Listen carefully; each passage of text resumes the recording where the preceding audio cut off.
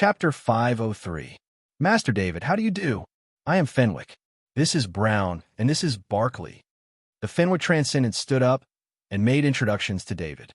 The Fenwick Transcendent was very courteous to David and did not look down on him just because he was a Pete Kaji.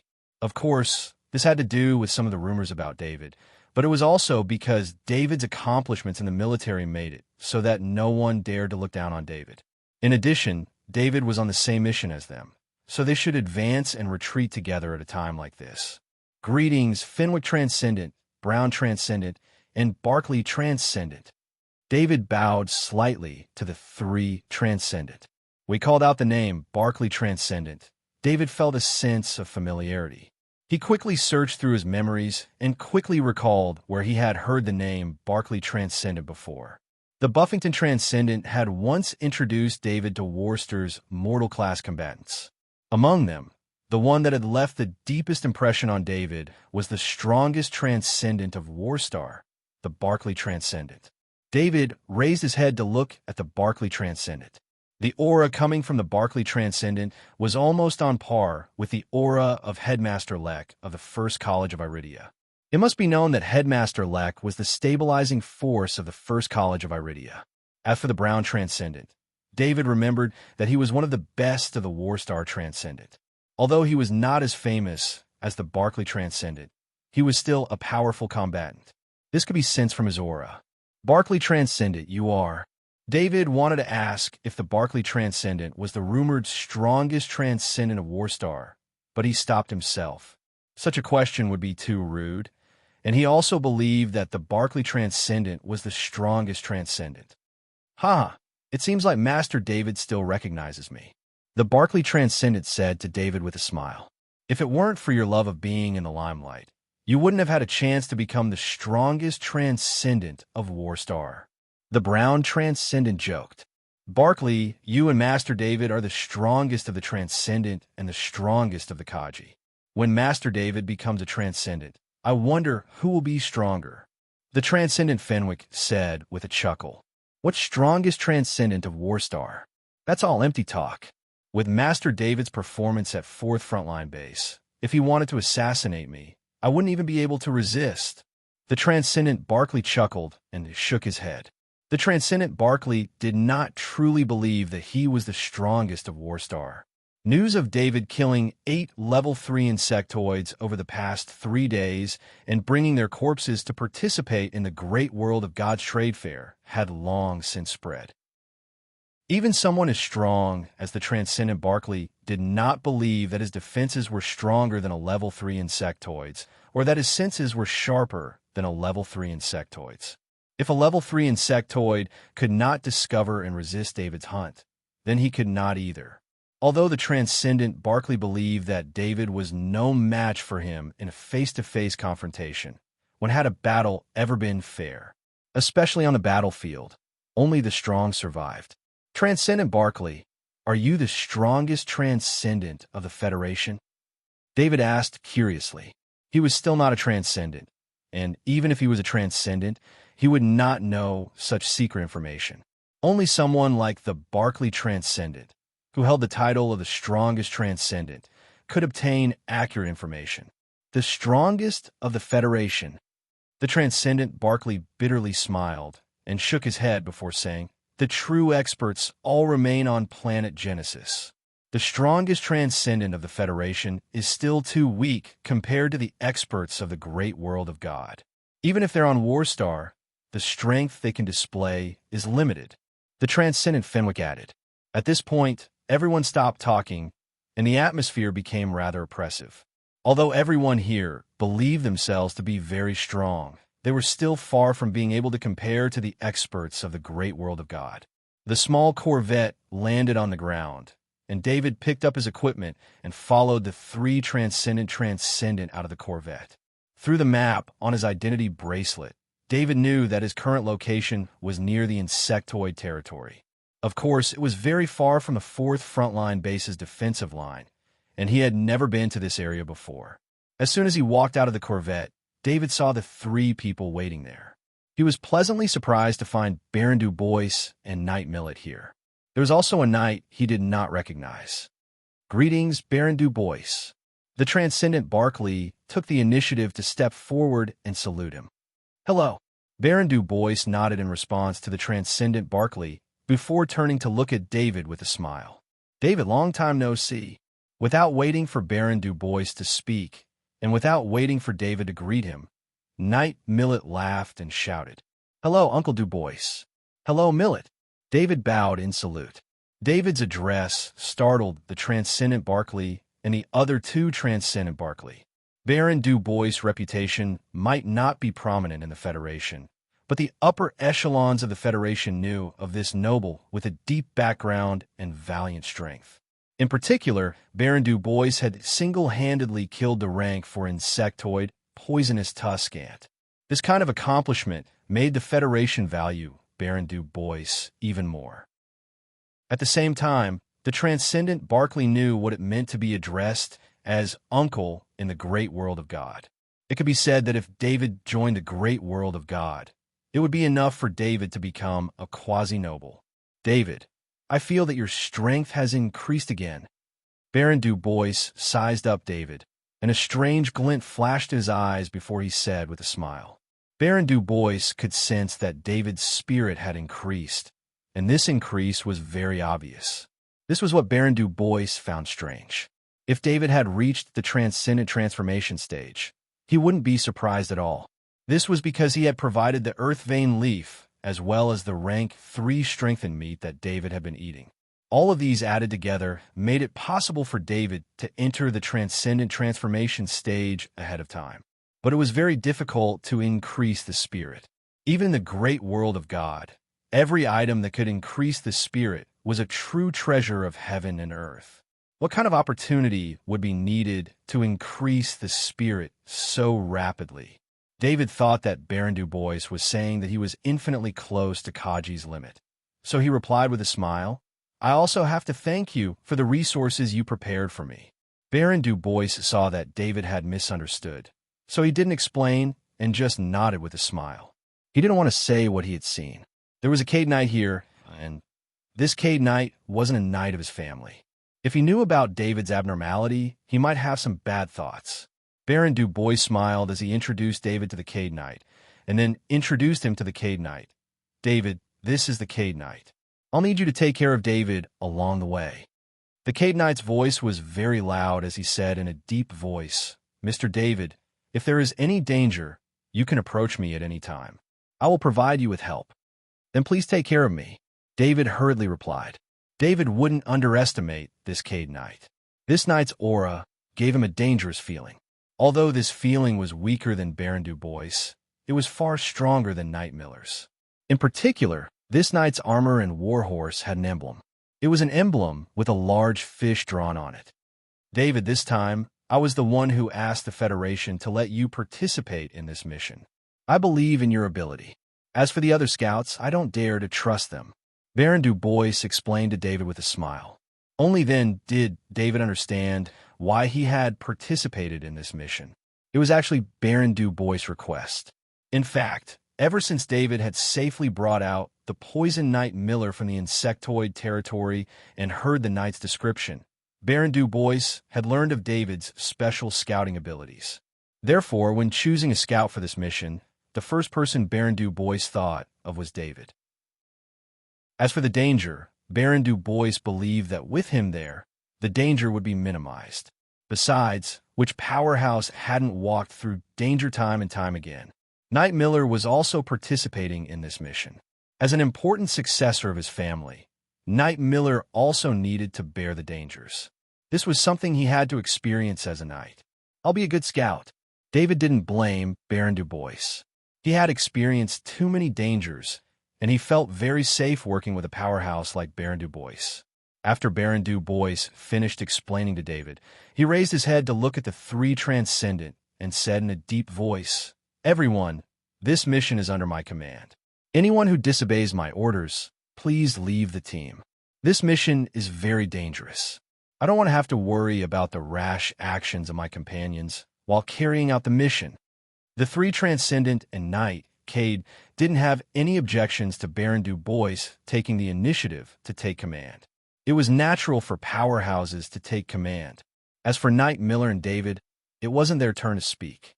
Our mission this time is against the rank 4 arachnid half-spider.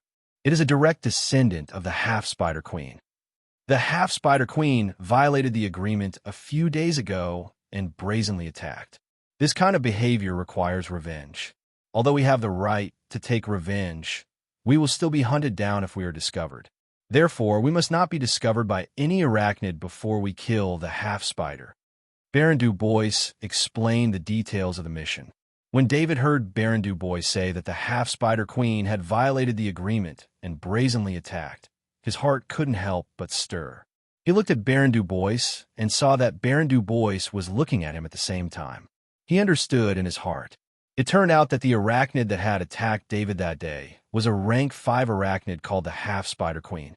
Their goal this time was to take revenge for the half-spider queen attacking David.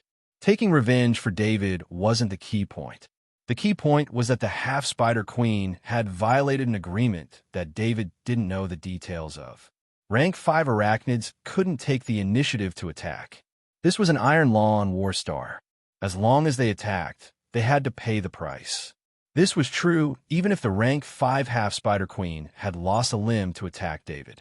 The half-spider queen wasn't the only rank 5 arachnid in the arachnid race.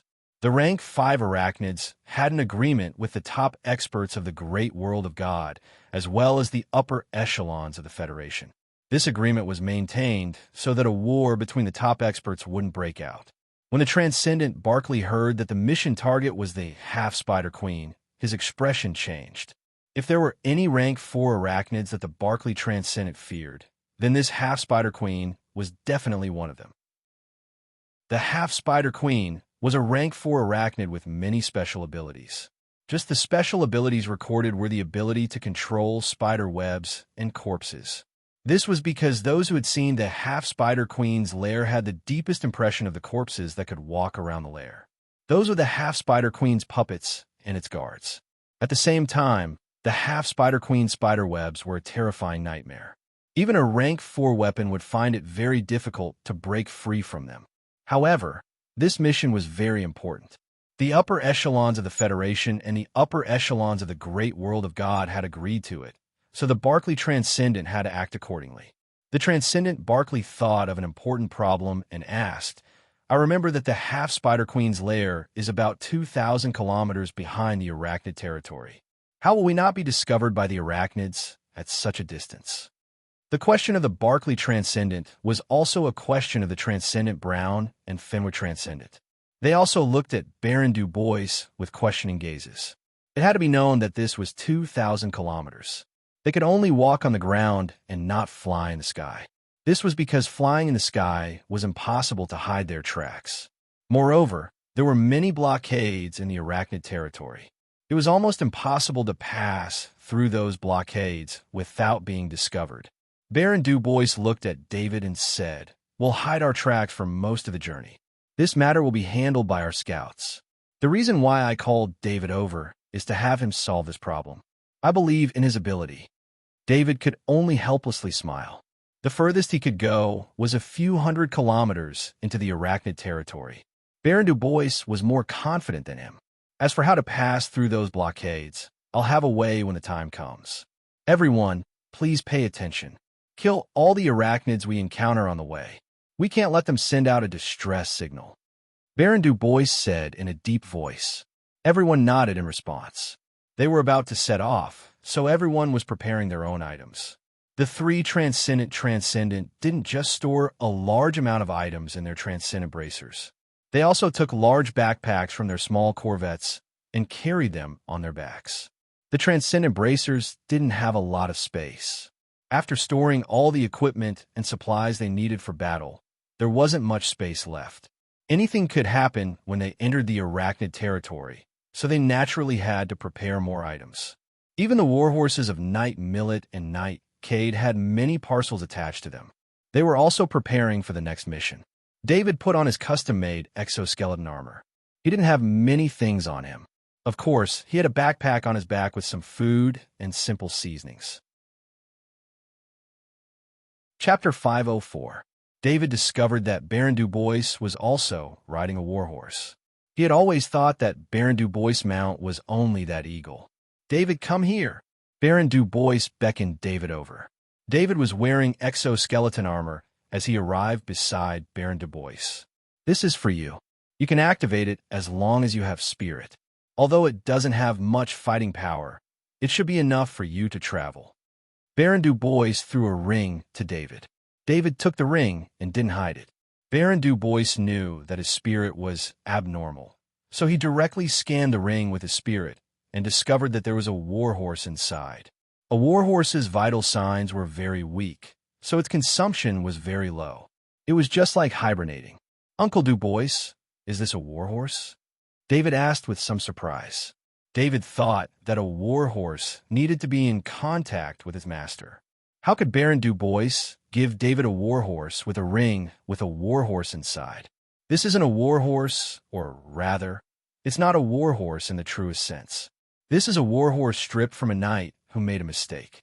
The warhorse's intelligence was forcibly erased, leaving only the instinct to listen to the orders of the ring's owner. It doesn't have the connection between the warhorse and its master, nor does it have the ability to share its life force. Therefore, it can only be regarded as a means of transportation with the strength of a warhorse. Baron Du Bois explained with a smile. "So that's how it is." David nodded. If it was so easy to get a warhorse, then why would Knight Millet be so sad when his warhorse died? Thinking of the issue with Knight Millet's warhorse, David scanned the knight's warhorse with his spirit. He discovered that the warhorse Millet was using was the same as his own. It couldn't form a connection with its master and was only a means of transportation. It seemed that Knight Millet had joined this mission because Baron Du Bois had brought him here for a tour. Perhaps only a powerhouse like Baron Du Bois would have the confidence to bring his family's younger generation to the depths of the Warstar insectoid territory. David used his mind to touch a pattern on the ring, and then the ring emitted a white light, and a majestic warhorse appeared beside him. The warhorse bowed to David and waited for him to sit on its back. David had never ridden a warhorse before, but with his strength, riding a warhorse was not a problem at all. The warhorse had a set of horse armor, so David didn't need to worry about it. He just needed to sit on it. "David, watch my movements," Knight Millet said as he led his horse to David's side. David knew that the Knight Millet was here to teach him, and he did not refuse. The warhorse was the mount of the knight of the great world of God, and the knight naturally knew how to control it. Knight Millet turned over and mounted the horse. His movements were very light. David's spirit had exceeded 8 points. He had only seen Knight Millet use it once, but he had completely memorized it in his heart. In addition, his own dexterity was not low, and his control of his body was extremely strong. It was very easy for him to copy Knight Miller's action of mounting his horse. Knight Millet was not surprised by David's learning speed. In his mind, David was a top genius, so it was not surprising that he had such learning ability. The first part of the journey did not require scouts, so David learned how to control the warhorse from Knight Millet. Many of these were unique skills of Knight, but these skills did not need to be kept secret. The Federation did not have a warhorse like the great world of God, which had been trained by knights since childhood. Ordinary horses would fall to the ground if they were near the insectoids, let alone on the battlefield. Besides, ordinary horses would not be able to withstand David's exoskeleton armor and so many pieces of equipment. After only an hour, David was able to control the warhorse as nimbly as Knight Millet. David also understood why Baron Du Bois had given him a warhorse. He could hang all his equipment and items on the back of the warhorse. When he needed to move, the warhorse could be handed over to Knight Millet to control, and he would move with light equipment. After entering the territory occupied by the Zergs, David did not need Baron Du Bois' command. He directly handed the warhorse to Knight Millet and quickly moved forward. In fact, David did not need to do this. The shadow attendant above could clearly see everything within a few kilometers. However, he could not show off too much, so he still needed to act like a scout. This made the 3 Transcendent and the 3 Knight feel very strange. As they moved forward, David would occasionally report their direction to Transcendent Barkley through the channel. The team had been moving in the territory occupied by the Zergs for an entire day, yet they did not encounter a single rank 1 Zerg. Only a few Zerg larvae had discovered them when they drilled out of the ground, but the larvae were unable to issue an alarm. Of course, they did not let the larvae live. Because they could not fly, they could only move forward 400 kilometers in a day. This was only because David was their scout, allowing them to move forward without any scruples and maintain such a fast speed. At this speed, they could reach their destination in at most 5 days, which was the most ideal situation. Let's rest here today. We'll move out tomorrow morning. Baron Du Bois looked at the sky and ordered. Moving at night in the Zerg territory was definitely the most unwise choice. David could not guarantee that the team would not be discovered by the Zergs at night. The darkness affected the shadow attendant's observation in the air. The place Baron Du Bois chose to rest in was the lair of a rank 2 Zerg. Naturally, this rank 2 Zerg did not survive and was casually killed by Baron Du Bois. Night Millet first entered the lair and lit an incense stick. The fragrance expelled the unique stench of the Zerg in the entire lair. Night Millet saw David's curiosity and explained with a smile. David, this is insect-repellent incense. In addition to dispelling the bad smell, it can also prevent low-rank Zergs from approaching here. It could be seen that Night Millet had long been prepared. Otherwise, although the people here were powerful, staying in the stinky lair for an entire night was not a comfortable thing. The lair was very large and could accommodate everyone in the team. It was also very spacious. Night Millet took out a magic talisman and activated it. The magic talisman flickered, and an invisible energy barrier appeared at the entrance of the lair. Transcendent Barkley saw Night Millet's actions and couldn't help but twitch the corner of his mouth. It was very difficult for him to accept that he had used a precious magic talisman just to rest. Night Millet continued to explain to David, this energy barrier can prevent the outside from perceiving what's inside. And if they want to break into the lair, they will alert us first. Night Millet now looked like a child who had a favorite toy and needed to show off to his friends. Everyone in the great world of God who could come to Star Wars knew about this. Night Millet was not familiar with the people of the Federation. Coupled with the estrangement between himself and the Federation, he would not say much to the people of the Federation. This made Night Millet, who liked to show off, have no one to show off to. Now that he met David, he naturally found an opportunity. Millet prepared dinner. Baron Du Bois frowned and said he could not stand Night Millet's childish performance. Night Millet did not come on this mission for nothing. Night Millet was in charge of the logistics of this mission. Yes, Uncle. Night Millet immediately responded. He took out 7 pieces of beef from his portal item, and then took out a strange stove. He put a krypton crystal in it, and then the stove emitted a flame. Night Millet took out a pan and some spices from his portal item. He was about to start, but he was stopped by David. Millet, let me do this, David said with a smile. David, can you do it? Night Millet stopped and asked with a chuckle. Night Millet himself had received wilderness survival training. Of course, this wilderness survival training was not training to survive without food. It was training to make satisfactory food while carrying a portal item. Don't worry, the food I make is guaranteed to be good, David said confidently as he thought of the cooking 99% perfection ability on his attribute panel. Night Millet handed the pan in his hand to David. He did not want to make dinner. He knew how picky his uncle Baron Du Bois' taste was. The food he made had never been praised by Baron Du Bois. Since David wanted to take over the dinner mission, Night Millet did not insist. David took a look at the seasoning that Night Millet had prepared. He couldn't help but shake his head. He turned to his warhorse and took out the seasoning that he had brought. After that, Night Millet saw David skillfully frying the beef. He did not see any special movements, but when the aroma of the beef filled the air, the smell reminded him of the old butler of his family. The old butler that Night Millet thought of was not the butler of the castle on the Battlestar, but the old butler of the great world of God. The main dish of every banquet in the family was personally cooked by the old butler, and every time the guests would praise it. Even Baron Du Bois was attracted to David. His eyes were full of curiosity. He had seen geniuses before, but it was the first time he saw a genius like David who excelled in so many aspects.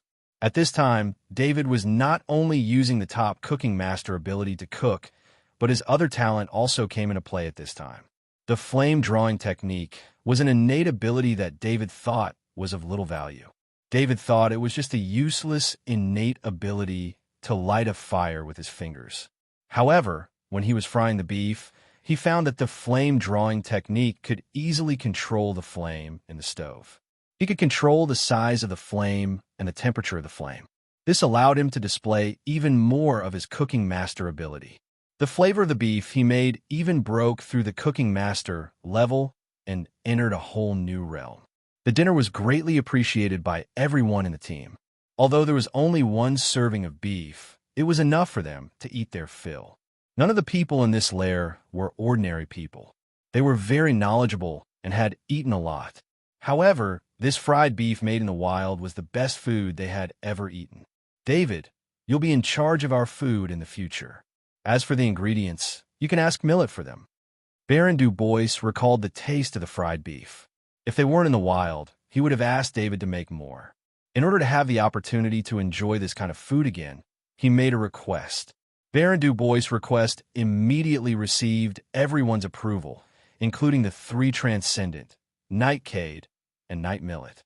At 5 o'clock the next day, while everyone was still resting, David took out the Earth Vein Tree leaf water from the warhorse's bag and drank it along with the level 3 strengthened meat. Then he walked out of the lair and started practicing the spirit forging metal body and the soft body technique. David had the ability to hide his aura. Even if he stood outside, as long as he wasn't directly seen by the insectoids, they wouldn't be able to discover him. This was why David dared to leave the lair. When David left the lair to cultivate, Baron Du Bois opened his eyes and sighed. No wonder David can have his current achievements. He can still have such achievements in the Federation's cultivation system. Baron Du Bois looked at Night Millet, who was sleeping, and had the urge to kick him awake. David's hard work made Night Millet even more lazy. Of course, if Millet was awake, he would probably cry out that he was innocent. His spirit wasn't as good as David's. Even with a scout like David, Millet still used up a lot of energy and needed a lot of sleep to make up for it. After David finished cultivating, he took out ingredients from his bag. Of course, he had the shadow attendant take some of them out of his space item. Then, he borrowed Night Millet's stove to make breakfast. When the aroma of breakfast spread through the lair, everyone woke up and stretched their necks to look at David, who was distributing breakfast. If David had the chance to look at his status panel, he would find that another Grandmaster ability had appeared. It was just that this ability didn't have any fighting power. This was because this newly promoted Grandmaster ability was cooking 1% perfect. Last night, David combined flame drawing with cooking 99% perfect to reach a new realm of cooking. Even in such a simple environment, the food he made was far better than before. David also noticed some abnormalities, but he thought it was just the effect of mixing the two abilities. He didn't know that he had become a genuine cooking grandmaster. When breakfast was over, the sky outside was already bright. Everyone packed up their equipment and set off again. David also rushed to the front and became a scout of this team. Chapter 505. When the team had traveled 700 kilometers, the map was no longer clear. It only showed the general terrain, but there were no details on the ground. This was already the furthest the drones could scout. No matter how many drones they lost, they wouldn't be able to go any further. David stopped. At the same time, he sent a message to the rear, and the team behind him stopped as well. Under the observation of the shadow, servant above his head, there were huge mounds of dirt several thousand meters in front of him. There were mounds of dirt every kilometer, and they were scattered all over the area. He couldn't see the end of them. There were giant white ants crawling out of the mounds. There were also giant white ants with transparent wings flying in the sky. The area ahead was the territory of these white ants. Although it was David's first time seeing these white ants, he had read about them in school. The white wolf ant colony was an ant species with a very strict structure. Their diet was very varied. They would eat anything with energy, from underground veins to rocks on the surface. Even the weak energy in the soil could support their survival.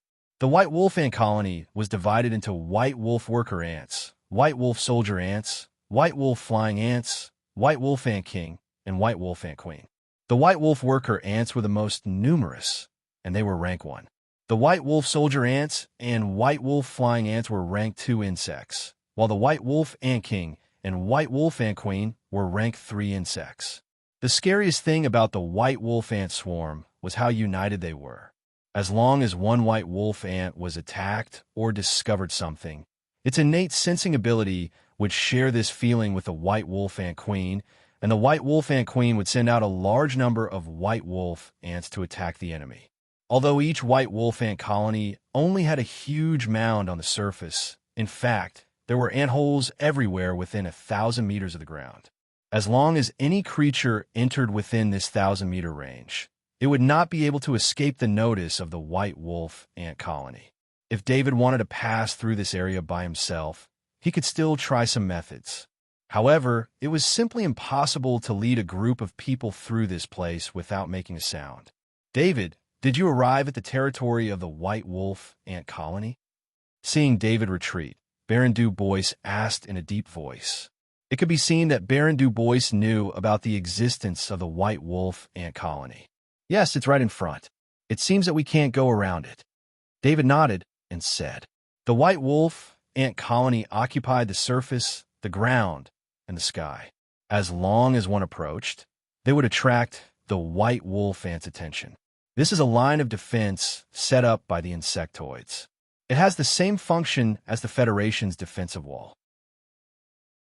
Behind the white wolf ant colony, there are many rank 3 insectoids that can reinforce the white wolf ant colony at any time. Baron Du Bois still had the mood to explain the situation of the white wolf ant colony to David.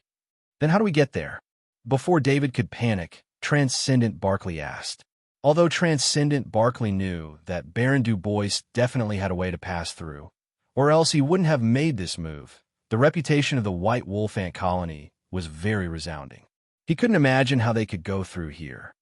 The white wolf ant colony isn't without weakness. As long as the queen dies, all the white wolf ants in the colony will go crazy and cause chaos in the colony. We can use this chaos to pass through. Baron Du Bois replied with a smile. You're saying that we have to sneak into the nest of the white wolf ant colony and kill the queen? Transcendent Barkley pointed ahead and asked in disbelief. Although most of the white wolf ant colony was made up of rank 1 insectoids called white wolf worker ants, there were at least 1,000 rank 2 insectoids called white wolf soldier ants and white wolf flying ants, as well as 2 or more white wolf ant kings. The white wolf ant colony was dominated by the white wolf ant queen, so there would only be 1 white wolf ant queen. However, the number of white wolf ant kings was uncertain. There would at least be 2 or more. If one was unlucky, there might even be 4 white wolf ant kings. Of course, there wouldn't be too many white wolf ant kings either. Unless there was a krypton or in the nest, there wouldn't be enough supply for multiple white wolf ant kings. I brought a bottle of potion that can attract the white wolf queen ant. It should be able to lure the white wolf queen ant away from its nest. However, when the white wolf queen ant leaves its nest, it will bring a lot of white wolf ants with it. We need to kill all of these white wolf ants. Not a single one can be left behind. At the same time, we need to move quickly because the white wolf queen ant can use its telepathy to inform the entire colony to rescue it. Baron Du Bois explained his plan of action to the team. The 3 Transcendent Barkley didn't find it strange that Baron Du Bois had a potion that could attract the white wolf ant queen. The great world of God always had some unexpected methods. Transcendent Barkley didn't have any objections. They had already decided that Baron Du Bois would be in command before they set off. We'll act according to your plan. We'll cooperate with you. Baron Du Bois nodded to Night Millet. Night Millet took out a crystal bottle from his space ring and walked forward. Night Millet chose a place where the wind was blowing towards the white wolf ant colony's nest. It was around 5,000 meters away from a nest. When the wind blew the potion over, the smell would be very faint. However, although the white wolf ant queen's combat power was not strong, its sense of smell was extremely sensitive. Let alone 5,000 meters away, no matter how far away it was, as long as the slightest scent it cared about passed through the wind, the white wolf ant queen would smell it. Night Millet carefully opened the crystal bottle and let the smell of the potion leak into the air. Everyone in the team was watching Night Millet's actions. They were waiting for Night Millet to lure the white wolf ant queen out. Night Millet held the crystal bottle and let the smell leak out for 10 seconds. Suddenly, the wind changed direction, causing him to quickly close the crystal bottle. Once the wind changed direction, it was very likely to attract other white wolf ant swarms.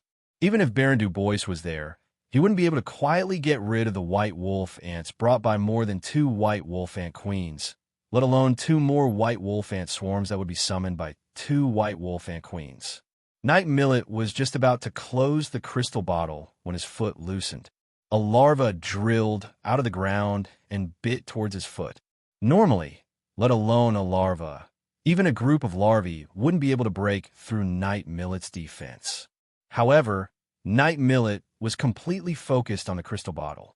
He was startled by the sudden abnormality under his foot and thought that the white wolf ant had discovered him.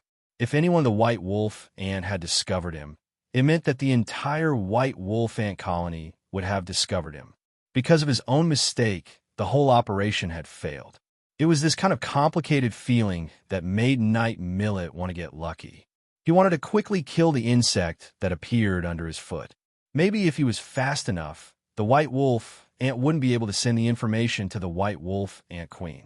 When Night Millet saw that he had only killed a larva with his heavy sword and not the white wolf ant he had imagined, his face couldn't help but turn red. However, when he saw the crystal bottle on the ground, he knew that he had caused trouble. To be honest, Night Millet's whole set of actions from the moment he discovered the abnormality on the ground to the moment he pulled out his sword from his back. Looking at the degree of coherence, he must have practiced hard on a daily basis. However, when he did this set of actions, he forgot about the crystal bottle in his hand and only relied on his instinct to fight. When Baron Du Bois saw Night Millet sprinkle the potion in the crystal bottle on the ground, he couldn't help but shake his head. The reason he had brought Night Millet to participate in this mission was to let him train his ability. Millet, quickly retreat. We have to leave here, Baron Du Bois said in a deep voice. Uncle, I'm sorry. When Night Millet came back, his face was full of shame. He couldn't even handle such a small matter properly. He felt very sorry for Baron Du Bois. Millet, this is all experience. As long as you don't make the same mistake again, it means that you are growing. Baron Du Bois didn't blame Night Millet.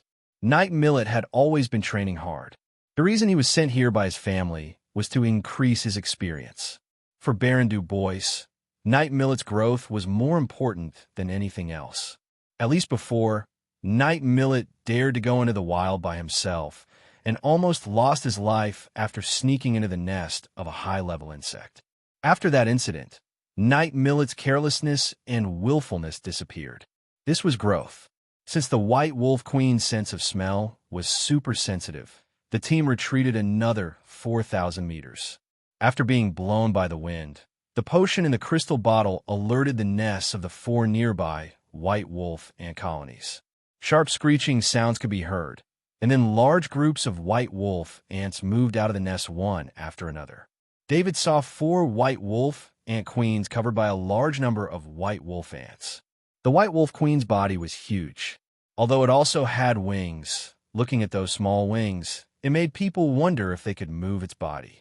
Each of the 4 white wolf ant queens had 2 or 3 white wolf ant kings by their side. The white wolf ant kings looked extremely ferocious. Their entire bodies were protected by white armor, and their legs were glowing with a green light. Their sharp teeth made them look ferocious in addition to their ferocious looks.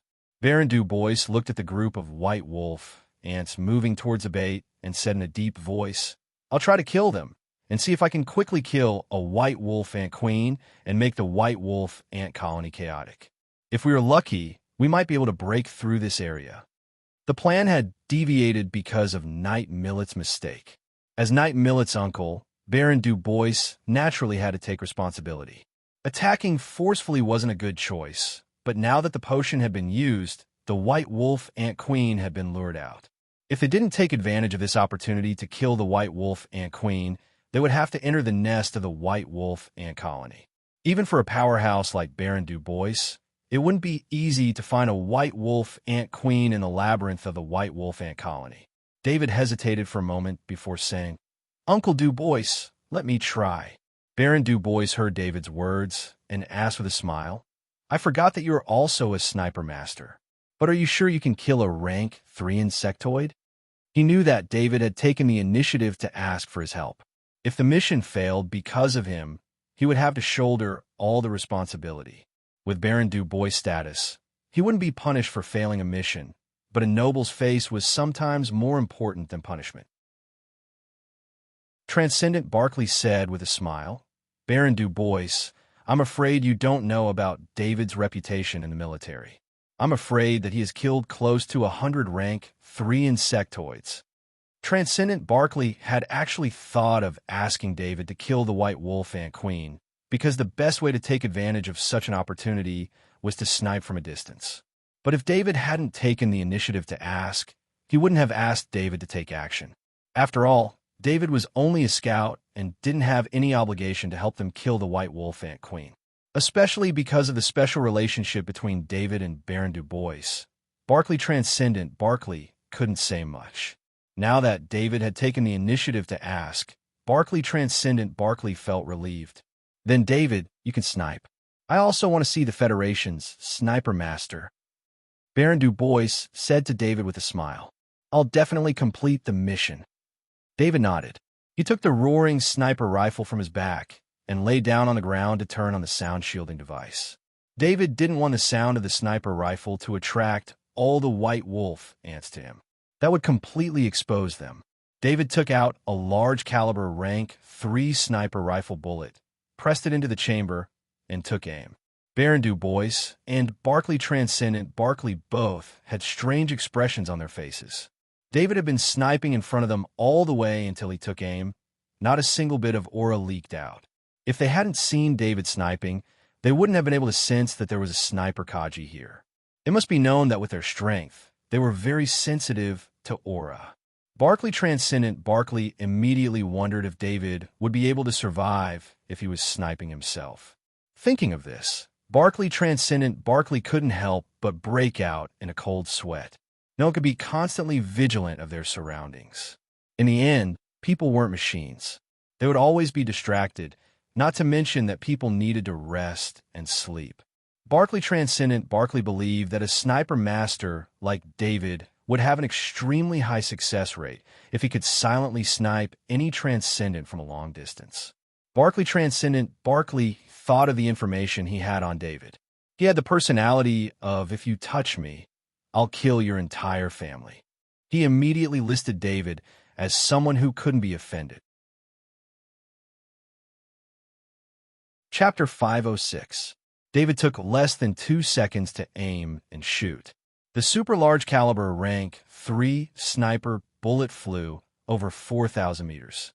Just as the White Wolf Ant Queen, which was protected by the 3 White Wolf Ant Kings, the White Wolf Ant Soldiers, and the White Wolf Flying Ants revealed a look of fear, the sniper bullet passed through the gaps between the ants and entered the White Wolf Ant Queen's head. The White Wolf Queen ant had discovered the sniper bullet in advance, but it had only discovered it when the bullet was still 200 meters away from it. Although the White Wolf Ant Queen had discovered the sniper bullet twice as fast as the other rank 3 insectoids, its movements were much slower than the other rank 3 insectoids. This gave it no time to dodge, and it didn't even have the time to raise its legs to block the bullet. On the other hand, the 3 White Wolf Ant Kings had also discovered the sniper bullet, but it was already too late. With David's silent sniping, only the first sniping would pose the greatest threat. After that, there wouldn't be any more chances. If he didn't have a powerhouse like Baron Du Bois by his side, David wouldn't have dared to snipe in the presence of so many rank 3 White Wolf Ant Kings. The 3 White Wolf Ant Kings let out a mournful cry and rushed towards David's direction. The rest of the white wolf ants, following the white wolf ant queen, went crazy. Losing the white wolf ant queen was equivalent to the extinction of an entire species. The sensory connection between the white wolf ants was also severed at the same time. Without the white wolf ant queen's sensory relay, the white wolf ants were no longer united. The dozens of white wolf ants on this side rushed towards the white wolf ants brought by the white wolf ant kings. The crazy white wolf ants would attack any life form they saw. In the eyes of these white wolf ants, everything was blood red. They had lost the meaning of life, and only the will to destroy was left in their hearts. They wanted to destroy everything they saw. Through this method, they wanted to vent their anger and destroy themselves at the same time. The white wolf ants following the three white wolf ant kings immediately rushed towards the incoming white wolf ants. Since there were no white wolf ant kings on the attacking side, the dozens of white wolf ants were quickly suppressed and cleaned up. However, this was only a small portion of the white wolf ant colony that had lost the white wolf ant queen. Countless white wolf ants rushed out of the nest that belonged to the white wolf ant queen and rushed towards the surrounding white wolf ant colonies. The chaos was spreading, and it would last for a while. Well done. Baron Du Bois laughed heartily. Baron Du Bois ignored the three wolf ant kings that were quickly approaching white wolf ant kings. Without the queen's senses, white wolf ant kings were only rank ants and couldn't pose a threat to him at all. David didn't stand up. Instead, he continued to aim at another white wolf ant queen. At this moment, the dozens of white wolf ants were in a state of frenzy, and they were fighting in a chaotic battle. The roarer sniper rifle shook again, and a super large caliber rank 3 sniper bullet was shot out. In the midst of cleaning up the frenzied white wolf ants, some of the white wolf ants suddenly let out a mournful cry. Their eyes were crazily red, just like the white wolf ants from before. Not far from them, a hole was opened in the white wolf ant queen's head. Green insect blood mixed with white brain matter flowed out. The chaos intensified, and David didn't continue to snipe. This was because 2 more white wolf ant kings had accurately found the direction of the sniper and were rushing over. David put away the roarer sniper rifle and took out the sharp heavy axe from his back. Transcendent Barkley pulled out the heavy sword on his back and said with a smile, "Master David, you should take a rest. If we still need you to do something like this, we'll be too useless." Transcendent Fenwick and Transcendent Brown also took out their weapons and prepared to fight the white wolf ant kings. On the other side, there were still 2 white wolf ant queens, but the white wolf ants accompanying them were all fighting. They didn't have the time to pay attention to the situation 4,000 meters away. As long as they finished the battle quickly, they wouldn't be affected at all. Nightcade took out a lance from his space item and merged with his warhorse, making a charging posture. As for Baron Du Bois, he had already put away his warhorse. His warhorse was only a means of transportation, and it wasn't a real warhorse. However, with his strength, he didn't need to rely on a mount to deal with a few rank 3 insects. Knight Millet didn't move. He knew that he had already made a mistake before. Right now, his best choice was to not participate in the battle. This was because he also didn't have a mount. After his warhorse was killed last time, although his family helped him find a new one, it still needed time to nurture. It wouldn't be able to become a fighting force in a short period of time. Now that Knight Millet had lost his warhorse, his fighting strength was at its lowest point. The eyes of the first 3 white wolf ant kings that rushed over were also blood red. However, unlike the other rank 1 and rank 2 white wolf ants, they still had a trace of clarity. They knew that they had to find the killer of the white wolf ant kings. Nightcade's suppressed charge suddenly erupted. His warhorse carried him towards the 3 white wolf ant kings. His target was the white wolf ant king at the front. While Nightcade was charging, Transcendent Barkley and Transcendent Brown weren't slow either. They also rushed towards the white wolf ant kings. Fenwick Transcendent was a bit slower. At this time, everyone's fighting strength could already be seen. But there was something even faster. A full set of armor appeared on Baron Du Bois' body in an instant. Then his feet stomped on the ground, and his figure rushed out with the sound of space being torn apart. Baron Du Bois first passed by Transcendent Fenwick, then quickly passed Barkley Transcendent and Brown Transcendent before passing Cade Knight. He didn't pay attention to the first White Wolf Ant King. His speed was too fast. When the first White Wolf Ant King saw him, it stretched out its leg to attack him, but it only swept the air. At the same time, Cade charged towards the first White Wolf Ant King and stabbed it with his lance. The powerful impact directly pierced through it. That White Wolf Ant King was pierced by Cade's lance. It struggled for a bit before losing its life. After killing that White Wolf Ant King, Cade put away his lance. He knew that there was nothing else for him to do. When Baron Du Bois rushed in front of the second White Wolf Ant King, a light purple rank 4th rank heavy sword appeared in his hand. He didn't even use his rank 4th rank long shield to defend himself. Baron Du Bois' figure brushed past the body of the second White Wolf Ant King. The White Wolf Ant King's leg that was about to attack Baron Du Bois' body stopped halfway, because its head was flying through the air. The third White Wolf Ant King was 5 meters behind the second White Wolf Ant King. Baron Du Bois didn't move his rank 4th rank heavy sword. The rank 4th rank heavy sword cut through the White Wolf Ant King's leg, cutting it off. Then, it continued to cut through the White Wolf Ant King's neck. Following that, the rank 4th rank heavy sword arrived behind the White Wolf Ant King. After Baron Du Bois passed by, he left behind 2 decapitated White Wolf Ant King's corpses. Baron Du Bois didn't stop moving forward. In front of him were 2 White Wolf Ant Kings with blood-red eyes. Just like how David killed rank 2 insectoids, Baron Du Bois killed rank 3 insectoids with incomparable ease. The rank 4th rank heavy sword sharpness made the white armor on the White Wolf Ant King's body as thin as paper. It didn't have any defensive effect. Through the eyes of the shadow attendant, David saw the entire battle. This made him truly feel Baron Du Bois' terrifying strength. If Baron Du Bois hadn't wanted to give Knight Cade face, then the 5 White Wolf Ant Kings would have all been killed by Baron Du Bois. He wouldn't have given anyone the chance to do so. Transcendent Barkley smiled bitterly and stopped moving. Although he always knew that Baron Du Bois was very powerful, he only knew how big the gap was when he truly compared himself. The so-called strongest Transcendent of Warstar was nothing more than a joke in front of a true powerhouse. "Miller, come and clean up the battlefield," Baron Du Bois said in a deep voice.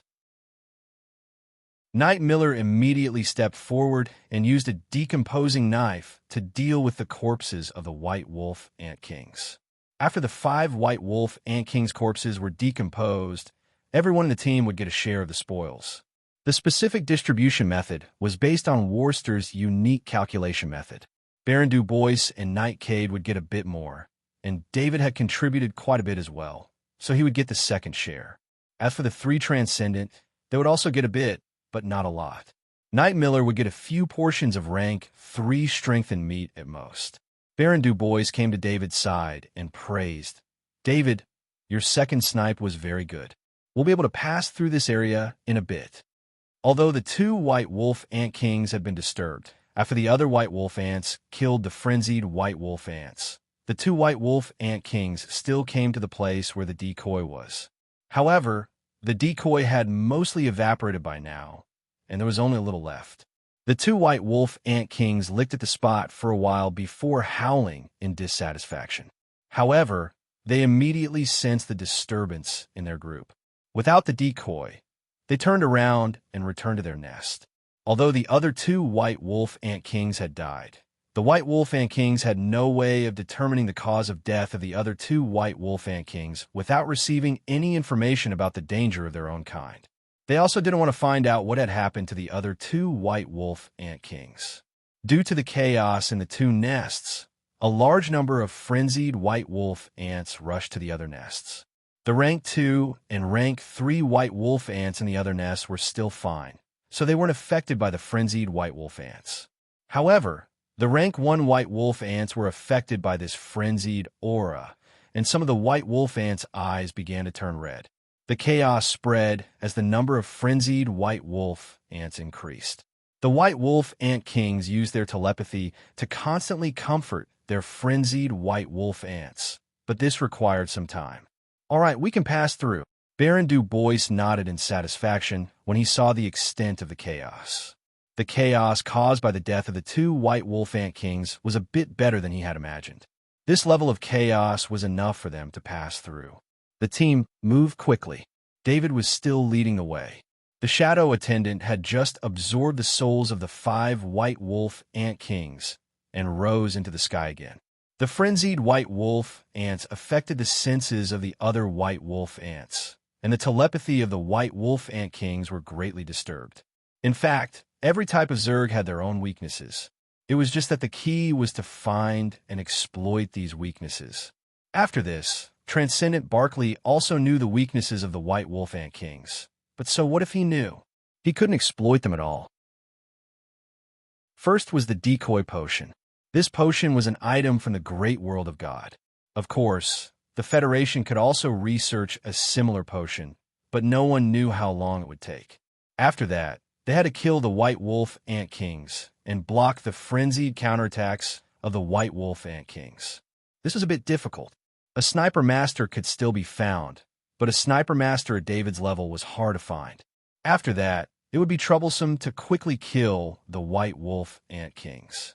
Following the team, Transcendent Barkley thought to himself as he observed the situation around him.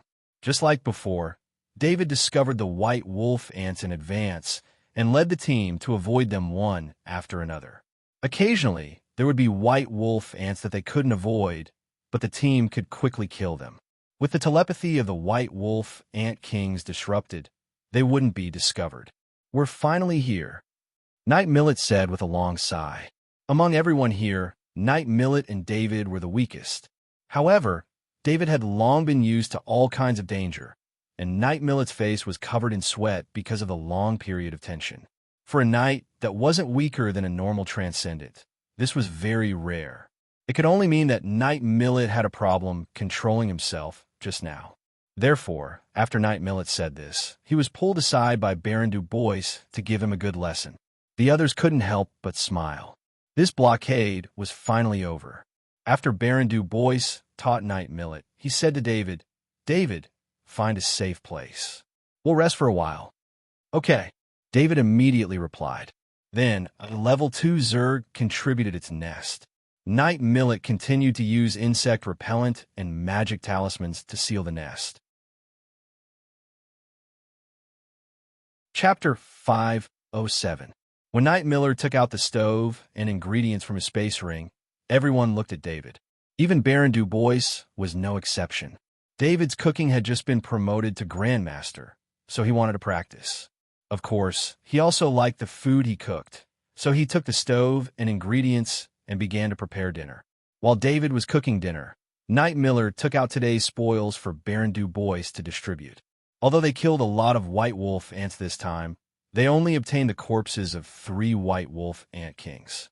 The white wolf ant kings were rank 3 insectoids, so their corpses were still very valuable. Baron Du Bois quickly distributed the corpses of the 3 white wolf ant kings.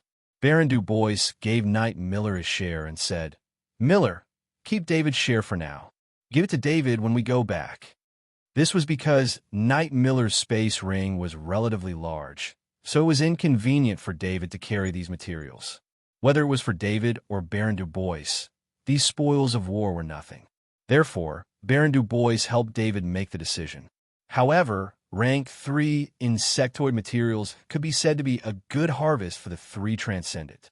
Although the 3 Transcendent were at the top of the Transcendent plane, there weren't many opportunities for them to kill rank 3 insectoids by themselves. Even the strongest of the 3 Transcendents, Barkley, could only solo a level 3 arachnid that didn't have any special abilities, and that was under the premise that there were no other arachnids to disturb him. Needless to say, everyone ate with relish. If they didn't care about their status, they would have asked David to make another meal. There was no need for anyone to be on duty at night. With Knight Millet's magic talisman, it would automatically alert everyone if something happened. In addition, Baron Du Bois will be the first to notice if a powerful insectoid approached. David sat in his tent and placed one hand on the shadow attendant's shoulder. Then, traces of soul energy flowed into his body. This time, he didn't gain much soul energy, only the souls of 3 white wolf ant kings. David was curious about what kind of knowledge orbs the white wolf ant king could give him. He asked the shadow attendant to list the knowledge orbs he got today, and he saw 3 white knowledge orbs. Feeding frenzy, talent requires special stomach acid support. David was speechless when he saw the names and attributes of the 3 knowledge spheres. Looks like the level 3 white wolf ant king was forcefully cultivated through constant feeding. Looking at its innate ability, no wonder it was so weak in battle. Of course, David also knew that if a level 3 insectoid encountered Baron Du Bois, the result would be the same no matter how powerful they were.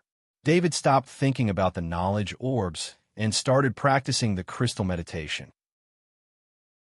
On the 3rd day, they continued to go deeper into the insectoid territory. As a scout, David discovered that there were a lot more level 3 insectoids here, and the krypton ores had also started to increase. There would be a krypton ore every few dozen kilometers, and this was the route they were on. Presumably, there would be even more krypton ores in other places. David didn't approach the krypton ores. He did his job as a scout and led the team around the insectoids.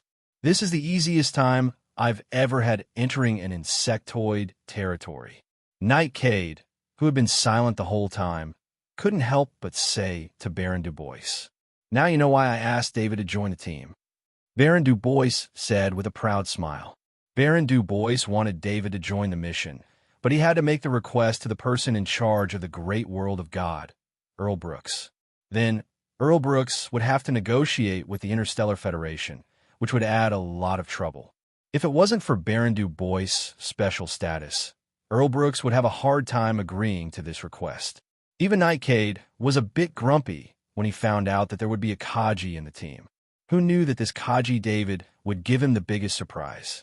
Who would have thought that this Kaji would be able to move through the insectoid territory like it was a vacation without worrying about being discovered by the insectoids? As a scout, David minimized all the dangers to the minimum. There were very few battles along the way. Only when there was an unavoidable encounter would they need to take action. It's a pity that Master David isn't from the great world of God. Nightcade sighed softly. If such a talent was in the great world of God, many families would fight over him. This was because having this kind of scouting ability meant that he could lead his family's night to hunt more insectoids, providing more resources for his family and nurturing more powerhouses. Even if David didn't have a bloodline, he would still be valued. Baron Du Bois smiled. He had already told David about this matter. His family would welcome David at any time, but looking at David's current situation, he was doing very well in the Interstellar Federation. He had a powerful fighting force and his own influence. In a relaxed atmosphere, the group covered 400 kilometers in one day and another 200 kilometers on the 4th day. It was already noon, and David didn't continue forward. He didn't dare to get too close. Just by looking with his naked eye, he could see a strange forest up ahead, let alone the insectoid territory. Even in the Alliance-controlled territory, there were no plants except for a few places with internal circulation systems. Who knew how many years ago there had been no plants on planet Battlestar, and even living creatures had gone extinct? Now, only humans and insectoids existed. Everything else that could be found was brought here by humans. David couldn't believe his eyes. How could there be a forest here? For those with psychic talent, the forest ahead was shrouded in psychic energy. This psychic energy hovered in the forest, and anyone who approached would be discovered by the psychic energy. David even saw the psychic energy drifting through the forest through the eyes of the shadow attendant in the sky. He immediately retreated. Even if he had over 8 points of psychic energy, he still felt a chill when he saw such a scene. Just how high did one's psychic energy have to be to create such a scene? David could only project his psychic energy 100 meters away, and that was his limit. If he used his voice to project his psychic energy further, He could use his voice to project his psychic energy further, but this kind of psychic energy application could only increase his perception by a bit. It wasn't as convenient as projecting his psychic energy. The area ahead was almost completely sealed off by this psychic fog. David found it hard to imagine what kind of existence could have such an ability. "Uncle Du Bois, there's a situation ahead. A forest has appeared," David reported to Baron Du Bois. "Let me see," Baron Du Bois said as he took out a map from his space ring. The map in Baron Du Bois's hand had clear energy fluctuations. When he opened it, David saw a small flickering dot and the surrounding environment. "Don't go any further. Ahead is the range of the addicted tree worm forest. We can't go this way. We have to take another route," Baron Du Bois said in a deep voice. "Addicted tree worms? Are they the kind that are normally like trees, but when they encounter an enemy, they turn into insects to attack?" Information about the addicted treant popped up in David's mind.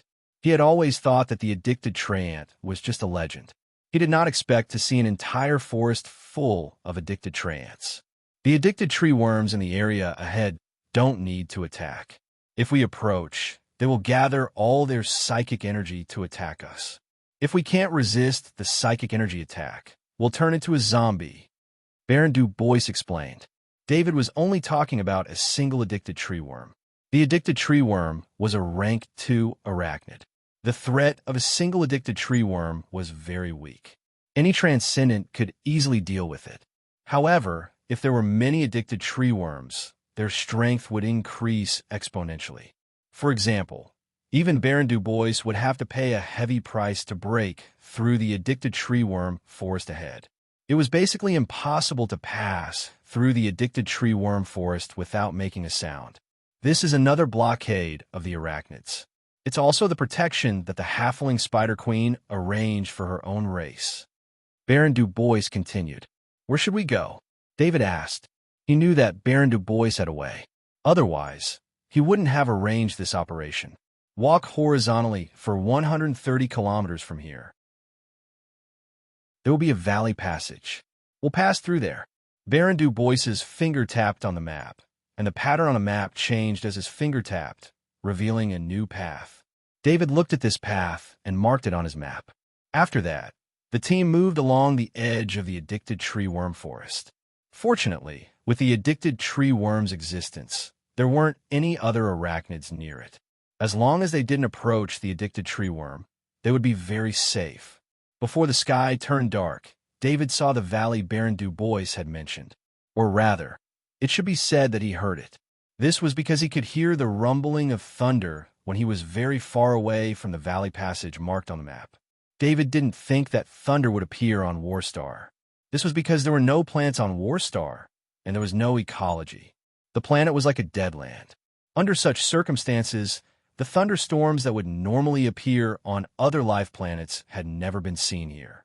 The Shadow Servant saw the situation of the valley passage from the sky. There was a light red mist above the valley passage. It was unknown what kind of gas this light red mist was, but when it came in contact with the wind of the valley passage, it produced a situation similar to thunder and lightning. Therefore, lightning flashed from time to time in the passage of the valley, followed by the sound of thunder. David gave the signal for safety in the channel, and the team behind him quickly followed. "Is this the legendary Thunder Valley?" Transcendent Barkley asked in a deep voice as he looked at the valley before him. David's eyes were filled with doubt, because he hadn't seen any information about Thunder Valley in the books he read. "Yes, this is Thunder Valley. The temperature in Thunder Valley is extremely low, and above Thunder Valley, there's a high-temperature gas. The combination of these two temperatures results in this scene," Baron Du Bois explained to David. David was a bit surprised because Baron Du Bois' explanation was very Federation style. It didn't seem like the great world of God's way of doing things. "Baron Du Bois, I'm not questioning you, but the danger level of Thunder Valley isn't much lower than that of the addicted tree worm forest. Why we have to go here?" Transcendental Barkley glanced at Thunder Valley and asked. If Baron Du Bois went all out, it wouldn't be impossible to open up a passage in addicted tree worm forest. Although that would expose their whereabouts, they weren't far from their destination. Even if they were exposed, they could complete the mission as quickly as possible. With their strength, they could complete the mission and leave before the arachnids encircled them. The addicted tree worm's mind is connected to the half-body spider queen. This is the conclusion we reached after losing many nights, so we can't pass through there. Baron Du Bois replied in a deep voice. Baron Du Bois' answer made Transcendent Barkley fall silent. He knew who had killed those knights. A knight with the ability to attack addicted treeworm forest was extremely powerful. They were far from what Transcendent Barkley could compare to. In any case, Transcendent Barkley himself didn't dare to attack addicted treeworm forest of this scale. He might be killed by a mental attack as soon as he got close. As for alerting the half-body spider queen, the half-body spider queen wasn't something Barkley Transcendent could imagine. It was a rank 5 arachnid.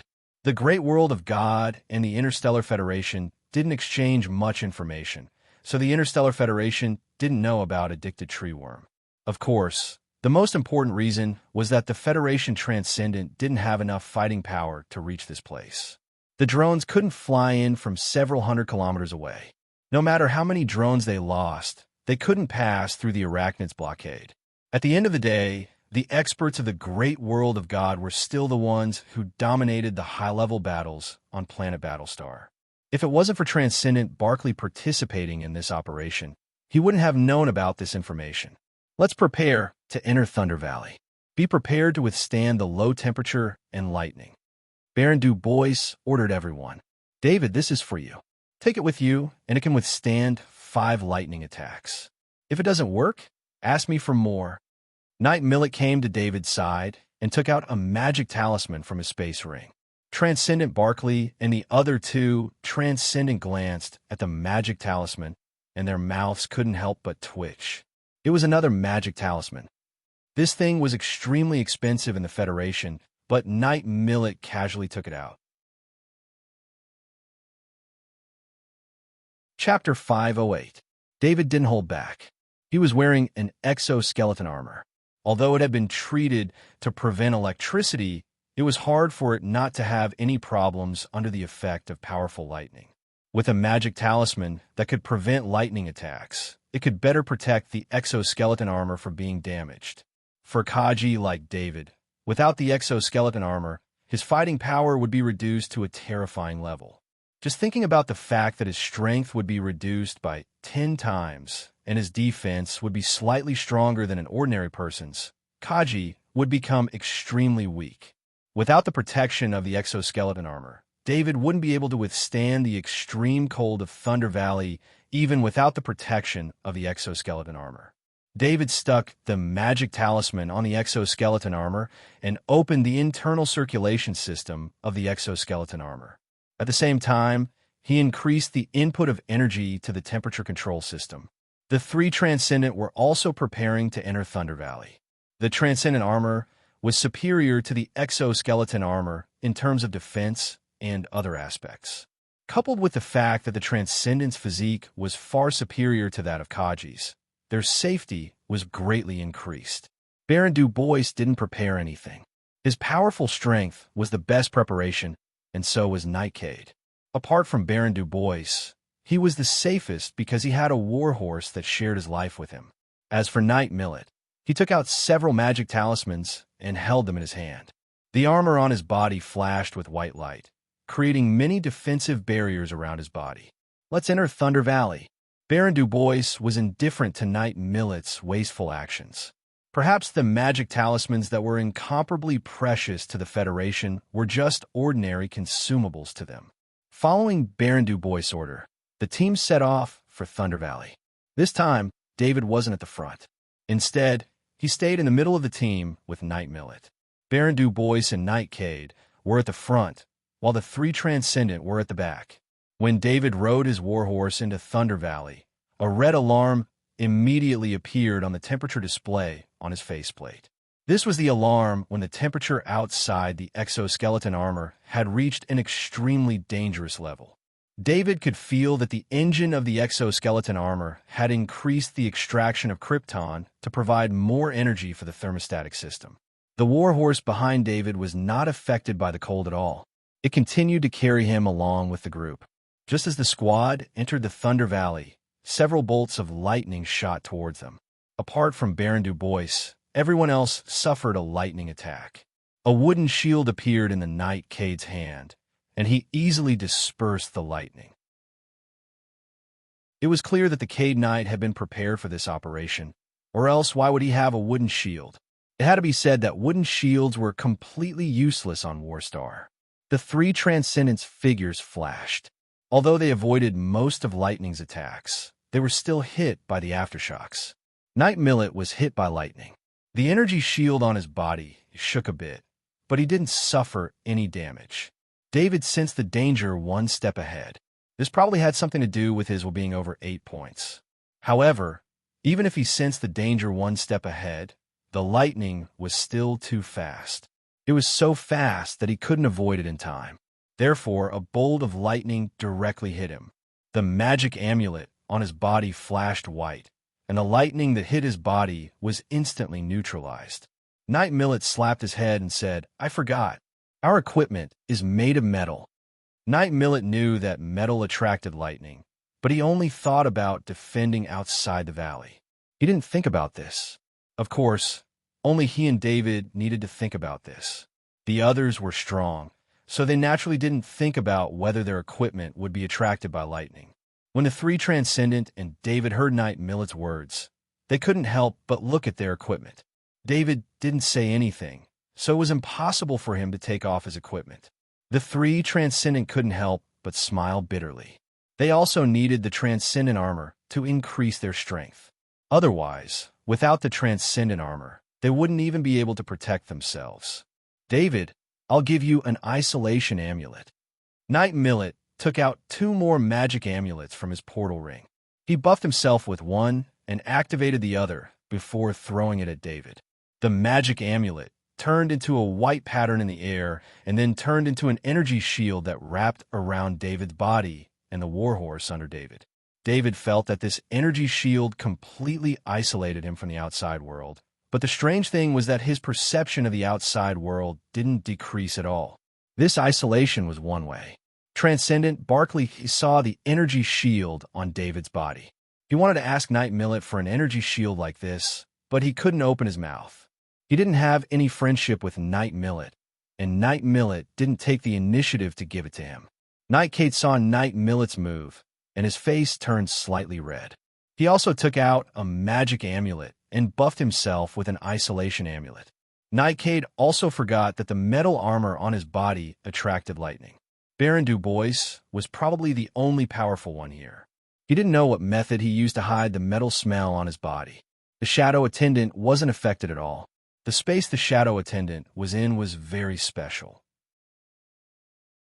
As long as the Shadow Attendant didn't take the initiative to show itself, it wouldn't be affected by the lightning. The Shadow Attendant was flying 100 meters above the valley. It was the place where the red mist and the cold air of the valley rubbed against each other. Lightning constantly appeared here. When the lightning accumulated to a certain degree, it would converge into a bolt of lightning.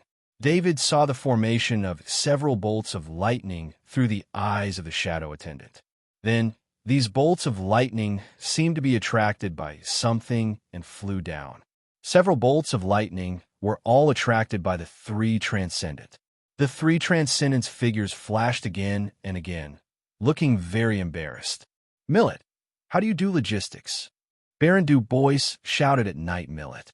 "Uncle, I thought they didn't need it. They didn't say anything." Knight Millet softly muttered. Then he took out 3 magic talismans and threw them at the 3 Transcendent after activating them. Baron Du Bois was too lazy to say anything to Knight Millet. For this operation, he asked a master alchemist to make a lot of magic talismans for various purposes. He didn't use them before, because he wanted everyone to feel the power of the Thunder Valley. Transcendent Barkley nodded to Knight Millet and thanked Baron Du Bois. "Thank you." With just 1 magic talisman, the feeling of being targeted by lightning disappeared. David also saw through the Shadow Attendant that lightning had appeared in the sky again. It didn't continue to attack the members of the team, but instead chose a random location. In this case, if they were attacked by lightning again, it was just bad luck. They couldn't blame anyone else. The team advanced for a while, and no more lightning attacks occurred. The three Transcendent felt relieved and began to observe the surrounding scenery. The Thunder Valley should have been attacked by lightning all year round. The ground was scorched black, and many places on the ground were instantly vitrified due to the high temperature. In this low-temperature environment, people would mistake it for ice. David's observation angle was different from everyone else. He looked down through the shadow attendant's point of view. Suddenly, he saw a strange electric light. This electric light didn't fall from the sky, but after the lightning in the distance disappeared, the electric light didn't completely disappear. There was another electric light moving quickly. Be careful! David saw the electric light rushing towards Knight Millet and immediately warned. This electric light didn't go through Baron Du Bois's direction. Instead, it went from the direction of the three Transcendent Knight Millet. Although the three Transcendent reacted, they were a step too slow. The electric light went through the three Transcendent Knight Millet. Knight Millet reacted almost instantly. A grade 3 shield appeared in his hand, and he used it to block in front of him. Because of the lightning protection magic charm, Knight Millet wasn't worried about the lightning attack. Seeing that the electric light wasn't strong, he didn't put in his eyes. The electric light collided with the grade 3 shield. Knight Millet's body shook, and he almost fell off his horse. In fact, Knight Miller wasn't that weak. This was mainly because his war horse wasn't trained by him, so it wasn't of any help to him. Therefore, he had to face electric light all by himself. Plus, he had underestimated electric light, which was why he was in this situation. Baron Du Bois looked coldly. In fact, he had already seen something, but he didn't ask. The moment the electric light collided with the grade 3 shield, the electric light paused for a moment. After the electric light paused, a white scorpion flashing with electric light appeared. David wasn't far from Knight Millet. With a push of his legs, he approached Knight Millet. David took out the sharp, heavy axe from his back. When he was 5 meters away from Knight Millet, David locked onto the white scorpion with his line of will. He didn't hesitate to swing his heavy axe. At the same time David swung his heavy axe, a bolt of lightning struck Knight Millet from the sky. The speed of the lightning was faster than David's heavy axe. David thought that the sharp, heavy axe would hit 100% of the time, but it magically missed. From what he could sense, this white scorpion was a level 3 insectoid. At this distance, with the enhancement of his mental thread to his attack speed, it was impossible for him to miss his target. David saw it very clearly. The lightning struck Knight Millet, but the Knight Millet had a lightning-resistant magic amulet, so the lightning didn't have any effect. However, the white scorpion disappeared along with the scattered electric light after hitting Knight Millet. David saw that the white scorpion seemed to have turned into electric light, but he couldn't determine which one it was. This was the first time David's axe had missed since he became a Grandmaster Heavy Axe Master. He was confident that he could use the Spirit Beheading Heavy Axe technique to generate a line of will. "It's the Lightning Scorpion," Baron Du Bois said in a deep voice. This was the first time David, who had excellent grades, heard the name Lightning Scorpion. This arachnid name definitely didn't appear in the textbooks, or else he wouldn't have not heard of it. This was the pride of a straight-A student.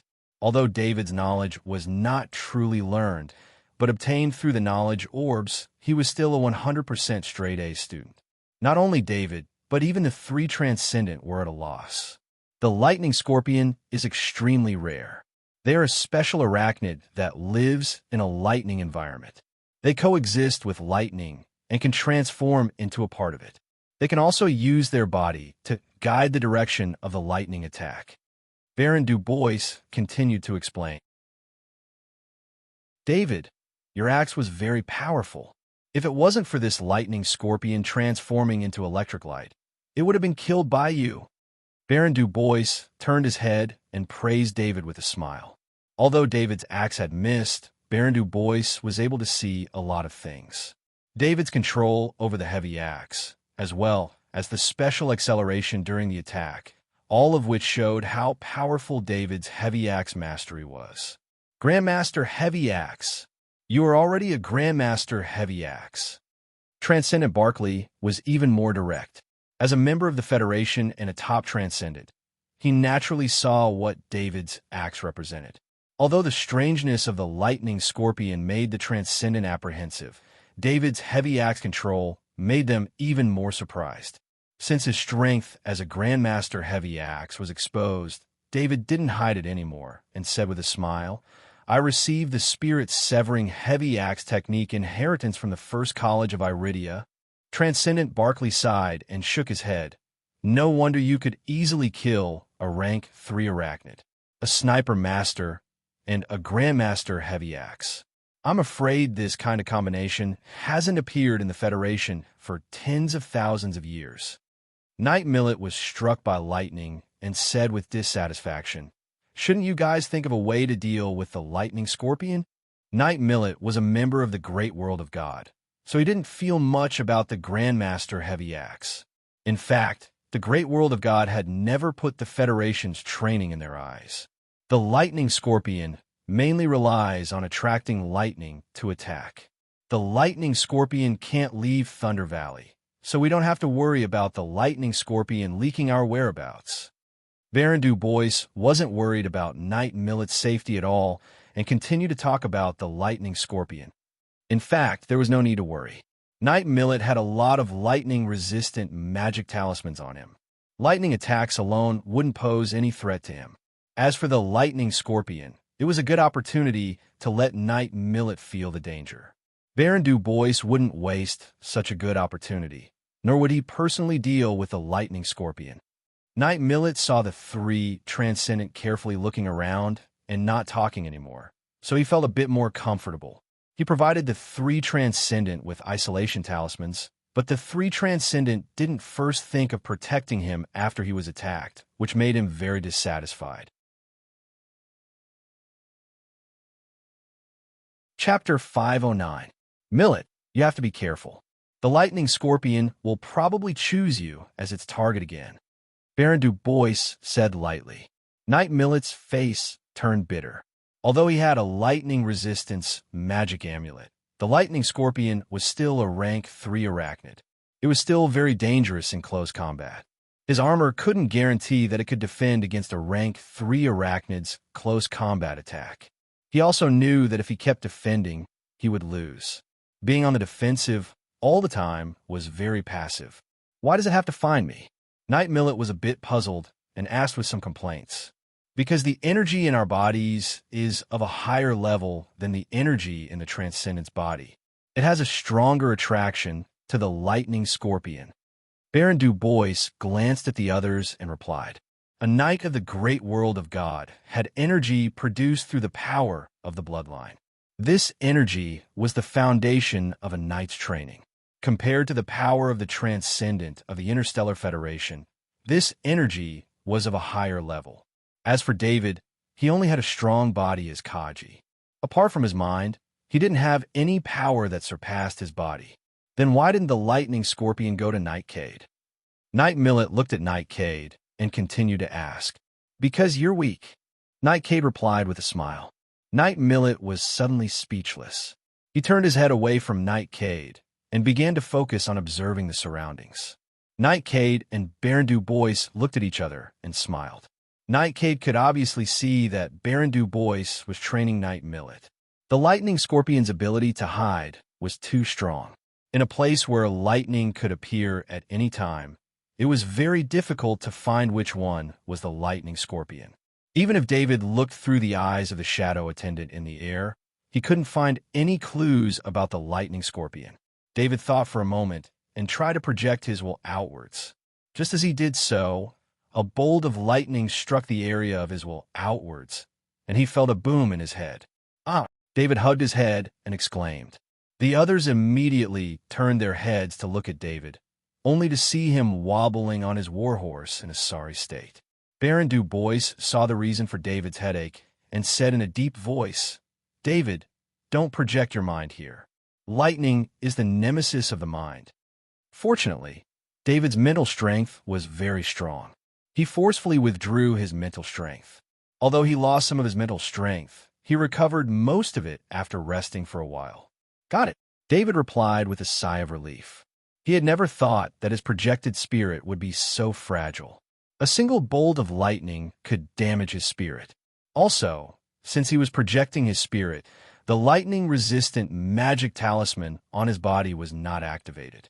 It seemed like it could not protect his spirit.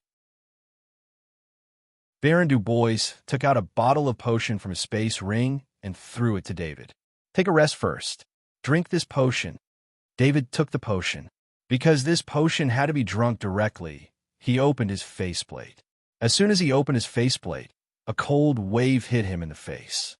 Even if the exoskeleton armor was still blowing hot air on his face, it still made him feel very uncomfortable. He immediately drank the potion and put down his faceplate. In just a short time, he felt that his face was a little numb. David couldn't help but bitterly smile. He thought that he was very strong, but in fact, he was still far from it. Not to mention Baron Du Bois and Knight Cade. Even Knight Millet was the same. His armor didn't hide his face. Knight Millet didn't look like he was affected by the cold. David guessed that this was probably the effect of the advanced energy in Knight Millet's body. He was completely relying on his constitution to resist the cold. He couldn't help but envy Knight Millet. Although there was a Knight breathing technique knowledge ball in the shadow attendant's body, one needed a bloodline to practice it. Without a bloodline, one couldn't become a knight. The Knight breathing technique was something that David could only dream about. The potion given by Baron Du Bois was very effective. His damaged spirit quickly recovered, and his mind became clear again. The team couldn't stop because of a lightning scorpion. After walking for a while, a bolt of lightning fell beside Knight Millet. Traces of lightning flickered and scattered in all directions. Some of the lightning approached Knight Millet. "Courting death," Baron Du Bois said in a deep voice. He brandished the 4th rank heavy sword in his hand and stabbed at the lightning. The lightning wanted to avoid it, but it was a step too late. The 4th rank heavy sword stabbed the lightning, and the lightning let out a sharp cry. Then, the lightning transformed into the body of the lightning scorpion. The 4th rank heavy sword pierced through the body of the lightning scorpion and nailed it to the ground. Although the lightning scorpion was nailed to the ground, it didn't die immediately. It frantically struggled, trying to break free from the 4th rank heavy sword.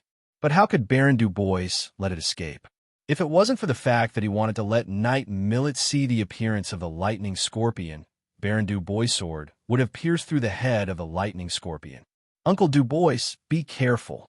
David hurriedly warned the shadow attendant in the sky when he saw a large amount of lightning converging and several dozen bolts of lightning flying towards Baron Du Bois. Baron Du Bois casually waved his hand, and a magic talisman appeared in his hand. It was activated, and an energy shield wrapped around him. Then, lightning fell from the sky and continuously hit the energy shield. This was the final desperate attack of the lightning scorpion. It attracted all the lightning in the vicinity, but unfortunately, Baron Du Bois was too strong, and he was also a rich noble. It was impossible for it to injure him. "Millet, you still need to strengthen your training. You can't even sense the attack of an insectoid of this level in advance. How can you survive in the war?" Baron Du Bois said to Knight Millet in a deep voice.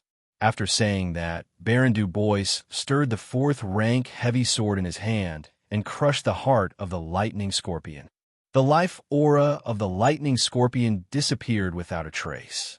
The shadow attendant flew to the corpse of the lightning scorpion and absorbed its soul. Baron Du Bois frowned. In his perception, something seemed to have disappeared during the death of the lightning scorpion, but he couldn't tell what it was. When David had just obtained the shadow attendant, powerhouses might have been able to discover the shadow attendant. But after absorbing a large amount of souls, the current shadow attendant couldn't be discovered no matter where it went. Even the 5th rank half-body Spider Queen didn't discover the shadow attendant through the spatial wormhole. This was enough to explain the problem. Baron Du Bois didn't research souls. He was an advanced knight who specialized in battle. If this place was a soul researcher from the great world of God, they might have discovered the abnormality of the lightning scorpion, but they also wouldn't be able to discover the shadow attendant. Perhaps because he was used to having a shadow attendant by his side, David didn't notice the uniqueness of the shadow attendant. The fact that the shadow attendant couldn't be detected by Baron Du Bois, and even a fifth-rank insect, meant that it had a very high chance of surpassing a fifth-rank insect. Baron Du Bois shook his head. He was very confident in his own strength. There was lightning everywhere, so it was possible for him to make a mistake in his perception.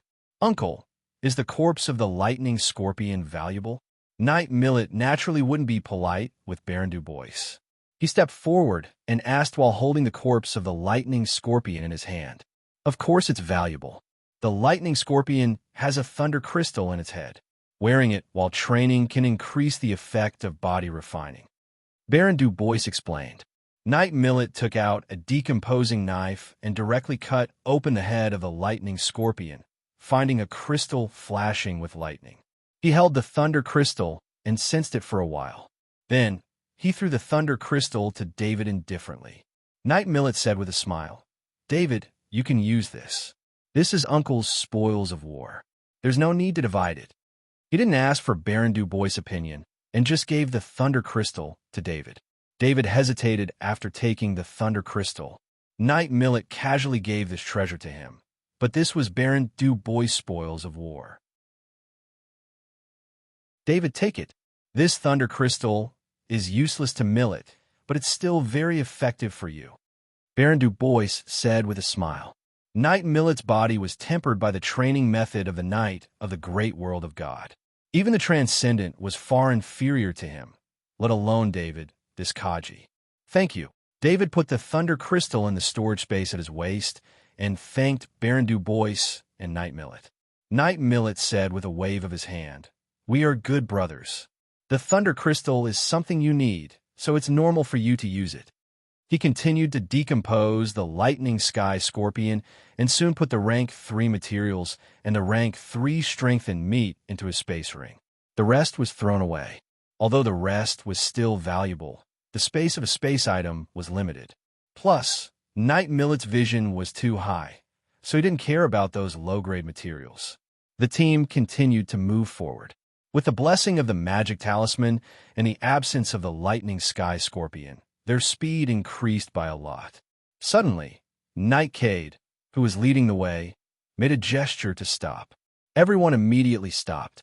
Actually, even without Knight Cade's request, everyone would have stopped by looking at the situation ahead. Although the light and sound of thunder and lightning appeared frequently in the Lightning Valley, the sound of thunder that was heard by everyone's ears had formed a string. In the sky, the shadow attendant could clearly see a large amount of lightning falling from the sky in the area ahead, forming a spiderweb of lightning on the ground. Looking from 100 meters away, the friction between heat and cold was very fierce. Therefore, there was a lot of lightning here. Every moment, there would be dozens or hundreds of lightning falling. Within the lightning, one could vaguely see the silhouettes of many lightning sky scorpions. Although it was impossible to know exactly how many lightning sky scorpions there were, the shadow attendant could see more than 12 of them in a short period of time. Baron Du Bois looked at the scene ahead and said in a deep voice, "I didn't expect the environment of the Thunder Valley to change and form such a special place where lightning falls. It allows the lightning sky scorpions to breed in groups." The formation of a lightning sky scorpion was extremely difficult. On one hand, the larvae needed lightning innate talent. On the other hand, the lightning sky scorpions needed to absorb a large amount of lightning energy. According to the records of Baron Du Bois' family, the number of lightning sky scorpions that could be bred in this Thunder Valley was very small, no more than 5. However, he didn't expect that after so many years, the environment of the Thunder Valley would become abnormal. It formed a special place where a large amount of lightning gathered. The lightning energy was enough to allow a large number of lightning sky scorpions to grow. Apart from a few knights who had traveled through the Thunder Valley, almost no one had studied the lightning sky scorpions. Especially on the side of the Interstellar Federation, they didn't even know about the existence of the lightning sky scorpions. This was mainly because these lightning sky scorpions posed no threat to humans. This was because the lightning sky scorpions couldn't leave the lightning environment. They needed lightning energy to survive. Knight Millet looked at the lightning sky scorpions in front of him and couldn't help but ask, "What do we do?"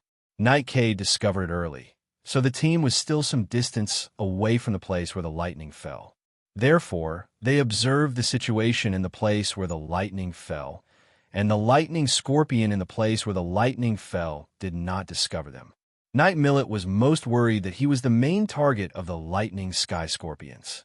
Even if he had a magic talisman that could resist lightning attacks, a magic talisman could only withstand a few lightning attacks.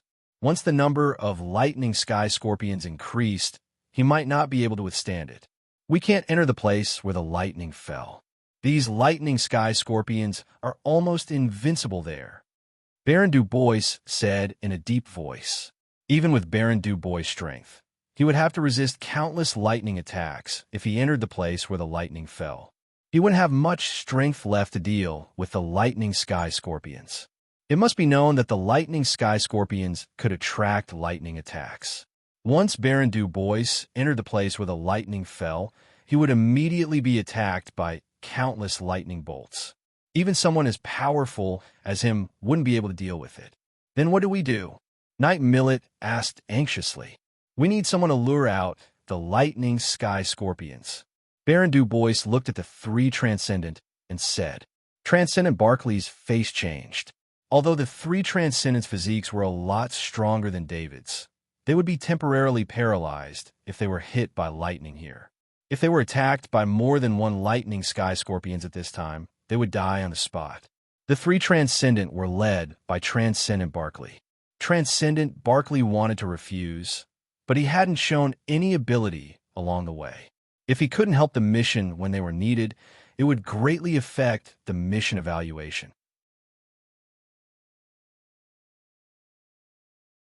Chapter 510.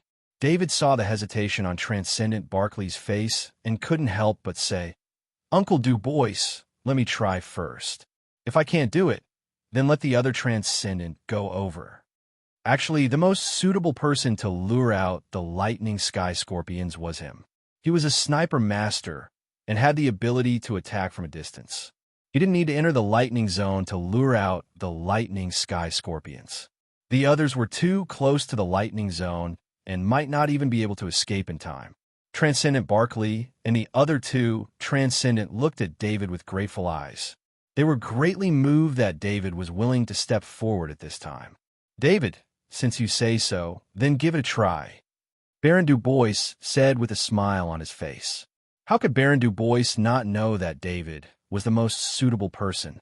It was just that on one hand, David wasn't a combatant in the mission, and on the other hand, Baron Du Bois wanted the other Transcendent to owe David a favor. David took out his roaring sniper rifle, found a suitable sniping position, and prepared to snipe. Knight Millet jumped off his warhorse and put away his warhorse like David. Then, he came to David's side. The others hid in front and waited for the lightning sky scorpions to come over. David pressed a large caliber grade .3 sniper bullet into the chamber and aimed at a figure in the lightning. It was rare for him to not immediately attack.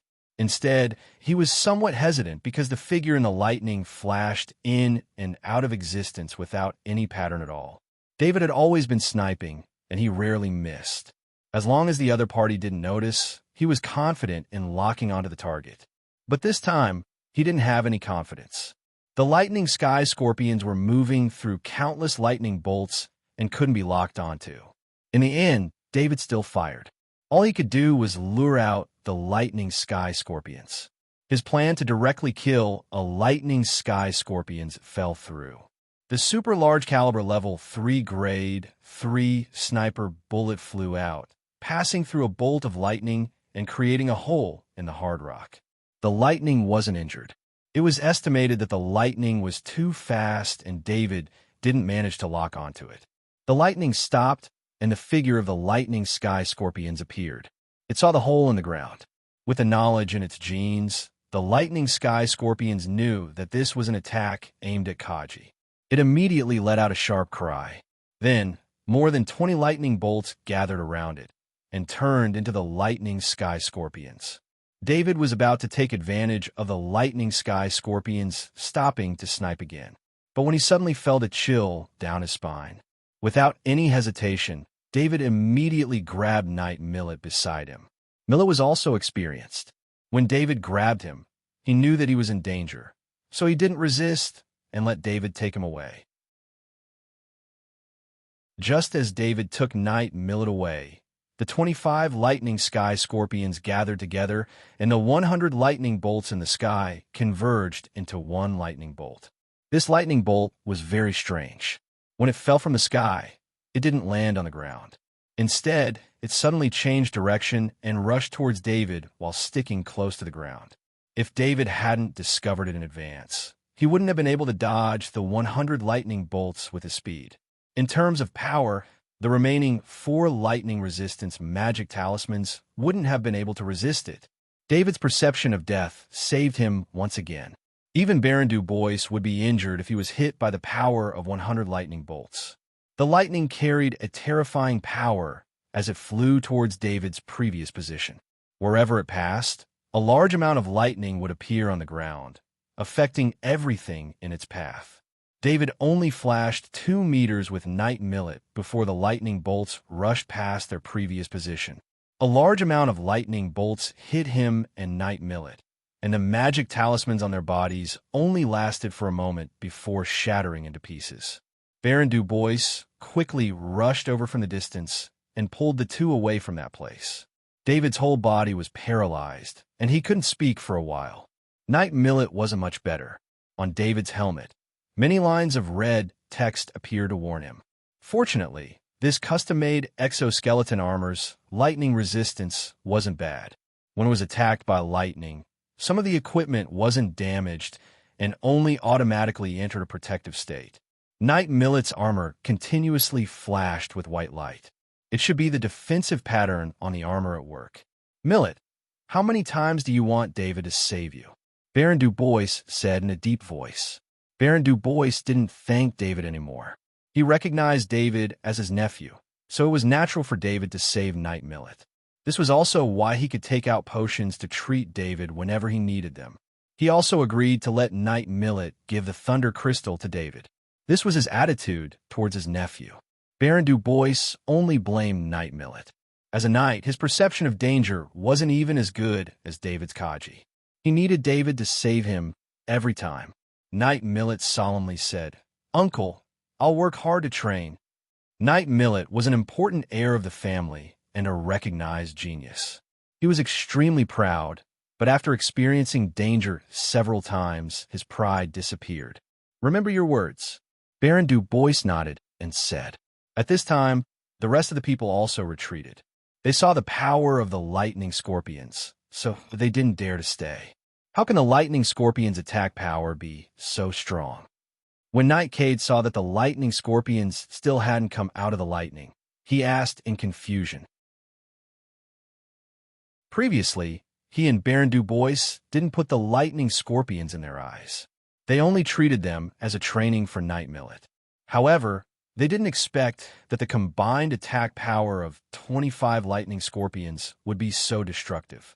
The power of a lightning bolt might only numb the transcendent for a while, but the power of 100 lightning bolts added together could definitely kill a transcendent. Even Knight Cade would find it hard to survive this lightning bolt. Baron Du Bois was probably the only one who wouldn't die after taking this attack head-on. Baron Du Bois thought for a moment and said, "The lightning scorpions should have given birth to a lightning scorpion king." According to the intelligence of the lightning heavenly scorpion, David Snipe would definitely cause the lightning heavenly scorpion to chase after him. However, other than that terrifying lightning attack just now, the lightning heavenly scorpion didn't chase after him at all. The lightning scorpions should have a unified command. Otherwise, it would be very difficult to make all 25 lightning scorpions stay in the lightning zone. How can a lightning scorpions give birth to a lightning scorpions with this small number? Knight Cade still had some doubts. For an arachnid race to give birth to a king, the race needed to be large enough. Only then would there be a chance for a king to appear. For a group of 20 or so lightning heavenly scorpions to be able to give birth to a king was simply too inconceivable. While the two powerhouses of the great world of God were discussing the lightning scorpions, the three transcendent looked at David gratefully. If not for David taking the initiative to volunteer, they would have directly faced the lightning scorpions. If they had been hit by that lightning bolt close to the lightning zone, none of the three transcendent would have been able to survive. Transcendent Barclay said in a deep voice, "Grandmaster David, I won't say anything superfluous. If you have anything to say, just say it. I will support you with all my strength." Although the other two transcendent didn't say anything, they revealed the same meaning. David smiled at the three transcendent and then said to Baron Du Bois, "Uncle Du Bois, I was too careless. I will try again. You have to be careful." Baron Du Bois didn't refuse. The only one here who could safely deal with the lightning scorpions was David. He also believed that David wouldn't act recklessly. David, safety first. Knight Millet took out a lightning-resistant magic talisman from his space ring and handed it to David. "No problem," David said with a smile as he took it and put on his body. This time, David didn't choose to snipe from a distance of 2,000 meters. He didn't think that the lightning scorpions would attack from so far away. 2,000 meters was already very safe, in his opinion. David arrived at a distance of 5,000 meters from the lightning zone. He didn't immediately snipe. Instead, he activated his extreme speed and constitution enhancement. Although extreme speed didn't have much use for long-range sniping, it could allow him to escape faster when he sensed danger. He used his spirit burst to enhance his calculation and analysis ability. The shadow attendant in the sky was also observing the trajectory of the lightning scorpions below. It seems that because David's sniping just now made the lightning scorpions notice the enemy, they weren't as active as before. This also gave David a chance to lock onto the target.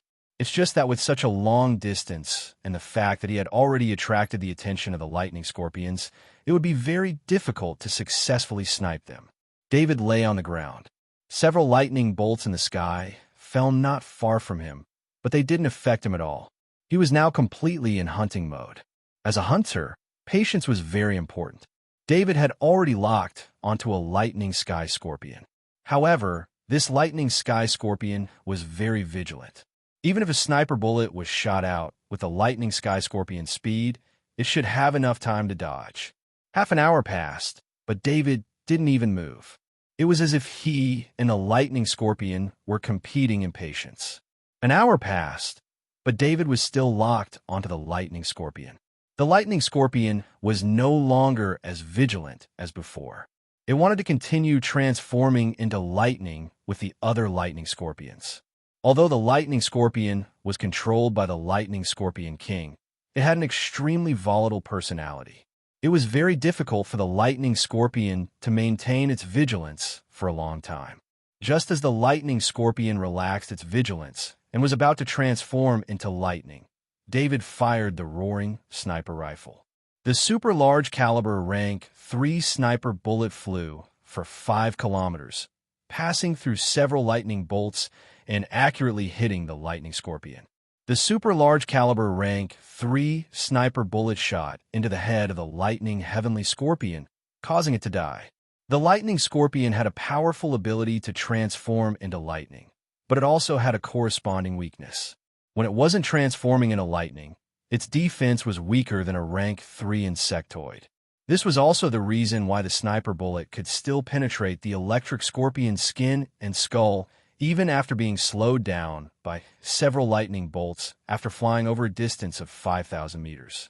David's sniper attack immediately caused the lightning scorpion to retaliate.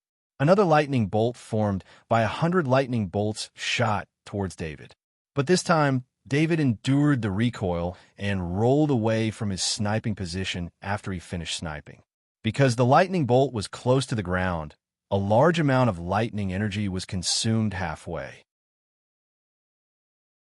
By the time it reached 5 kilometers, the lightning's power was less than 10%. This time, The lightning attack didn't even activate David's lightning-resistant magic talisman, which made David feel relieved. David changed to another sniper position. This time, he didn't wait. He didn't believe that the lightning scorpion would let down its guard in a short period of time, so he chose to harass it. When a new sniper position locked onto him, he fired the roaring sniper rifle. This time, the sniper attack naturally missed. What responded to him was another lightning bolt. But when the lightning bolt hit this sniper position, he had already arrived at another sniper position. After using 15 super large caliber rank 3 sniper bullets, the lightning scorpion finally couldn't endure this provocation. Following a series of shrill cries, streaks of lightning left the area where the lightning had struck. Out of David's expectations, the lightning bolts in the area of lightning were also moving towards him. David retreated and continued to harass the lightning scorpion with sniper attacks from time to time. When the lightning scorpion was 500 meters away from the area of lightning, the lightning bolts in the area of lightning could no longer reach that far. One by one, the figures of the lightning scorpion appeared. Their speed was still fast, but due to the lack of lightning in the sky, they couldn't maintain their lightning form. Of course, David discovered that among these lightning scorpion, there was a lightning bolt that had been maintained. It didn't appear as a lightning scorpion. If it wasn't for the fact that this bolt of lightning was moving with the 24 lightning sky scorpions, David would have thought that it was an ordinary bolt of lightning. David's retreating speed could no longer keep up with the lightning scorpion's advancing speed. Speed had always been David's weakness. The lightning scorpion could catch up to him in a few breaths of time. But David wasn't anxious at all. This time, he wasn't fighting alone. He had his own teammates, and they were extremely powerful teammates. Of course, in the most dangerous time, David could enter the ground at any time.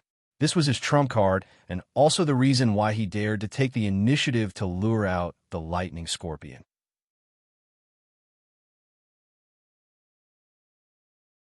Chapter 5:11. The 20-plus lightning scorpions left the lightning zone together, and the only one who dared to intercept them was Baron Du Bois. The rest, even the Knights of Cade, only dared to follow behind Baron Du Bois and become his support. The 3 Transcendent didn't dare to immediately show themselves. With 20-plus rank 3 arachnids together, a single explosion would be fatal to them. Baron Du Bois held a rank 4 shield in his left hand and a rank 4 heavy sword in his right hand. He put down his helmet, showing his true strength. Chop! Baron Du Bois stood in front of the lightning sky scorpion and slashed down with the rank 4 heavy sword in his hand. A white sword light slashed out of the heavy sword. A sharp cry came from the group of lightning scorpions, and the 24 lightning scorpions flickered with lightning. All the lightning in the sky gathered together to form a bolt of lightning that welcomed the white sword light. Bang! A violent explosion sounded. This was the result of the collision between the white sword light and the lightning. Baron Du Bois' figure was shaken by the explosion and retreated a few steps. Knight Cade behind him immediately pressed his hand on his back, sharing the remaining power of the Baron's body with himself. Baron Du Bois' body flashed with white light, and his rank 4 shield flashed with white light, forming a white shield of light. This lightning scorpion king is about to reach rank 4, Baron Du Bois said in a deep voice after having a guarantee of defense. He originally thought that he could deal with a group of rank 3 arachnids with his rank 4 equipment and not in the lightning zone. Who would have thought that he would have suffered a huge loss? In that instant of contact, Baron Du Bois understood the strength of the lightning scorpion's king hidden among them. Let's join hands. A white light appeared on the Cade Knight's body, and he extended it towards Baron Du Bois. Baron Du Bois nodded, and a white light appeared on his body as well. This was a 2-man battle formation formed by 2 powerhouses. They could join hands to defend and strengthen each other's offense. Baron Du Bois didn't use a mount, which greatly reduced his strength. As a knight, a mount was an extremely important part of a knight's strength. A mount could share the life force of a knight and could also increase the speed of a knight. Baron Du Bois' mount was an eagle. Flying mounts were indeed very powerful and had a degree of freedom that couldn't be compared to ground mounts. However, using a flying mount on Warstar was very dangerous. This was because a knight's flying mount was a threat to the insectoid territories, so even Baron Du Bois didn't dare to use a flying mount in an insectoid territory. This was because once the flying mount's aura was exposed, it would most likely attract the attention of a level 5 bug tribe. Although the level 5 insectoids had an agreement not to take the initiative to kill a knight, mounts were not included in the agreement. As long as they did not kill the knight, it would not be considered a breach of the agreement. Of course, if someone were to deliver themselves to a level 5 bug tribe, being killed by a level 5 bug tribe would be asking for it. The dignity of a strong could not be offended. This was not only true for the insectoids, but also for the great world of God. Nightcade was riding a warhorse. His life force was greater than Baron Du Bois. After forming a formation with Baron Du Bois, he shared a lot of Baron Du Bois attack power. Baron Du Bois waved his sword once more, and the lightning scorpions gathered another bolt of lightning. Of course, this bolt of lightning was a bit weaker than the previous one. The first bolt of lightning had consumed all the lightning that had accumulated in the sky. This bolt of lightning had just been formed, so its power was naturally a bit weaker. Therefore, Baron Du Bois waved his sword once more, and the bolt of lightning was directly shattered. The sword of light then continued to fly towards the lightning scorpions ahead. The 24 lightning scorpions didn't dodge. Instead, they approached the bolt of lightning in the center and turned into a huge lightning scorpion. The sword of light chopped at the huge lightning scorpion, but the lightning scorpion instantly turned into lightning, and the sword of light didn't hit anything. Level 4 insectoids. Baron Du Bois reminded Nightcade behind him.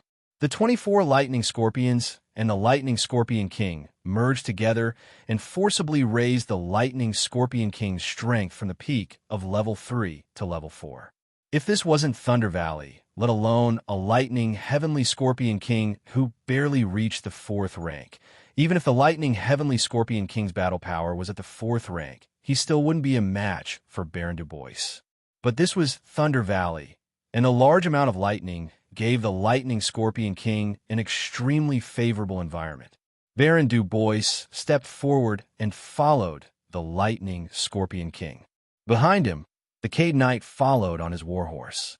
Baron Du Bois waved his sword once more, but the lightning scorpion king still turned into a bolt of lightning and escaped. The bolt of lightning that the lightning scorpion king had turned into was completely incorporeal. Even Baron Du Bois' level 4 heavy sword couldn't attack the lightning scorpion king when it turned into an incorporeal bolt of lightning. Fortunately, this ability had a flaw.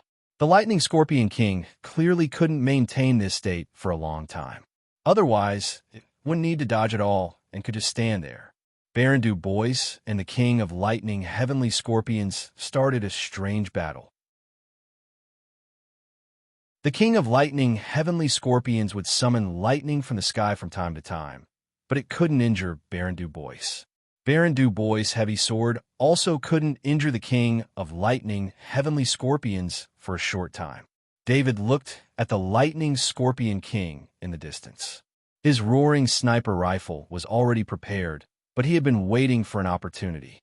In fact, when the 24 rank 3 lightning scorpions were fighting against Baron Du Bois, he could have killed one of them. But if he had dared to snipe at that time, the consequences would have been that many lightning scorpions would have scattered and chased after him. At that time, even Baron Du Bois wouldn't have been able to take care of him.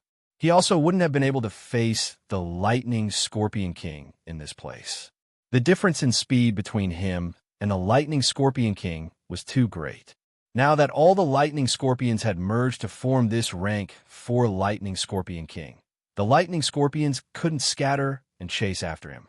Of course, his large caliber level 3 sniper rifle bullets couldn't cause much damage to the rank 4 lightning scorpion king. David's spirit completely erupted, and a large amount of data was being calculated in his mind. There was a pattern to how this lightning scorpion king of the 4th rank had transformed into lightning to dodge Baron Du Bois' attacks.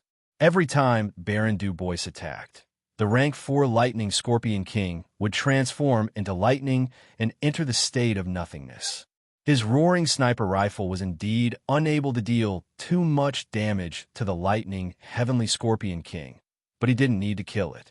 As long as he could disrupt the dodging rhythm of the lightning Heavenly Scorpion King, Baron Du Bois would be able to successfully hit it. Baron Du Bois used his rank 4 shield to block a lightning bolt. He could clearly feel the power of the lightning continuously decreasing. Although the lightning in this area was unending, it still needed time to accumulate lightning. Although the lightning sky Scorpion King would gather all the lightning within a few hundred meters into a single bolt of lightning, the continuous consumption would cause the lightning's power to decrease greatly. Just as Baron Du Bois blocked the lightning bolt and was about to brandish his heavy sword, he sensed a sniper bullet flying into the battlefield. Just like before, Baron Du Bois immediately understood David's plan. Baron Du Bois' attack didn't slow down, and he brandished his rank 4 heavy sword according to his own rhythm. The Lightning Scorpion King also wanted to transform into lightning, but at this time, a sniper bullet flew over. The Lightning Scorpion King was originally weaker than Baron Du Bois, so it could be said to be going all out in the battle against Baron Du Bois. It didn't dare to be distracted in the slightest, because as long as it was distracted, the Lightning Scorpion King would be waiting for Baron Du Bois to hit it. In fact, the Lightning Scorpion King wasn't fighting here without a plan. It had always been summoning the Land of Lightning. That Land of Lightning was its birthplace, and it had a special connection with it. After a while, the Lightning Scorpion King would be able to move the Land of Lightning to the battlefield. This was one of its innate abilities. It was precisely because of this plan that the Lightning Scorpion King engaged in a battle of attrition with Baron Du Bois. Otherwise, it would have already fled. On one hand, David had concealed his mind and killing intent, and, on the other hand, a grade 3 sniper bullet didn't pose much of a threat to the Lightning Heavenly Scorpion King. Under such circumstances, the Lightning Heavenly Scorpion King's danger perception was a bit late in detecting the sniper bullet. The super large caliber rank 3 sniper bullet hit the Lightning Scorpion King's head, but this kind of attack only made the Lightning Scorpion King's figure tremble slightly. Normally, this kind of attack wouldn't have had any effect, but David's timing was just too accurate. It was the moment Baron Du Bois brandished his sword. If the Lightning Scorpion King's figure became unstable at that time, the consequences would be fatal. How powerful was Baron Du Bois? How could he let go of such a good opportunity? A white light flashed on his rank 4 heavy sword, and the speed of the rank 4 heavy sword suddenly increased. This was because he had used the acceleration effect. The heavy sword of the 4th rank chopped down on the Lightning Heavenly Scorpion King's body when it slightly trembled. Many miserable cries rang out, and the Lightning Sky Scorpion King immediately turned into a group of Lightning Sky Scorpions. Among these Lightning Sky Scorpions, half of the Lightning Sky Scorpions were cut in two. The other Lightning Scorpions were mostly seriously injured, and they started to frantically flee in all directions. Baron Du Bois didn't pay attention to these Lightning Scorpions. His gaze was fixed on the lightning bolt that was still there. Trap! The spatial ring on Baron Du Bois' hand flickered, and a magic talisman appeared as he said in a deep voice. If the Lightning Scorpion King was still a rank 4 arachnid, this kind of magic talisman wouldn't have had any effect. But a peak rank 3 arachnid king was still affected. Although this effect only lasted for a short moment, it was enough for Baron Du Bois to launch an attack. The rank 4 heavy sword in Baron Du Bois' hand once again used the acceleration effect. The heavy sword swept towards the lightning, and a howl came from the lightning. Soon after, the lightning turned into a Lightning Scorpion King covered in lightning. More than half of the Lightning Scorpion King's body was swept by the sword. The two halves of its body kept struggling, but death was inevitable from this kind of injury. There was another wound on the Lightning Scorpion King's body. It seemed that the attack from Baron Du Bois wasn't useless. Even if the Lightning Scorpion King sacrificed its own kind, it still couldn't completely avoid Baron Du Bois' heavy sword. The death of the Lightning Scorpion King made the rest of the Lightning Scorpions run even faster. David naturally wouldn't let go of this opportunity. He fired 3 sniper bullets in a row. The Nightcade also rushed forward. The 3 Transcendent who were watching from the side also surrounded them. The battle quickly ended. In the end, only 6 Lightning Scorpions managed to escape. The rest were killed. David also quickly ran over. The souls of the other Lightning Scorpions were trivial, but the soul of the Lightning Scorpion King was very important. He might not have this kind of opportunity in the future. The Shadow Attendant arrived 100 meters ahead of David and absorbed all the souls of the Lightning Scorpions in the area. David, your sniping ability is really helpful. Baron Du Bois praised David with a smile. This wasn't the first time he praised David's sniping ability, but after being helped by David's sniping ability, he couldn't help but praise him. If you weren't fighting the Lightning Scorpion King at the front, I wouldn't have dared to snipe. David quickly said, just as Knight Millet also rushed over and started dissecting the corpse of the Lightning Scorpion. An unforeseen event occurred in the area of lightning. The amount of lightning in the area of lightning suddenly increased by 10 times. Everyone heard the sound of the earth shattering. It was the sound of the ground being shattered by the lightning. David let the Shadow Attendant fly into the air after absorbing the souls. He saw the lightning in the sky above the area of lightning. The lightning was incomparably active. Lightning was constantly colliding with each other. This kind of collision would produce lightning every time. The large amount of lightning made Baron Du Bois frown. They had to pass through the area of lightning, but there was too much lightning at this moment. Although this kind of lightning couldn't threaten Baron Du Bois, Knight Millet, David, and the 3 Transcendent definitely couldn't resist.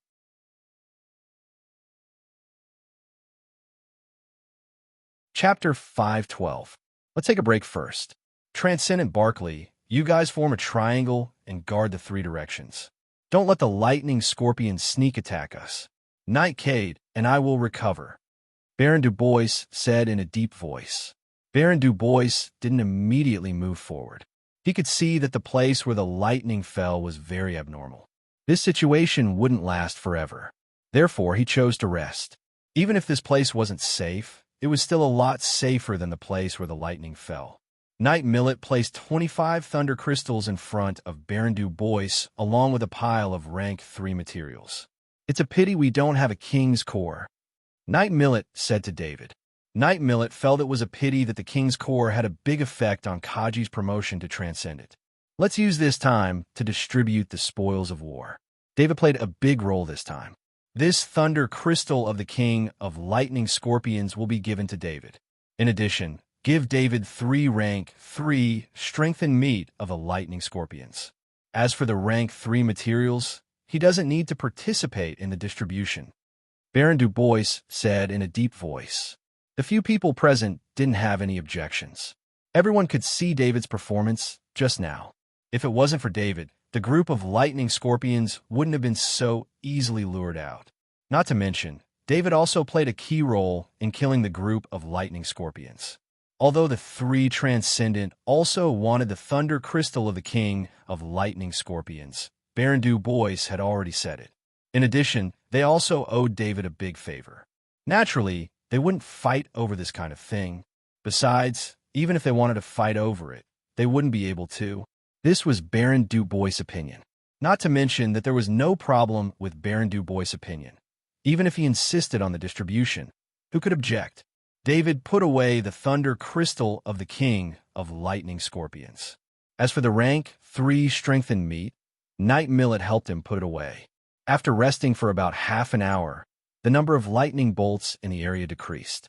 This wasn't an ordinary decrease in lightning bolts, but rather, the entire area was dissipating.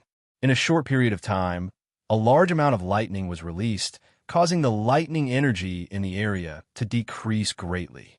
This area seems to have a symbiotic relationship with the King of Lightning Scorpions. Millet, note this matter. Baron Du Bois looked at the changes in the area and instructed Knight Millet. Without the obstruction of a land of lightning, the group no longer faced any difficulties. After half a day of hurrying, They finally passed through the lightning valley. Baron Du Bois pointed at the mountain peak in front of them and said, "Up ahead is the territory of the halfling spiders. Cut off the heads of all life forms you encounter in this area, even if they are fellow humans. Don't show any mercy." David didn't understand Baron Du Bois's words. They were already in the depths of the insectoid territory. How could a human appear in such a place? But after a few minutes, he saw a human. It was a knight wearing tattered armor. This knight didn't have a warhorse. He held a rank 3 heavy sword in one hand and a rank 3 round shield in the other. It's a knight from the Hato family. Knight Millet saw the insignia on the rank 3 round shield and immediately cried out in alarm. "Shut up and immediately kill him. Don't exceed 10 seconds, or else you'll alarm the half-an-hour spider." Baron Du Bois shouted as he slapped Knight Millet. Knight Millet heard Baron Du Bois's words, and his face lit up with excitement. He was only a support staff on the way and didn't play any role. Now that Baron Du Bois wanted him to fight, how could he not be happy? Knight Millet jumped off his warhorse. This warhorse wasn't his, so it wouldn't be able to cooperate with him in battle. It was better to abandon it. A rank 3 heavy sword appeared in Knight Millet's hand, and he charged at the knight. When Knight Millet was 30 meters away from the other knight also discovered him and charged at him.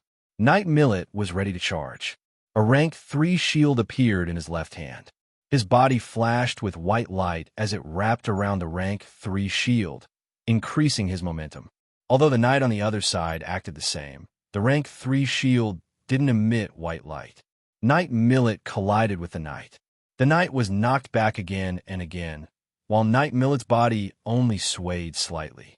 Knight Millet showed a puzzled expression. From the equipment of this knight, it could be seen that he was at least of the same rank as Knight Millet, or even higher. That's why Knight Millet charged with all his strength. Baron Du Bois had asked Knight Millet to finish the battle in 10 seconds, so Knight Millet had prepared several plans. He wanted to use his magic amulet or his equipment to quickly finish the battle, but he didn't calculate that the knight would be knocked back. The other party's strength was so weak that he couldn't understand it. While Knight Millet was stunned, Baron Du Bois' figure flashed and appeared in front of the knight. He waved his sword and cut off the knight's head. David once again used the idea of not wasting time and walked towards the battlefield. But this time, contrary to David's expectations, the shadow attendant didn't rush forward. David had a creepy feeling because this knight didn't have a soul. The shadow attendant had never made a mistake. No matter how strong or weak a life form was, as long as it died, it would have a soul. The shadow attendant was never picky about food. The fact that the shadow attendant didn't move meant that the knight was a soulless creature. While David was thinking, a small spider crawled out of the ear of the head. Baron Du Bois stepped forward and stomped the small spider into meat paste. "Millet, do you know where you went wrong?" Baron Du Bois asked Knight Millet with a stern face. "I was distracted during the battle," Knight Millet said with a slightly red face. "Do you know? If I had been a step late in killing this living corpse, our actions would have been known by the half-body spider, and we would have been in a very passive position." Baron Du Bois lectured. Through Baron Du Bois' explanation, David and the others understood what the knight was. The half-body spider had the ability to control corpses. The half-body spider used these small spiders to control corpses, while the resurrected corpses could only use their bodies to fight. These corpses were also the half-body spider's patrol.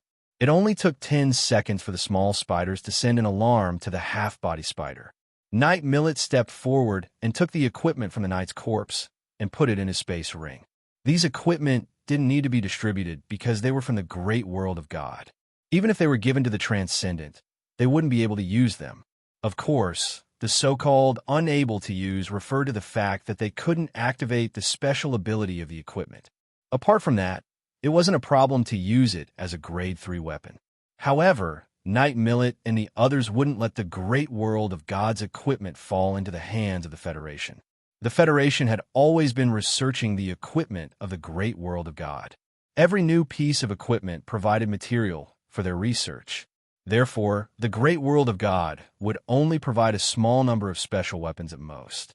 They were all weakened versions of the weapons specially made for the Federation. There is only one way to kill a living corpse, and that is to cut off its head. The small spiders control the head to control the corpse. No matter how many injuries the living corpse receives, it won't hinder its movements and fighting. Baron Du Bois said before setting off once more. At this point, Baron Du Bois didn't let David step forward. Instead, he walked at the very front. This was out of consideration for David. The half-body spider was too dangerous. If David were to face it head-on, he probably wouldn't be able to last even a second. After walking a few dozen meters forward, they encountered a gold pincer's bug. Baron Du Bois didn't hesitate and went forward to cut off its head. He then killed the small spiders that came out of it. "Uncle, are there no normal insectoids here?" Knight Millet couldn't help but ask when he saw that the gold pincer's bug was also a living corpse. In the territory of the half-body spider, only the half-body spider is alive. The rest are all living corpses under its control. Baron Du Bois answered all of Knight Millet's questions. This was also a kind of training method. David discovered that these living corpses were very hard to find. Of course, this was only for other people. Even Baron Du Bois found it difficult to find the living corpses further away. This was because the living corpses were like ordinary rocks. If one didn't see them with their eyes, it would be very difficult to find them through perception. However, David had the shadow attendant in the air. He had a natural advantage in finding the living corpses one step ahead. Unfortunately, the living corpses here didn't have souls, so there was no benefit in killing them. With Baron Du Bois personally making a move, all the living corpses on the way up the mountain were instantly killed. No matter how hard it was to find a living corpse, they would be killed as soon as they were found. When they were about to reach the top of the mountain, David saw the situation in front of him through the eyes of the shadow attendant. Previously, when he saw the top of the mountain through the shadow attendant, he thought that the white was the rocks at the top of the mountain. However, when he got closer, he discovered that the white was all bones.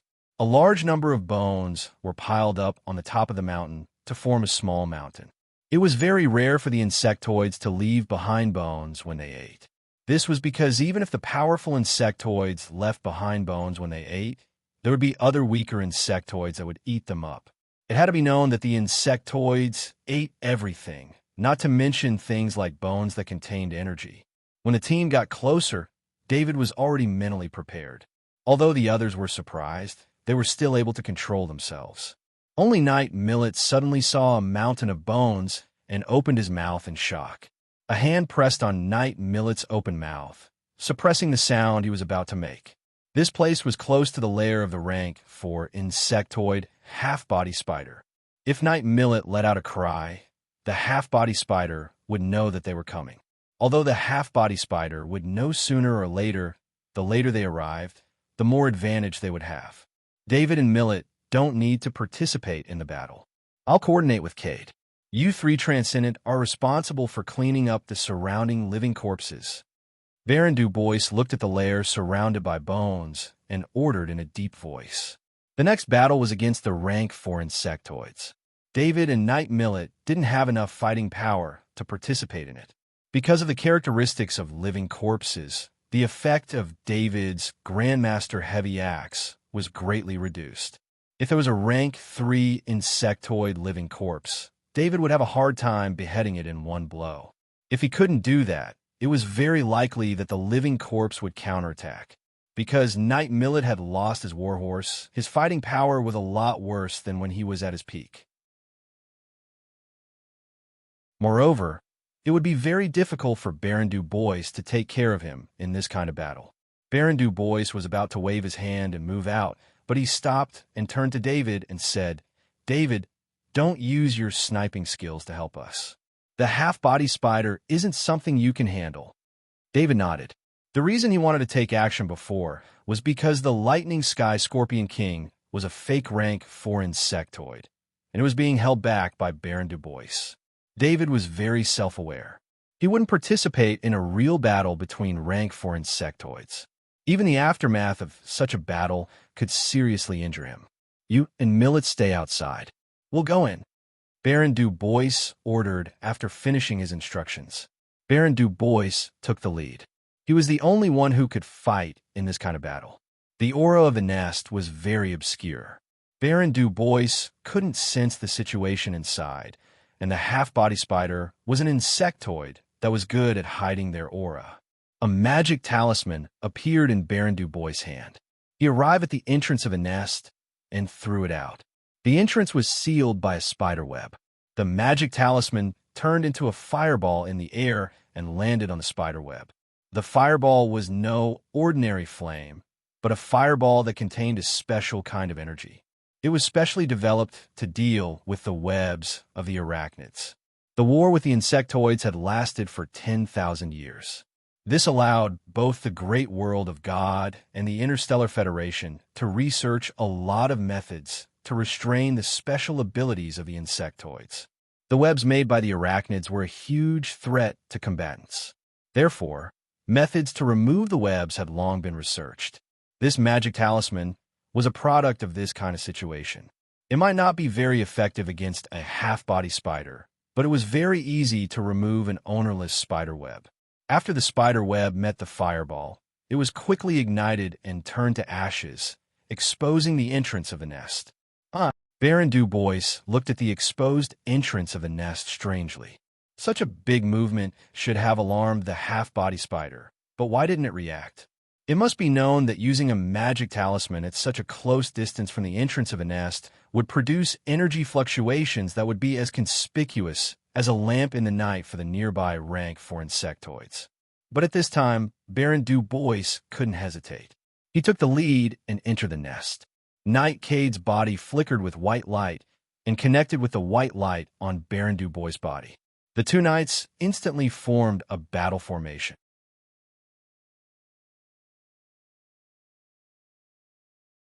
Chapter 513. Just as Baron Du Bois stepped into the nest, two living armored beetles rushed out of the cave towards Baron Du Bois with astonishing momentum. They were the guards of the half-body spider's lair. Armored beetles were insectoids that relied purely on their bodies. After becoming puppets, their fighting strength wasn't greatly affected. On the contrary, their fighting strength increased due to their fearless fear of death. The two armor-piercing beetles blocked the entire passage of the nest, and Baron Du Bois didn't have any place to dodge their charge. If it was anyone else, they would have quickly retreated to avoid being hit by the charge of the armored beetles. But Baron Du Bois' figure flashed, and he went to greet the two armor-piercing beetles. After the armor-piercing beetle became a puppet, its intelligence was greatly affected. The half-body spider had limited intelligence when it controlled the armor-piercing beetle, so it mostly relied on the armor-piercing beetle's battle instincts. The armored beetle's defense was very high. Even if they were hit by a rank 3 weapon, the damage they received would be very low. But Baron Du Bois had a rank 4 heavy sword in his hand. The armored beetle's fighting instincts didn't change because of the rank 4 heavy sword, and they still charged at Baron Du Bois. This was the flaw of the armored beetle's intelligence. If the armored beetles were still alive, they wouldn't have charged head-on after seeing the light of a rank 4 weapon. Two soft sounds of wind breaking could be heard as the heads of the two armored beetles were cut off by the rank 4 heavy sword. Two small spiders drilled out of the armored beetle's ears and were killed by Baron Du Bois. Baron Du Bois made a universal gesture to the people behind him, indicating that they could follow. After passing through a 20-meter-long tunnel, they saw a huge cave. There was spider silk everywhere in the cave, and some of the spider silk had bound insectoids. These should be the food of the half-body spider. Baron Du Bois swept his gaze around, but didn't find the half-body spider's figure. He had already guessed that, otherwise, there wouldn't be only 2 armored beetles in the lair. Moreover, the half-body spider had already come out to meet him when he was fighting the armored beetles. Inform David and Miller to be careful of the half-body spider. Baron Du Bois ordered the others while rushing out of the cave. There were no half-body spiders here, so once the half-body spider returned, David and Knight Miller would bear the brunt of its attack.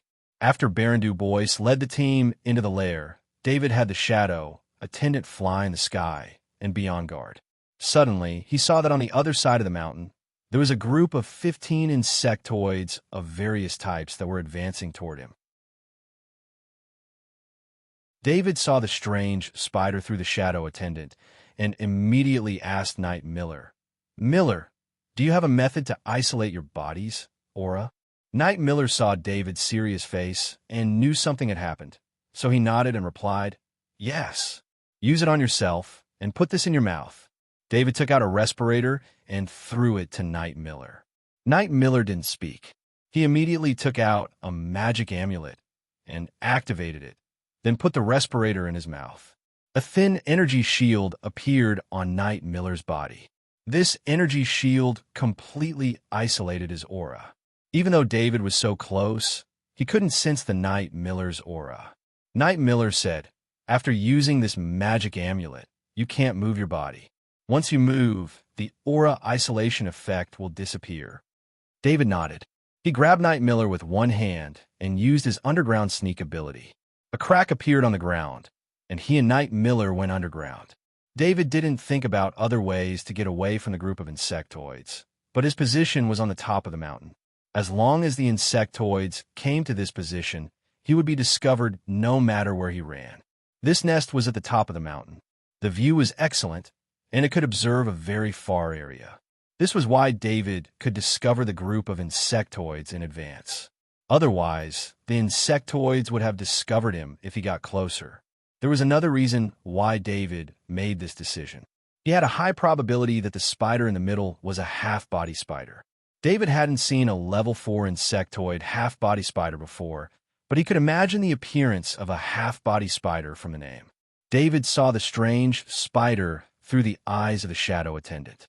It had a huge spider chassis, but at the head of the spider, there was a human-like upper body. If it wasn't for the slender forelimbs on the back of the upper body and the eyes and mouth parts that were unique to the insectoids, David would have thought that the spider was a hybrid of a human and a spider. David had seen a lot of insectoids over the years, and many of them were disgusting. But after seeing the half-body spider, he still had a strong urge to vomit. Knight Miller felt his body falling to the ground, and he immediately stopped breathing. He was saved by David using this method before, so he knew that David must have encountered a very terrifying enemy. Needless to say, there was only one enemy here, and that was the level 4 insectoid half-body spider. Knight Miller thought of the Knight of the Hato family, and his heart was filled with fear. He didn't want to become a puppet like that Knight, who was controlled by a small spider and turned into a living corpse. David took Knight Miller 10 meters underground and immediately went towards the direction of the nest. He knew that Baron Du Bois was in the nest, and the place with Baron Du Bois was the safest. Less than 10 seconds after David took Knight Miller underground, the half-body spider, under the protection of 14 puppets, arrived at the entrance of the nest.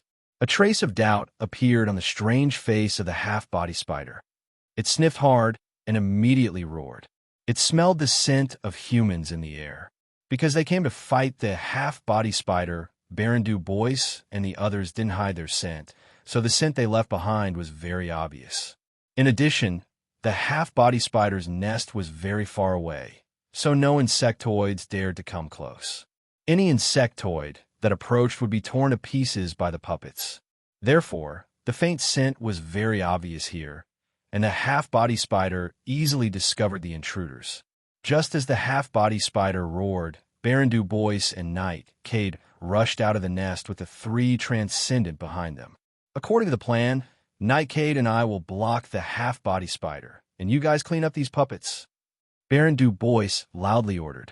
After saying that, he rushed towards the half-body spider, and a white sword light extended from his level 4 heavy sword and chopped towards the half-body spider. The 2 phantom millipede puppets beside the half-body spider met the sword light head-on. At the same time, the half-body spider waved its spider silk towards the 2 Knight. Baron Du Bois and Knight Cade suddenly changed direction and rushed to the side, just in time to avoid the range of the spider silk. Even someone as strong as Baron Du Bois didn't dare to come in contact with the spider silk shot out by the half-body spider. He and Knight Cade had to lead the half-body spider to the side and let the three transcendent fight the remaining puppets. Otherwise, with the influence of the puppets, it would be very hard for them to focus on fighting the half-body spider. The half-body spider naturally wouldn't let Baron Du Bois leave. The insectoids had their own rules, and powerful insectoids couldn't be made into puppets.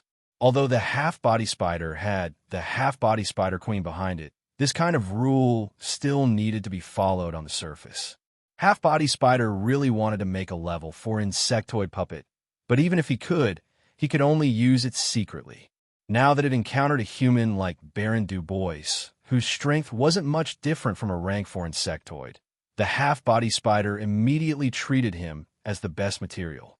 If it could turn Baron Du Bois into a puppet, its strength would greatly increase. In particular, a night puppet like Baron Du Bois wasn't allowed to be carried around by the insectoid race. Baron Du Bois and Knight Cade led the half-body spider and some of the puppets away, while the three transcendent blocked the 5 puppets. These 14 puppets were transformed from rank 3 insectoids. If there were 5 true rank 3 insectoids, the 3 transcendent definitely wouldn't be able to deal with them, but 5 rank 3 insectoid puppets were much easier to deal with. The 3 transcendent here were the peak existences of the Warstar Transcendent. The 5 rank 3 insectoid puppets lacked intelligence and couldn't use any special abilities. They could only be considered to have the body of a rank 3 insectoid, but their strength and speed were retarded. "Give me 3 seconds, I'll deal with this one," Transcendent Barkley said in a deep voice. Transcendent Brown and Fenwick Transcendent immediately blocked the other 4 rank 3 insectoid puppets. Transcendent Brown even took out a rank 3 shield, holding it in one hand and a greatsword in the other. Transcendent Brown alone blocked the attacks of 3 insectoid puppets, while Transcendent Fenwick also swung its rank 3 great axe to block another rank 3 insectoid puppet. "Barkley, don't exceed 3 seconds, or you'll have to collect my corpse," Transcendent Brown shouted. Transcendent Barkley was already charging toward a single rank 3 insectoid puppet and responded midway. "Okay." Transcendent Barkley knew how to kill a rank 3 insectoid puppet. Just as he was about to collide with the rank 3 insectoid puppet, his figure suddenly accelerated and his figure flashed, brushing past the rank 3 insectoid puppet. The moment the Barkley Transcendent brushed past him, his body soared into the air and landed on the back of the rank 3 puppet. He brandished his grade 3 heavy sword and slashed 3 times at the puppet's neck. Just like that, the puppet's head was chopped off. Transcendent Barkley didn't have the time to be complacent. Although his greatsword mastery wasn't as overpowered as David's great axe mastery, it was still at the level of a top-tier greatsword grandmaster. This kind of skill-based combat style was the best way to fight against a rank 3 insectoid puppet that had lost its intelligence. In a battle, a rank 3 insectoid puppet's combat strength wasn't much different from a normal rank 3 insectoid, but it had a huge flaw when it came to agility and skill-based combatants of the same rank.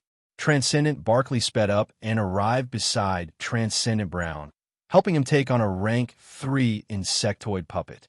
"Just 2 seconds." Transcendent Barkley laughed loudly. "I'll open up an area for you. Let's see how long you can take this time."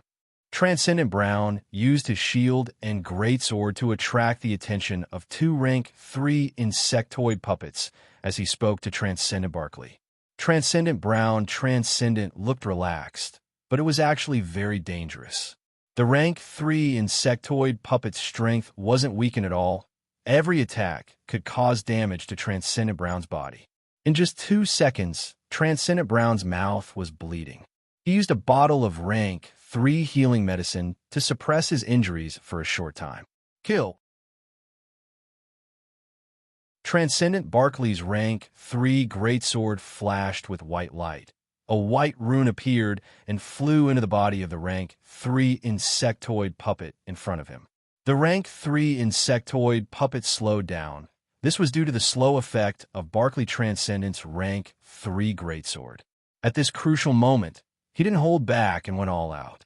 The slow effect could only slow down the rank 3 insectoid puppet for 1 second, but in this kind of battle, 1 second was more than enough.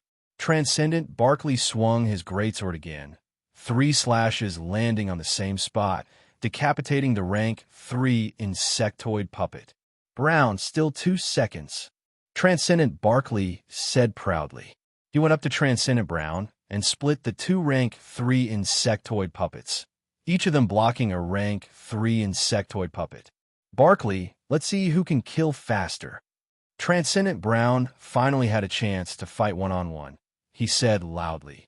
As he said this, the rank 3 greatsword in his hand flashed with white light, following which his opponent's rank 3 insectoid puppet became sluggish. This was the slow effect of his greatsword. Transcendent Brown continued to decapitate the rank 3 insectoid puppet. He didn't look at Transcendent Barkley's result. Instead, he rushed toward Transcendent Fenwick's side. Brown, you're cheating. Barkley Transcendent Barkley took 5 seconds to kill the rank 3 insectoid puppet. He also rushed over to help Transcendent Fenwick as he complained. His body was a little tired from the consecutive bursts of power, in addition to the slow effect of his greatsword being used once. Today's slow effect was used up. He obviously couldn't maintain the same speed in the third battle. Transcendent Brown used the rank 3 greatsword, this transcendent weapon's slow effect. Of course, he could achieve the fastest result.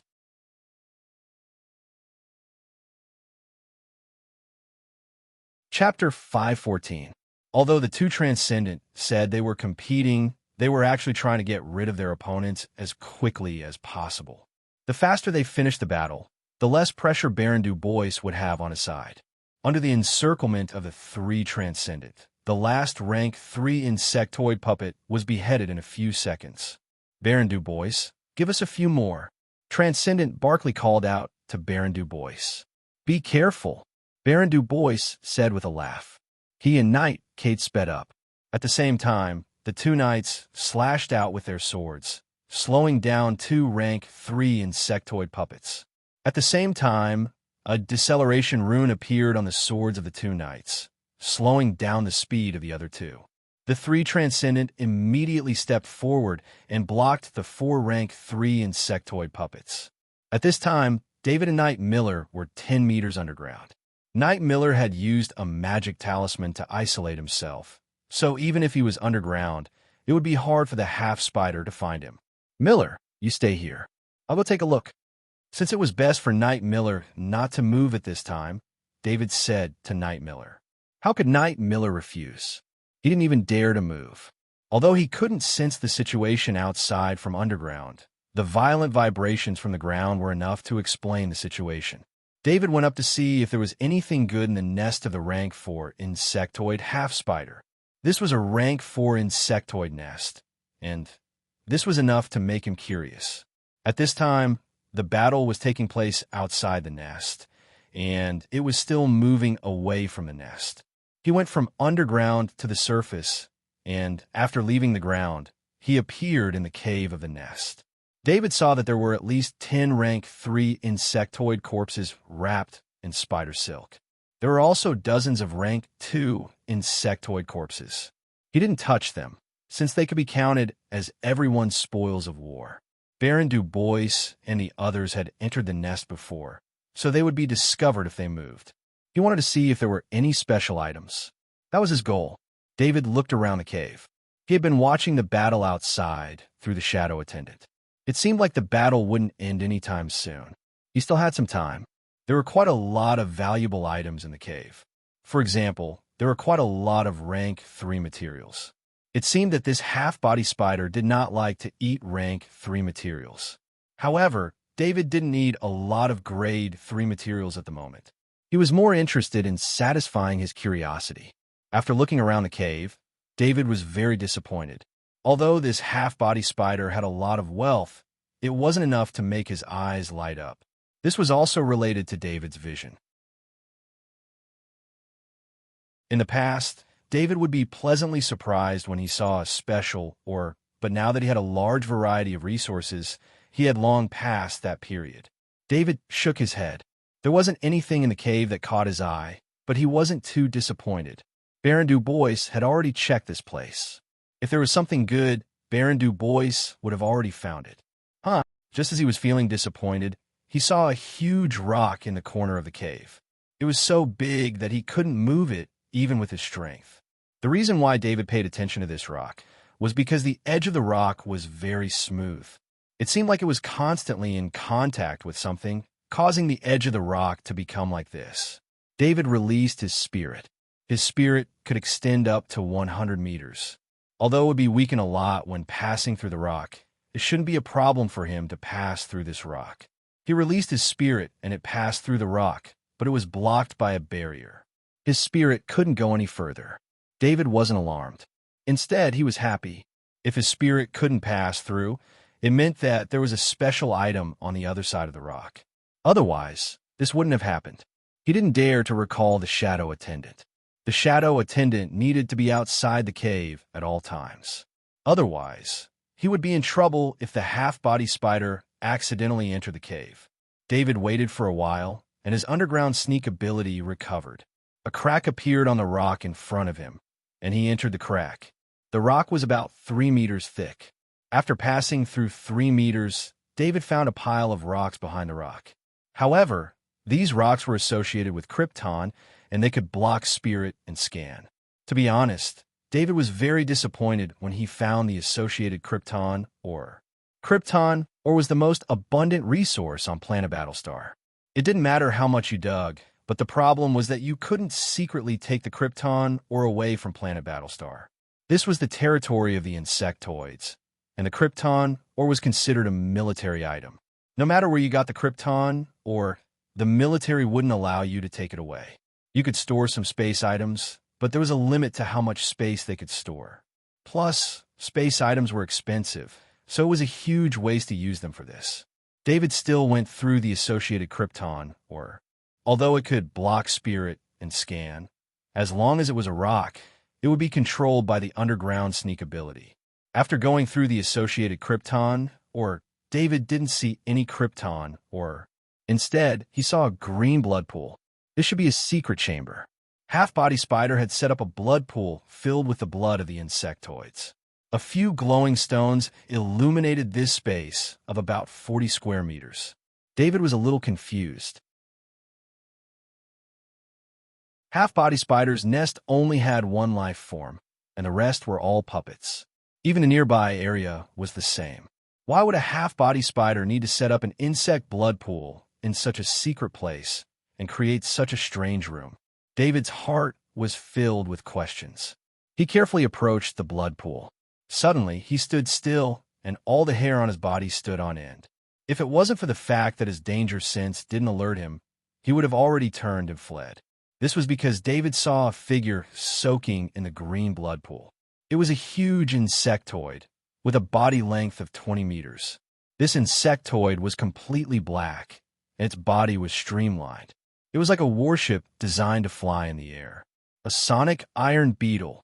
David had seen images of this insectoid more than once. Of course, they were all in movies. The reason why this sonic iron beetle appeared in so many movies was simple. It was a level 4 insectoid, and it was also a special type of insectoid that could transport troops. The name Sonic Iron Beetle originated from the fact that every time it appeared in the atmosphere, it would cause sonic booms to appear. The Sonic Iron Beetle had the strength and body of a level 4 insectoid. Its fighting power was very normal among level 4 insectoids. The difference was that it had a special space inside its body.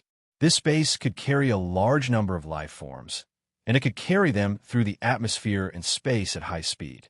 In those movies, the Sonic Iron Beetle appeared with a sonic boom, and then hundreds of different insectoids were released. A long time ago, David had been curious about how the Sonic Steel Beetle was able to store so many insectoids in its body. Who would have thought that one would appear in front of him right now? This Sonic Iron Beetle was soaking in the blood pool. David could feel the life force inside its body. It was still alive. When David saw the Sonic Iron Beetle, He couldn't help but feel a sense of dread toward a higher-level creature. But his intuition told him that there was no danger here. This feeling was very strange, but David trusted his senses. His eyes could deceive you, but his senses couldn't. He relied on his sense of danger to survive. Among all of David's attributes, his spirit was the strongest. This was also his advantage. His senses came from his spirit. Of course, he would believe in his strongest ability. David carefully approached the blood pool. At this moment, he was very close to the sonic iron beetle. He was so close that he could reach out and touch this level 4 insectoid. At this moment, he was sure that although the sonic iron beetle was still alive, it was only its body that was alive. David didn't know what method the half-body spider had used to keep the sonic iron beetle's body, but it had erased its soul. David was very familiar with the souls of living beings. No matter who it was, after absorbing tens of thousands of souls, it would be the same. In fact, this was prepared by the level 5 insectoid behind the half-body spider, the half-body spider queen. The half-body spider's strength was one thing, but its puppets were also an important part of its strength. The more puppets Kieran brought with him, the higher his strength would be. The sonic iron beetle was very special. It was a level 4 insectoid, and it had many special abilities. These special abilities weren't very useful in battle, but they were very useful for the half-body spider, who could make puppets. Therefore, the half-body spider queen went against the rules of the insectoids and prepared this level 4 sonic iron beetle for the half-body spider. It also used a special method to erase the soul of the sonic iron beetle, leaving behind only its body. If he wanted to keep the sonic iron beetle's special ability, he couldn't let the sonic iron beetle's body die. If he made a corpse puppet like he usually did, it would lose the sonic iron beetle's special ability. The half-body spider queen had passed down the method of making special puppets to the half-body spider, and this blood pool was the place where it was made. For the sake of this sonic iron beetle, the half-body spider queen had killed almost all of the insectoids in its territory. A large amount of level 2 and level 3 insectoids' blood was used to nourish the sonic iron beetle. Just as the sonic iron beetle puppet was about to succeed, Baron Du Bois arrived with his people. If Baron Du Bois had arrived a bit later, it was very likely that they wouldn't have had to face a half-body spider, but a sonic iron beetle. Even if the sonic iron beetle was weak, it was still a level 4 insectoid. Moreover, it was a level 4 insectoid that specialized in speed. In a real battle, it would be a huge threat to Baron Du Bois and the others. The sonic iron beetle's fighting style was very simple and crude. It had speed and strength, and it didn't need any skills. It just kept attacking the enemy. David looked at the sonic iron beetle and didn't know what to do for a while. It would be best to kill the sonic iron beetle and take the materials from its body, but he was unwilling to do so. A level 4 insectoid without a soul was right in front of him, and he had no choice but to kill it. More importantly, David couldn't guarantee that the sonic iron beetle wouldn't instinctively attack him even if it didn't have a soul. If a human lost their soul, they wouldn't be able to move their body. However, the same thing couldn't be applied to an insectoid. Especially in such a strange situation, no one could tell what would happen. David looked at the big guy in front of him and suddenly had an idea. Since this sonic iron beetle had lost its soul, it wouldn't be able to resist soul control. He didn't know how the half-body spider was going to control the sonic iron beetle, but he had a way to do so. Ever since David's will surpass 8, he hadn't used his will hibernate ability. Previously, his will hibernate ability could only control a level 2 insectoid. The sonic iron beetle in front of him was a level 4 insectoid. David didn't have any confidence in controlling it. However, David wanted to give it a try. If he didn't give it a try, he would definitely regret it in the future. From the walls of the Soul Fortress, he activated the bewitchment pattern that had been nurtured for a long time.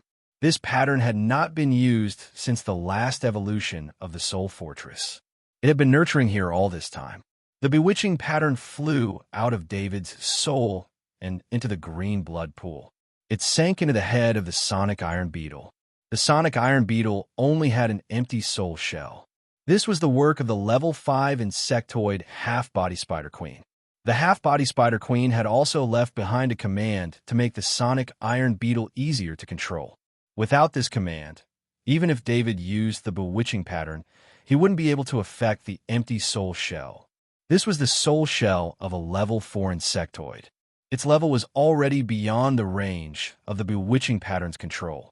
The bewitching pattern absorbed the energy inside the empty soul shell.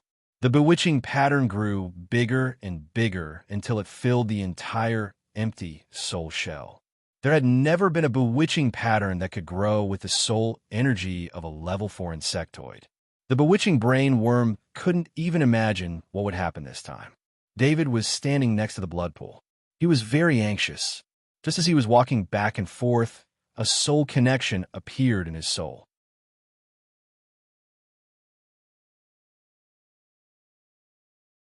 Chapter 5:15. David followed the soul link and sensed a huge soul space. There was a bewitching pattern that occupied the entire soul space. This bewitching pattern was golden in color and constantly emitted light, making people feel that it was incomparably sacred. The size of the soul space of a level 4 insectoid was beyond David's imagination. Aside from the new bewitching pattern, there was nothing else. It was completely empty. The bewitching pattern was connected to the entire soul space through the light it was emitting. It made David feel like he could control the soul space as he wished. With a thought, David began to control the soul space through the bewitching pattern. As he thought about it, the green blood in the blood pool started to boil. Then, a huge figure staggered out of the blood pool. The sonic iron beetle stood in front of David. The secret room was quite big, but after the sonic iron beetle left the blood pool, it filled up the remaining space. Even though the sonic iron beetle was under David's complete control, he still felt a little scared when he saw such a powerful creature standing in front of him. David reached out his hand and gently touched the sonic iron beetle's shell. Its black shell was very hard. Since it had just left the blood pool, there was still some green blood left on it. David pulled back his hand and got rid of the green blood. He had successfully taken control of the sonic iron beetle and made it his puppet. But there was a problem. How was he going to take away such a huge sonic iron beetle?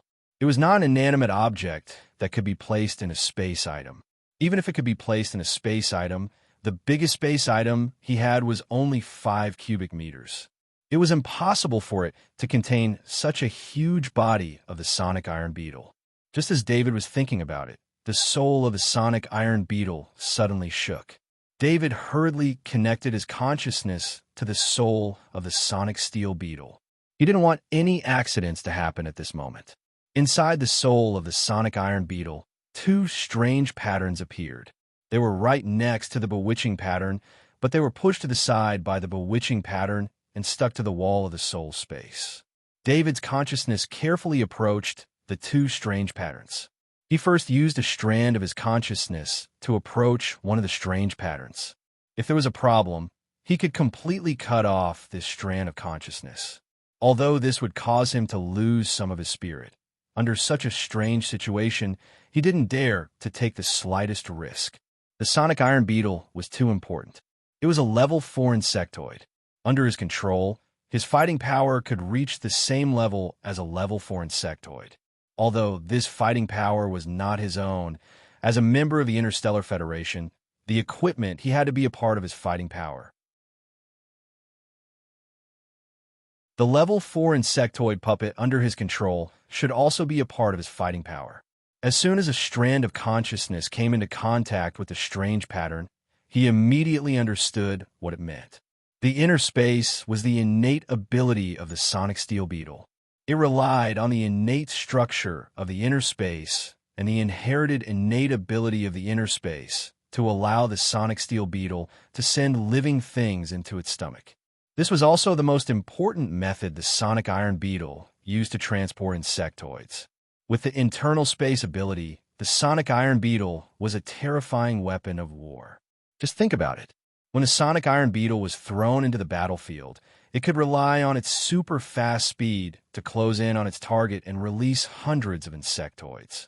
As long as there were a few level 4 insectoids among them, the outcome of the battle could be completely changed. David shook his head. This internal space ability might be extremely beneficial to the insectoids, but it was useless to him. If he wanted to travel through space, he would definitely choose his personal battleship over the Sonic Iron Beetle. After all, if he were to travel in the Sonic Iron Beetle, he could be killed by the Federation's battleships at any time. David knew that this was an innate ability pattern, so he felt a lot more at ease. He then used his consciousness to connect to another innate ability pattern. The resize ability was out of David's expectations. This was an innate ability that should not have appeared on the Sonic Iron Beetle. The Sonic Iron Beetle was too famous.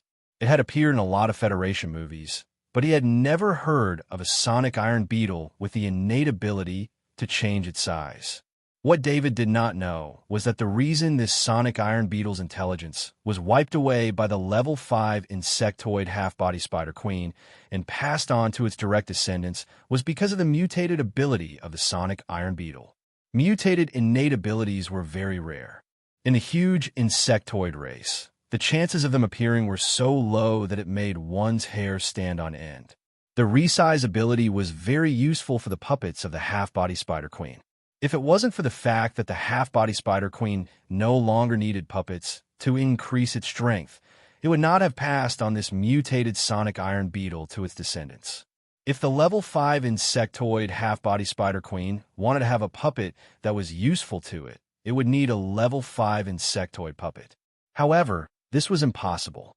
Every level 5 insectoid was terrifyingly strong, and a half-body Spider Queen could only be considered one of the weaker ones. It would be wishful thinking for it to have a level 5 insectoid puppet. David saw the resize ability pattern and felt a lot more at ease.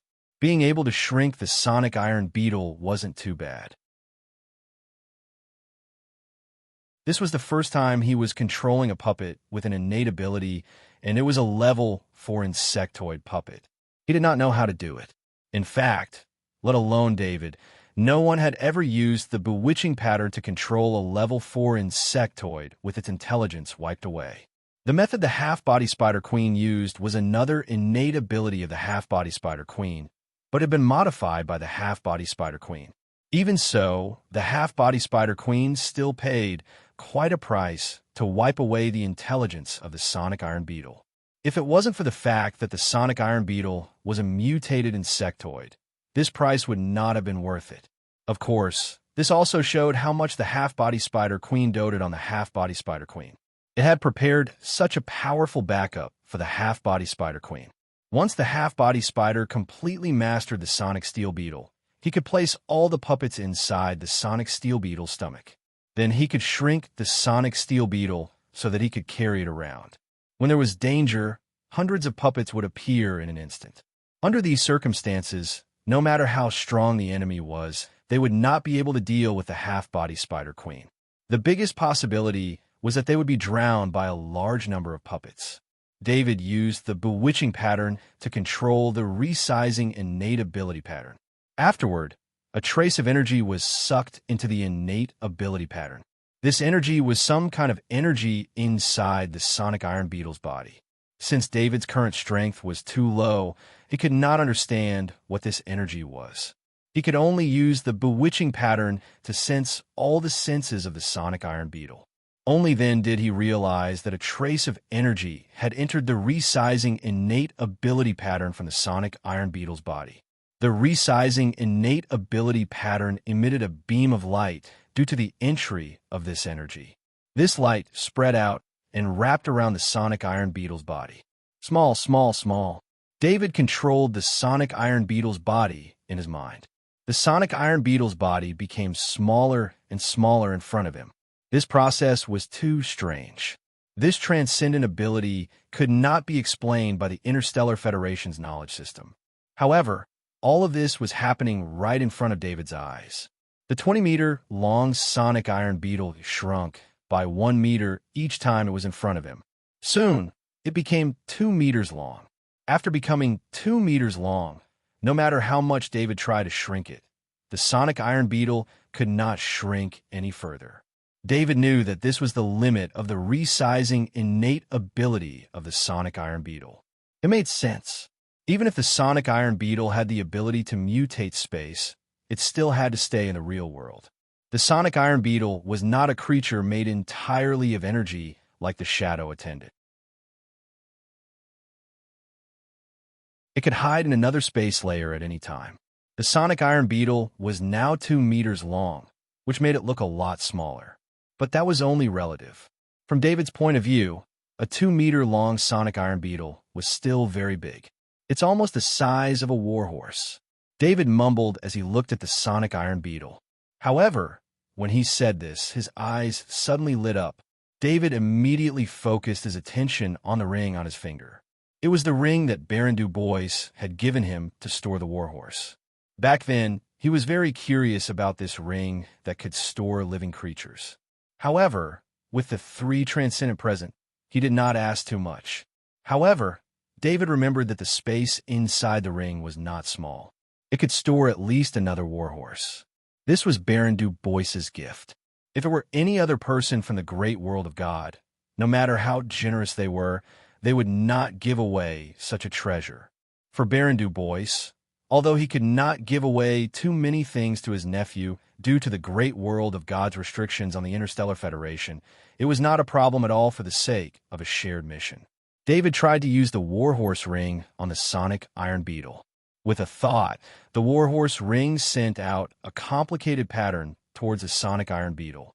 At the same time, David received a request to accept the sonic iron beetle into the space through the bewitching pattern in its soul. David replied to accept the request through the bewitching pattern. As soon as the request was sent out, the pattern flashed, and the 2-meter-long sonic iron beetle was put into the ring. David hurriedly sent his consciousness into the ring, and he found that the warhorse and the sonic iron beetle were crammed tightly into the ring. If the sonic iron beetle had been a bit bigger, it probably wouldn't have been able to fit inside. He then tried to release the sonic iron beetle. There were no problems. With a thought, the sonic iron beetle appeared in front of him. David's mind returned to the soul space of the sonic iron beetle. His consciousness connected to the internal space talent pattern. As soon as he activated the internal space talent pattern, it sent out a guiding light that extended out of the sonic iron beetle's body. As long as the guiding light was connected to the target, it could be put into the internal space. Before doing the test, David would not use himself for the test. His pet little white would not do the test either. Although the test was not dangerous, he did not want to use little white. David thought of the warhorse. With the strength of the warhorse, even if there was a little accident, he could release it at any time. It would be impossible to kill the warhorse in a short period of time in a harsh environment. Thinking of this, he released the warhorse from the ring. The guiding light swept over the warhorse, and it disappeared in an instant. David used the bewitching pattern to sense that a space had appeared inside the sonic iron beetle. Inside that space was the warhorse that he had just released. Before he activated the internal space, this space did not appear. The warhorse did not have any abnormalities inside the internal space. Instead, it was very relaxed because the space was very spacious. David looked at the 2-meter-long sonic iron beetle in front of him and thought, "This way, I can save some space in the ring." The warhorse was inside the internal space of the sonic iron beetle, but the internal space seemed to be a space similar to a space ring. In other words, it was like the internal space of a ring that could store living things. Just as David was about to put the sonic iron beetle back into the ring, he realized that he could not. The sonic iron beetle could not be put into the ring. David immediately thought of the internal space. Perhaps it was the internal space that prevented the sonic iron beetle from being put into the ring. It was similar to how space bracers could not be put into other space bracers. Two spaces of the same level could not be overlapped. After testing this out, David controlled the sonic iron beetle to release the warhorse from the internal space. When the warhorse appeared, David realized that the space inside the sonic iron beetle had disappeared. David did not wait any longer. He put the sonic iron beetle and the warhorse into the ring. He thought about it for a moment and decided that it was not safe to wear the ring on his finger. In the future, when he returned to a peaceful area from a war zone, he would need to have his whole body scanned. He could not bring anything with him. Also, there were many devices that could scan space items. David first used the shadow attendant to observe the situation outside. When he realized that the battle was still ongoing, he recalled the shadow attendant and gave the summoning ring to the shadow attendant. The shadow attendant put the summoning ring on its finger. After that, the shadow attendant's finger wriggled and wrapped the summoning ring. From Abel's point of view, the summoning ring and the shadow attendant completely disappeared in the air. David stayed there for a long time. His body sank into the ground.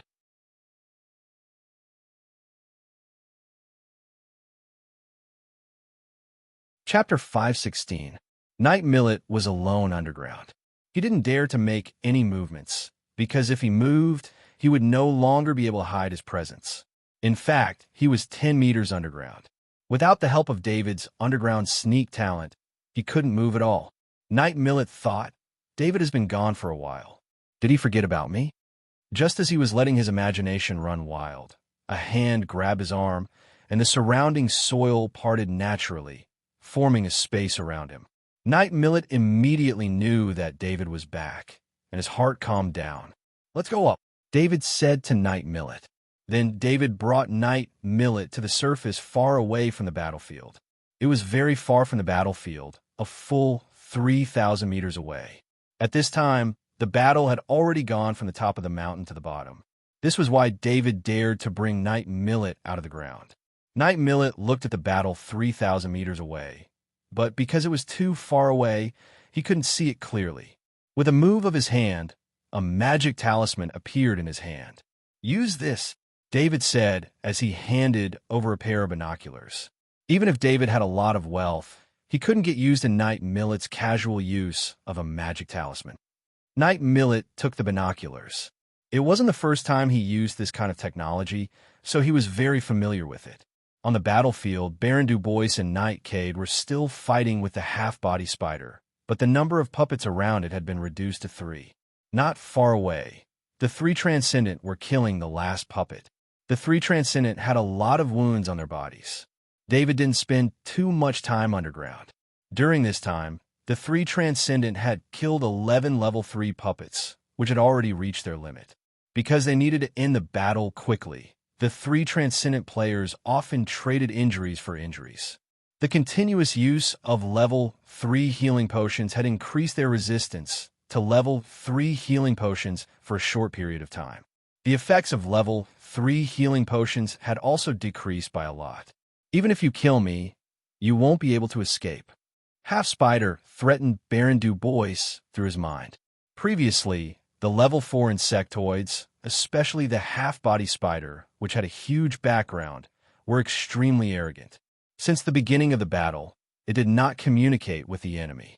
However, as its puppets decreased little by little, and it did not have a way to deal with the enemy in front of it, it started to worry. Why do you think we are here to kill you? Baron Du Bois said in a deep voice as he waved his heavy sword and repelled a level 3 insectoid puppet to the side. The level 3 insectoid puppet was stopped by the 3 Transcendent. The 3 Transcendent endured the pain and continued fighting. The halfling spider was very intelligent. It immediately understood the meaning behind Baron Du Bois' words. Just now, the halfling spider had wanted to leave the battlefield many times, but the 2 knights in front of it were extremely fast, and their coordination was even more proficient. It did not have the slightest chance to escape. During this period of time, the 2 knights did not fight the halfling spider head-on.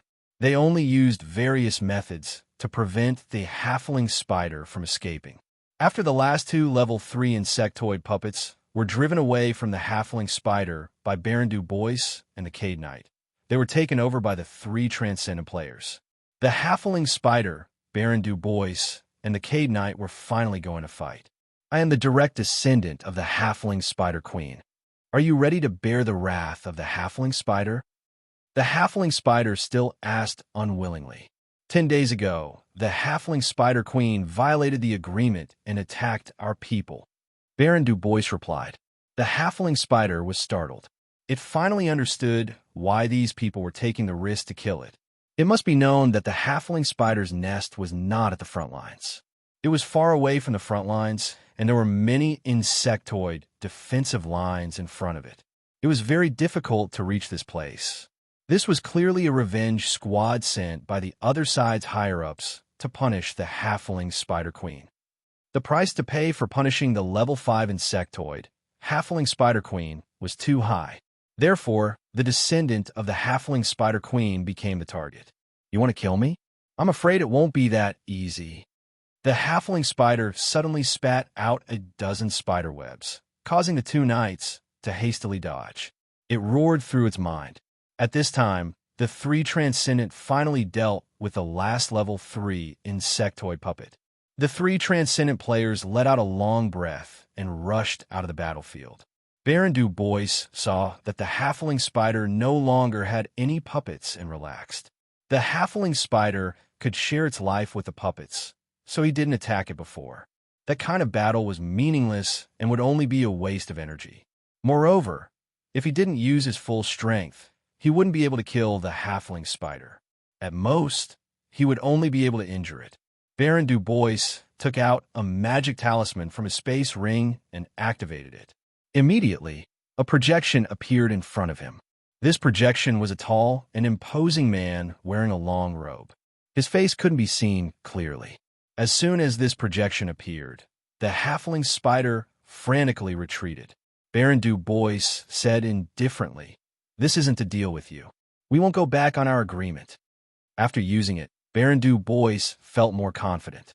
He could now completely erupt with his strength. After Baron Du Bois said those words, he suddenly jumped up and an eagle appeared below him. Baron Du Bois ordered in a deep voice, "Nightcade, withdraw." Nightcade looked at the eagle below Baron Du Bois with an envious gaze and urged his warhorse to retreat to the side. Baron Du Bois' aura fused with the eagle's, and his aura suddenly strengthened. Kill! Baron Du Bois knew that he didn't have much time left, so he went all out as soon as he made his move. The eagle turned into a projection with Baron Du Bois on its back and rushed towards the halfling spider. The halfling spider released several strands of spider silk in an attempt to stop Baron Du Bois from approaching.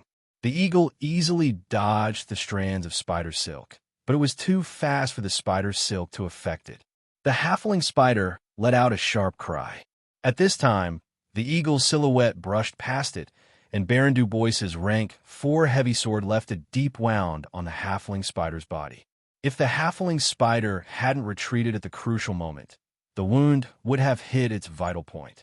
The eagle seemed to have violated the laws of physics. It flipped in the air and continued to rush towards the halfling spider. The halfling spider didn't dare to hold back this time. Several dozen strands of spider silk formed a spider web in the air, blocking Baron Du Bois' advance. The eagle stuck close to the spider web and went around it. Before the halfling spider could spit out more strands of spider silk, Baron Du Bois swept the halfling spider's mouth with his sword. The heavy sword almost cut the halfling spider's head in two, but due to the obstruction of the head and teeth, a wound was left on the halfling spider mouth. It was as if the halfling spider had made a big mouth. Due to the injury to its mouth, the halfling spider could no longer spit out strands of spider silk. It could only keep retreating. Its eyes were filled with fear. Don't look at how it was a rank 4 arachnid. Due to the protection of the rank 5 arachnid halfling spider queen, it hadn't suffered such a serious injury before. The halfling spider was scared. This kind of feeling rarely appeared in arachnids, but it was truly scared. Don't kill me. Although its mouth was heavily injured, the halfling spider could still express its thoughts through its mind. Die. Baron Du Bois only gave a single word in reply. You dare. Just as the heavy sword in Baron Du Bois' hand pierced towards the halfling spider head, a tattoo on the halfling spider body suddenly shone brightly. This voice came from the tattoo. It was the voice of the rank 5 arachnid halfling spider queen. Soon after, a sonic boom was heard in the distant sky, and the space itself seemed to tremble. Then a ray of light flew over. Even though David was several kilometers away, he could still feel the aura of death contained within it. David believed that if that ray of light flew over, it would definitely take away the lives of everyone here. The halfling spider revealed a happy expression. It knew that the rank 5 arachnid halfling spider queen had made its move. The night chasing it was bound to die, and it felt like it had been saved. However, just as the halfling spider's happiness rose, it froze. Baron Du Bois didn't stop, nor did he care about the ray of light flying over. The rank 4 heavy sword in Baron Du Bois' hand pierced the head of the halfling spider, messing up its brain. Just as the ray of light approached the battlefield from afar, the shadow from before threw out a punch. David couldn't describe the power of that punch. Following that punch, the air in front of the shadow turned scarlet, and the ground seemed to be scorched by high temperature, forming a strange magma. That ray of light was blocked by the scarlet air, and a thunderous sound came from the air, making everyone feel dizzy. The shadow laughed and said, "Spider Queen, there's no need to fear spatial backlash. Let's fight with all our strength here." His voice reverberated through the entire space, full of heroic spirit. That ray of light also revealed its true body. It was also a shadow, but it was the shadow of the halfling spider queen. When the halfling spider queen saw the dead halfling spider, it let out a furious howl, but it didn't immediately make a move. Instead, it communicated with the shadow. Baron Du Bois waved at Knight Miller, David, and the others in the distance, and said, "All of you, come over here." David already wanted to go over. When he heard Baron Du Bois' words, he immediately rushed over with Knight Miller. When they got close to the corpse of the halfling spider, the shadow attendant pounced over and absorbed its soul. When the halfling spider queen saw David, it immediately let out a cry. Its cry was even more furious than the death of the halfling spider. If it wasn't for the shadow, the halfling spider queen would have made a move without hesitation and killed David. "I'll take you away." The shadow didn't pay any more attention to the halfling spider queen. After the previous conversation, the halfling spider queen naturally knew the consequences. If it forcefully made a move, it might attract the attention of the strongest in the great world of God. At the same time, there would be dissatisfaction within the insectoids. In the agreement, there were consequences for the halfling spider queen making a move. The death of the halfling spider was an obvious revenge. If the halfling spider queen stopped it before it took revenge, it wouldn't have a problem, but the result was already like this. If it made a move now, it would be violating the agreement. The agreement was made to protect this space, and no one wanted to break it. The shadow turned into a large hand and grabbed all 7 of them before flying toward the sky. The large hand was extremely fast, and the air didn't seem to have any resistance against it. David also understood why the halfling spider queen's shadow had arrived so quickly. "Kid, what did you do to make the spider queen even angrier than killing its offspring?" The flying shadow asked curiously. "Your Majesty, he is David." He cut off one of the spider queen's fingers. Baron Du Bois glanced at David and answered for him. He originally wanted to keep David's identity a secret, but since His Majesty had asked this question, Baron Du Bois didn't dare to lie and could only answer truthfully. "Aha, what a good kid." No wonder the Spider Queen had such an expression. The shadow let out a carefree laugh. David did his best to show a respectful expression. Facing this kind of powerhouse, he felt all the muscles in his body uncontrollably tense. He believed that if he wasn't being supported by the large hand, he wouldn't even be able to control his body. It was different from when he fought against the halfling Spider Queen through the wormhole. This time, he was facing the shadow directly. The terrifying aura made it very difficult for him to maintain his current state. "I forgot. You're still Kaji."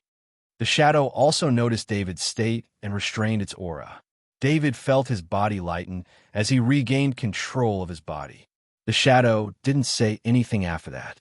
Baron Du Bois also didn't dare to take the initiative to speak, let alone the others.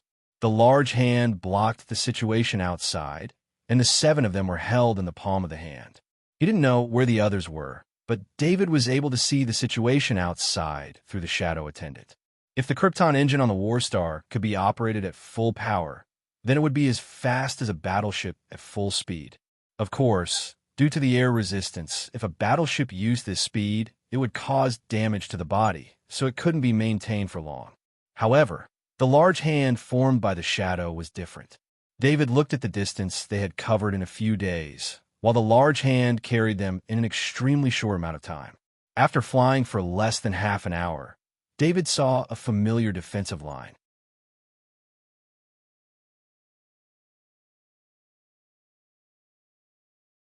Chapter 5:17. When they were 5 kilometers away from the defensive line, the large hand suddenly withdrew. Fortunately, the people wrapped in the large hand weren't weak. The 3 Transcendents' transcendent armor were instantly equipped, and they floated in the air as soon as they fell.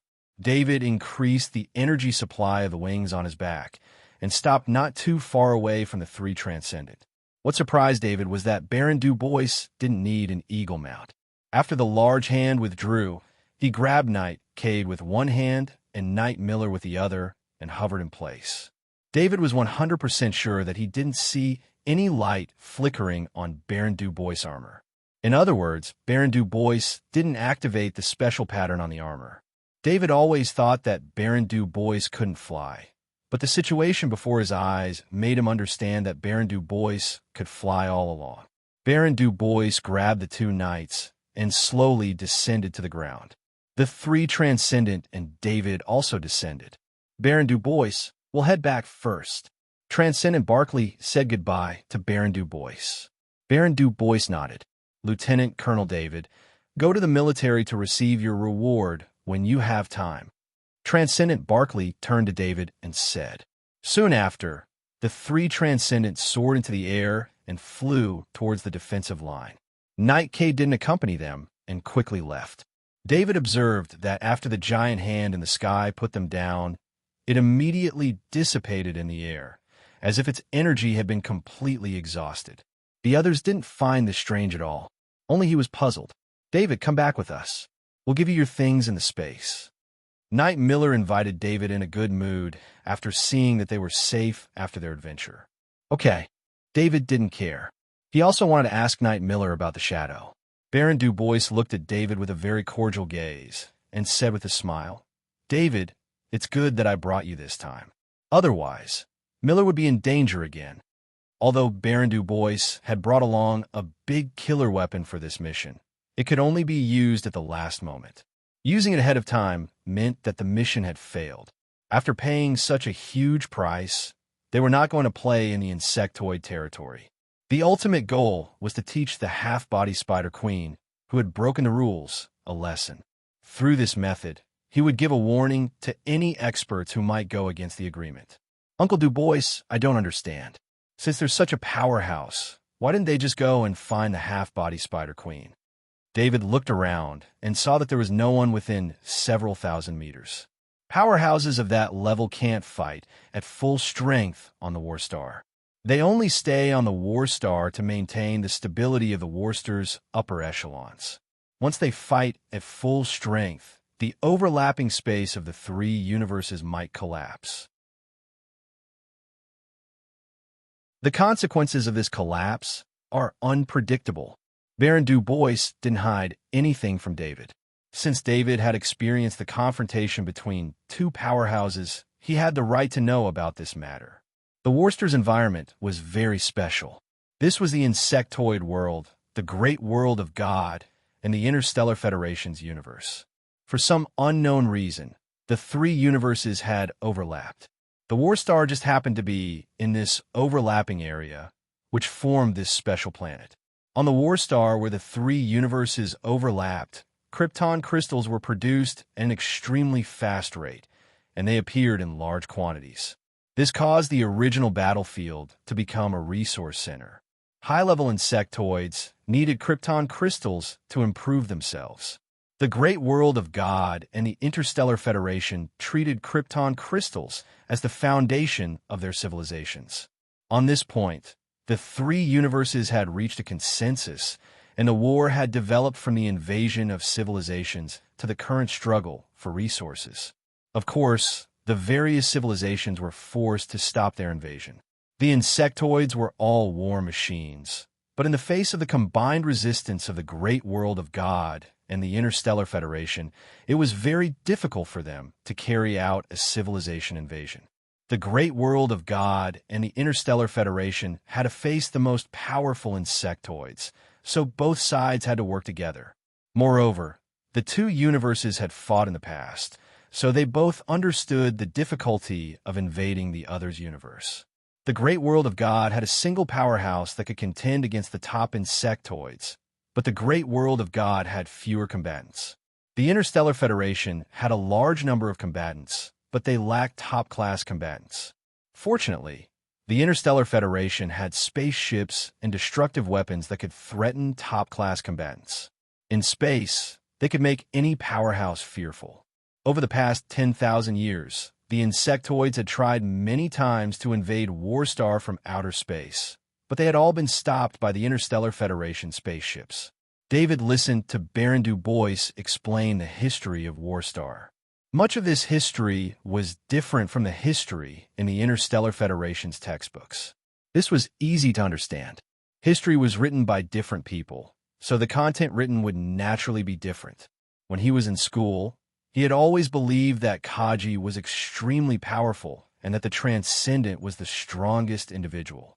However, the truth was that the Transcendent would find it difficult to even defeat a level 3 insectoid, let alone a level 4 one, and above that was a level 5 insectoid. In particular, the appearance of that phantom today had refreshed David's understanding. The phantom was an energy clone of a top-class powerhouse from the great world of God. Because Warstar could not use his full strength, and because energy clones moved faster, the top-class powerhouse on Warstar usually only needed to use energy clones. It was the same for the half-body Spider Queen. Otherwise, it wouldn't have been able to arrive so quickly with its own movement ability. Unless one had spatial abilities, any physical existence would have a limit to their speed in the atmosphere. After arriving at Baron Du Bois's castle, Knight Millet went inside and took out a leather pouch. The leather pouch was very small, about the size of a wallet, but there were some special patterns on it. One could tell at a glance that it was not an ordinary item. Knight Millet handed the leather pouch to David and said, "David, this is your spoils of war." David was stunned and took the leather pouch. This is a spatial pouch. Millet's family prepared it for him when he was young. After he awakened his bloodline, this spatial pouch became useless. Baron Du Bois explained with a smile, "This is too precious." David hurriedly pushed the spatial pouch back to Knight Millet. When David heard that this was a spatial pouch, he immediately understood how precious this item was. It could be given to a child who had not awakened his bloodline, which meant that this was a spatial item that could be used by ordinary people. Let alone the spatial items from the great world of God that required a bloodline to open. Even the spatial bracer from the Federation required the Transcendent's power to open. A spatial pouch that could be used by a child would be extremely precious no matter where it was placed. Although David didn't know how powerful Knight Miller's family was, when he thought about how powerful Baron Du Bois was and how the Knights of the Divine World he met respected him because of his relationship with Baron Du Bois, he could imagine how powerful Knight Miller's family was. How could a gift from such a family to an important heir be an ordinary item? More importantly, David saw how well this spatial pouch was kept. He knew that this spatial pouch had a special meaning to Knight Millet. "David, you are treating me like an outsider. You have saved me more than once. If I don't repay you, how can I see you in the future?" Knight Millet said as he pushed the spatial pouch back. "David, take it. You don't have to be too polite with Millet. Just take care of him in the future," Baron Du Bois said with a smile. David was not used to this kind of push and pull. He held the spatial pouch in his hand, but he didn't know how to open it. If this spatial pouch was opened normally, it would only be a pocket that could hold a small amount of money. There was no space for it. Use your mind and leave a mark on this pattern. In the future, only your mind can open this spatial pouch. Every time you open it, you just need to activate it here. Knight Millet saw David accept the spatial pouch, so he smiled and came to his side to teach him how to use it. When David heard Knight Millet's words, he couldn't help but glance at Knight Millet. He had heard clearly that this spatial pouch was a gift from Knight Millet before his bloodline was awakened. He didn't use his mind to try it first, because he didn't expect the Knight Millet's spirit to be so strong when he was young. Normally, some spiritual talents would only be fully revealed when one reached adulthood. It was too rare for one to be able to use one's mind when they were young. For example, David's spirit only increased rapidly after he had shadow attendant. David Millet has a bloodline. Even if it wasn't awakened when he was young, his spirit was far beyond ordinary people. Baron Du Bois saw through David's thoughts and explained with a smile. David's heart was filled with curiosity about bloodlines. What kind of power was it that could enhance a human's body to such a level? Kaji of the Interstellar Federation could fight against rank 2 insectoids, while Transcendent could fight against rank 3 insectoids. This was because of the exoskeleton armor and the transcendent armor. For a knight of the great world of God, they were a bit weaker without armor, but this weakness was relative. It wasn't that many times weaker.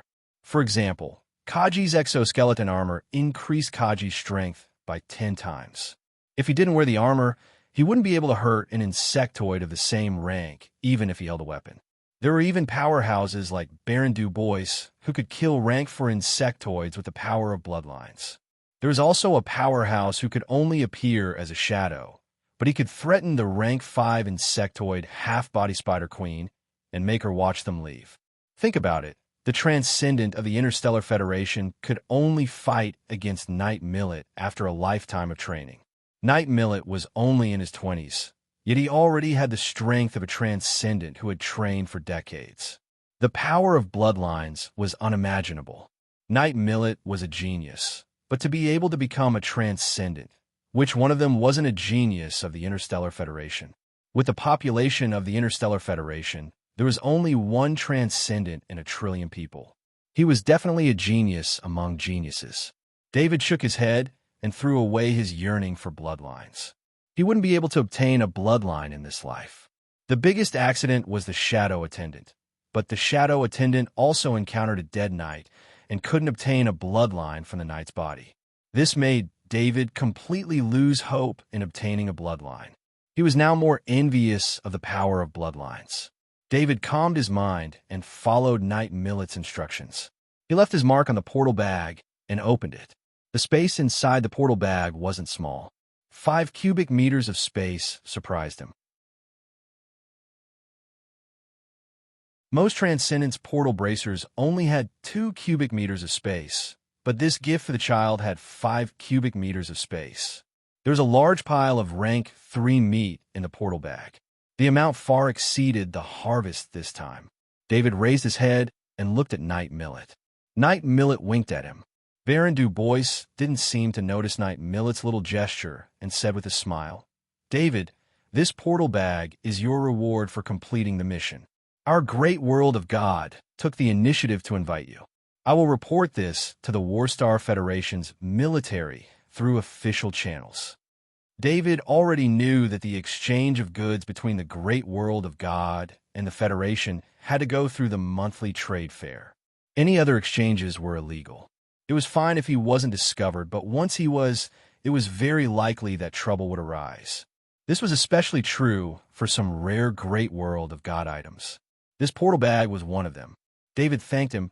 "Thank you, Uncle Du Bois." Baron Du Bois waved his hand and said, "David, let's have lunch together. I'll help you ask if the axe blade is completed. It should be completed after so many days." "Yes," David agreed. Baron Du Bois walked out of the hall. There was still some time before lunch, and he still needed to deal with some matters. Only Knight Millet and David were left in the hall. The atmosphere suddenly became relaxed. David waved the portal bag in his hand and said, "Millet, there's so much rank 3 meat in the portal bag. It's enough for me to consume for a year." Knight Millet said indifferently, "I've long passed the body refining stage. I've never used the quota given to me by my family. It just takes up space. Since you need it, I'll give it to you." David knew that it wouldn't be that simple. Level 3 enhanced meat was never easy to obtain. Even Knight Millet would need a long time to accumulate so much level 3 enhanced meat. Although David could obtain rank 3 meat through the military, the amount was limited. He could only obtain a certain amount in a certain period of time. In fact, this amount of level 3 strengthened meat was only available because they had killed a large number of level 3 insectoids recently. David patted the portal bag and said with a smile, "I'll take this. I really do need it. If you need anything from the Federation in the future, just let me know."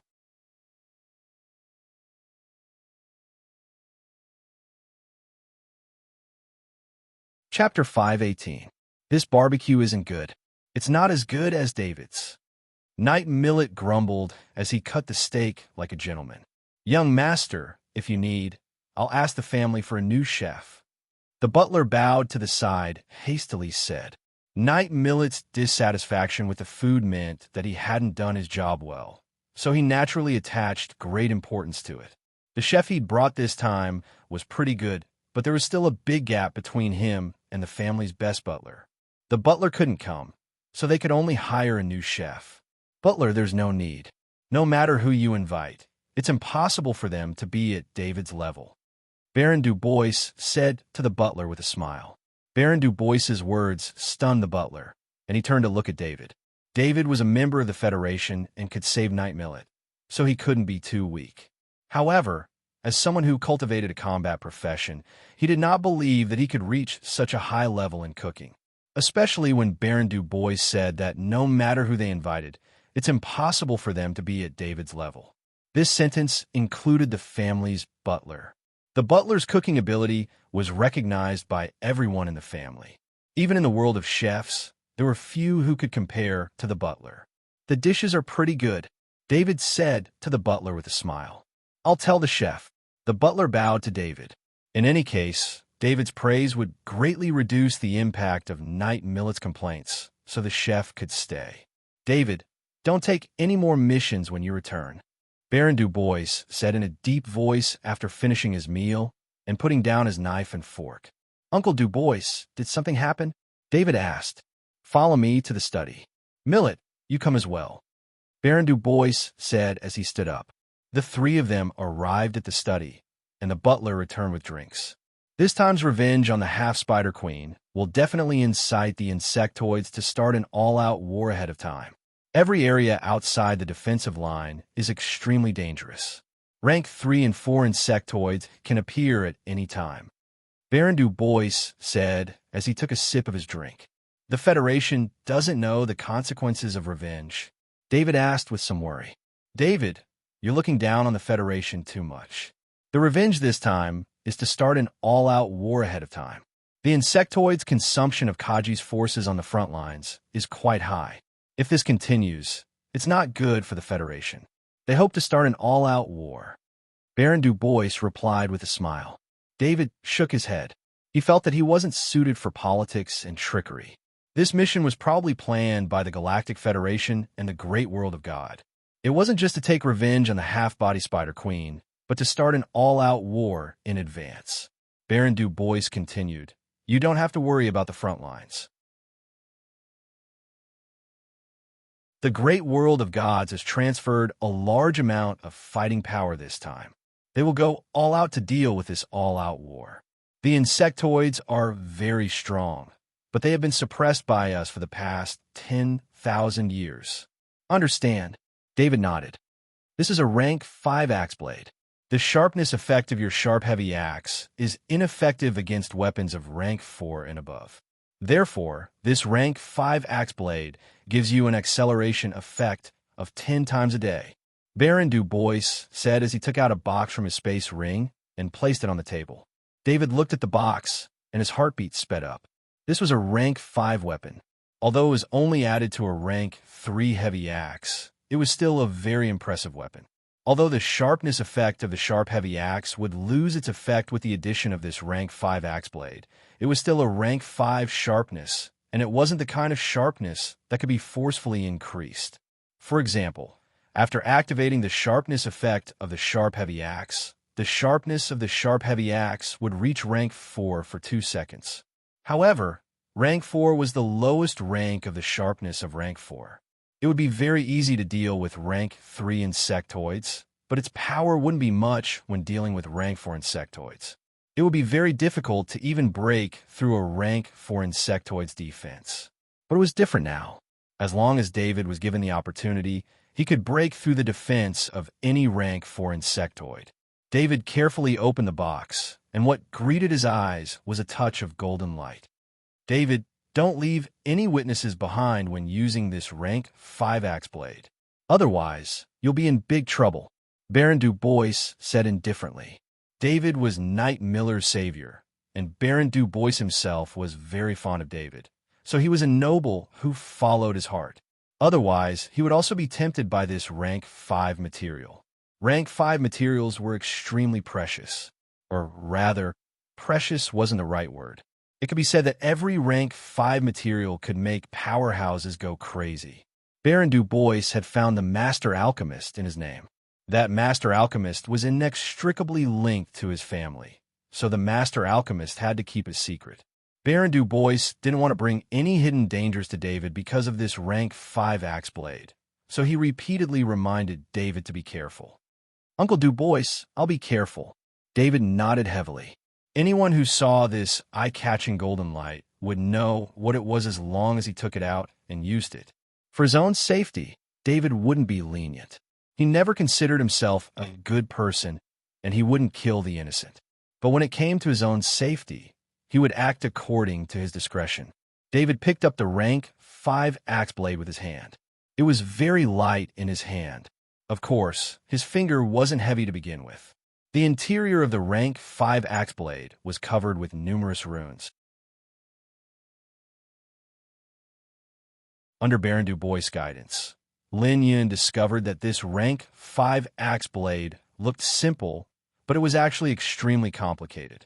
Installing a rank 5 axe blade required one to use their mind to activate a specific rune inside the axe blade. This rune would make the rank 5 axe blade stick tightly to the surface of the axe blade, replacing the original blade. As long as one didn't use their mind to activate the rune, the rank 5 axe blade wouldn't leave the heavy axe blade. The acceleration effect could be used 10 times a day, and it also required the mind to activate the rune to obtain the acceleration effect. Thank you, Uncle Du Bois. David sincerely expressed his gratitude. If not for Baron Du Bois' help, David wouldn't have been able to find a master alchemist who could process rank 5 materials. Even if he could, the weapon he made would be far inferior to the rank 5 axe blade in his hand. This is a material you obtained yourself. That master alchemist is very happy to process rank 5 materials, Baron Du Bois said with a smile. Baron Du Bois couldn't help but think of the scene of that master alchemist seeing a rank 5 material for the first time. That kind of excitement and craziness. If he didn't give the rank 5 material to the master alchemist to process, then that master alchemist might break off all relations with him. Before leaving the castle, Knight Millet secretly gave David a slip of paper. Baron Du Bois pretended not to see it again. With Baron Du Bois' strength, how could he not see Knight Millet's little tricks? After leaving the castle, David had the shadow attendant summon his warhorse. The missions these days made him like riding a warhorse. The warhorse was stable, fast, and had the strength of a peak rank 2 arachnid. Although the warhorse wasn't bound to David, it was still a first-rate mount. David sat on the warhorse and took out the paper given to him by Knight Millet. On it was written the ratio of a kind of feed for the warhorse. Without this kind of feed, the strength of the warhorse's body would slowly decline. If it was a knight's warhorse, this kind of problem wouldn't occur. Ordinary feed could replenish the energy consumed by the warhorse, while night feed could replenish the energy consumed by the warhorse. The reason why a warhorse could compare to a peak rank 2 arachnid was because it was nurtured by a knight's energy from a young age. The energy flowing in its body was the same as that of a knight. The special formula of feed could maintain the energy of the warhorse, and it wouldn't weaken because of a knight's supply for a long time. There was no need to think too much about it. David knew the importance of this formula. Otherwise, Knight Millet would have given it to him in the beginning instead of secretly giving it to him when they parted. He did this because he was afraid that Baron Du Bois would object. David memorized the formula in his mind. He then extended a finger and activated the flame ignition spell. A small flame appeared on his finger, and the flame ignited the paper. As he got closer and closer to the 4th Frontline Base's headquarters, he realized that it was very different from before. He had only left for a few days, but there were many more barracks here. There were also countless heavy armored vehicles neatly lined up next to the barracks, which made him very surprised. Of course, every soldier who saw David was also very surprised. Who had seen a Federation soldier riding a warhorse before? Lieutenant Colonel David, welcome back. The soldier on guard said loudly as David rode his warhorse to the front of the base's headquarters. At the same time, he gave a military salute. The soldier's excitement was overflowing. With the arrival of a large number of troops, the atmosphere here was very tense. Seeing David at this time gave the soldier hope of victory. David could always create miracles. Every soldier on the front line could prove this. David returned the salute to the soldier, although it was a bit strange to salute while riding a warhorse. He didn't put the warhorse away. He had no choice but to put it in the summoning ring. He didn't want to do that at this time. Besides, there was still the sonic iron beetle in the summoning ring. The warhorse was indeed uncomfortable inside. Although the warhorse had almost no intelligence, since it had become his mount, he had to give it the best. Lieutenant Colonel, you're back. When David led the warhorse through the gate of the base's headquarters, Lieutenant Mawson appeared in time. Lieutenant Mawson, you came at the right time. Apply for a room for my warhorse. David immediately ordered when he saw Lieutenant Mawson. Yes, Lieutenant Colonel. Lieutenant Mawson replied. Then he continued, General Babington asked you to come over. He's waiting for you in the office. David nodded. He thought about it and temporarily put the warhorse back into the summoning ring. He would release the warhorse after the application for a room was approved. He still needed to prepare food for the warhorse. Lieutenant Mawson's eyes lit up. As an intelligence officer, he knew what the ability to directly make the warhorse disappear was. This was a special space ring that could accommodate life that only a few knights in the great world of God could have. Lieutenant Mawson was not surprised that David could get such a space ring from the great world of God. David was one of the few people in the Federation who could get along well with the great world of God and have a friendly relationship with him. Come in, Transcendent Babington said when he heard the knock on the door. The adjutant opened the door and let David in. David, you're finally back. Just in time for the war. Transcendent Babington said with a smile as he came out from behind his desk. He did not ask about David's mission. He would not ask about that kind of high-level mission. That was the Federation's secret. I saw it. The 4th Frontline Base has expanded again. David sighed as he sat on the sofa. It's not just that. There will be more troops coming to join us. These are all heavy, self-propelled Gauss cannons. They are meant to deplete the number of Zergs. Transcendent Babington said with a wry smile. These heavy self-propelled Gauss cannons could only kill level 1 and 2 Zergs from a distance. However, with the speed of level 2 Zergs, it was difficult for them to aim accurately. So, most of the time, the heavy, self-propelled Gauss cannons fought in groups. The heavy, self-propelled Gauss cannons used a blanket attack to attack an area. This way, they could eliminate the level 2 Zergs in the area. However, these heavy, self-propelled Gauss cannons had almost no defense. They would be slaughtered if the Zergs got close. The defense of the heavy, self-propelled Gauss cannons was almost non-existent to the Zergs. Are we going to use the Gauss cannons to deplete the Zergs? David asked. He did not understand. David knew that as long as a level 2 Zerg or above entered the heavy, self-propelled Gauss cannons area, it would be a nightmare. The great world of God will block the level 3 and 4 Zergs. Our mission is to deal with the level 1 and 2 Zergs. With our Kaji forming a defensive battle formation, as long as the Kaji doesn't fall, the Gauss cannons area will be fine. Transcendent Babington explained. How many troops are here now? David asked. He did not need to ask this question. As long as he went back and checked with his authority, he would be able to see the information of all the troops.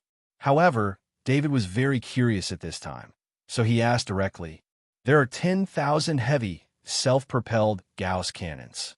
There are more than 100,000 troops operating the heavy, self-propelled Gauss cannons. In addition, there are 5,000 Kaji." Transcendent Babington replied, 5,000 recruits, Kaji?" David immediately asked when he heard that there were 5,000 Kaji. Of course, it's the recruits, Kaji. However, a small portion of them are former veterans. These veterans are leading the rest of the recruits. Their combat strength is not bad. Transcendent Babington was very satisfied with 5,000 Kaji. He smiled when he mentioned this.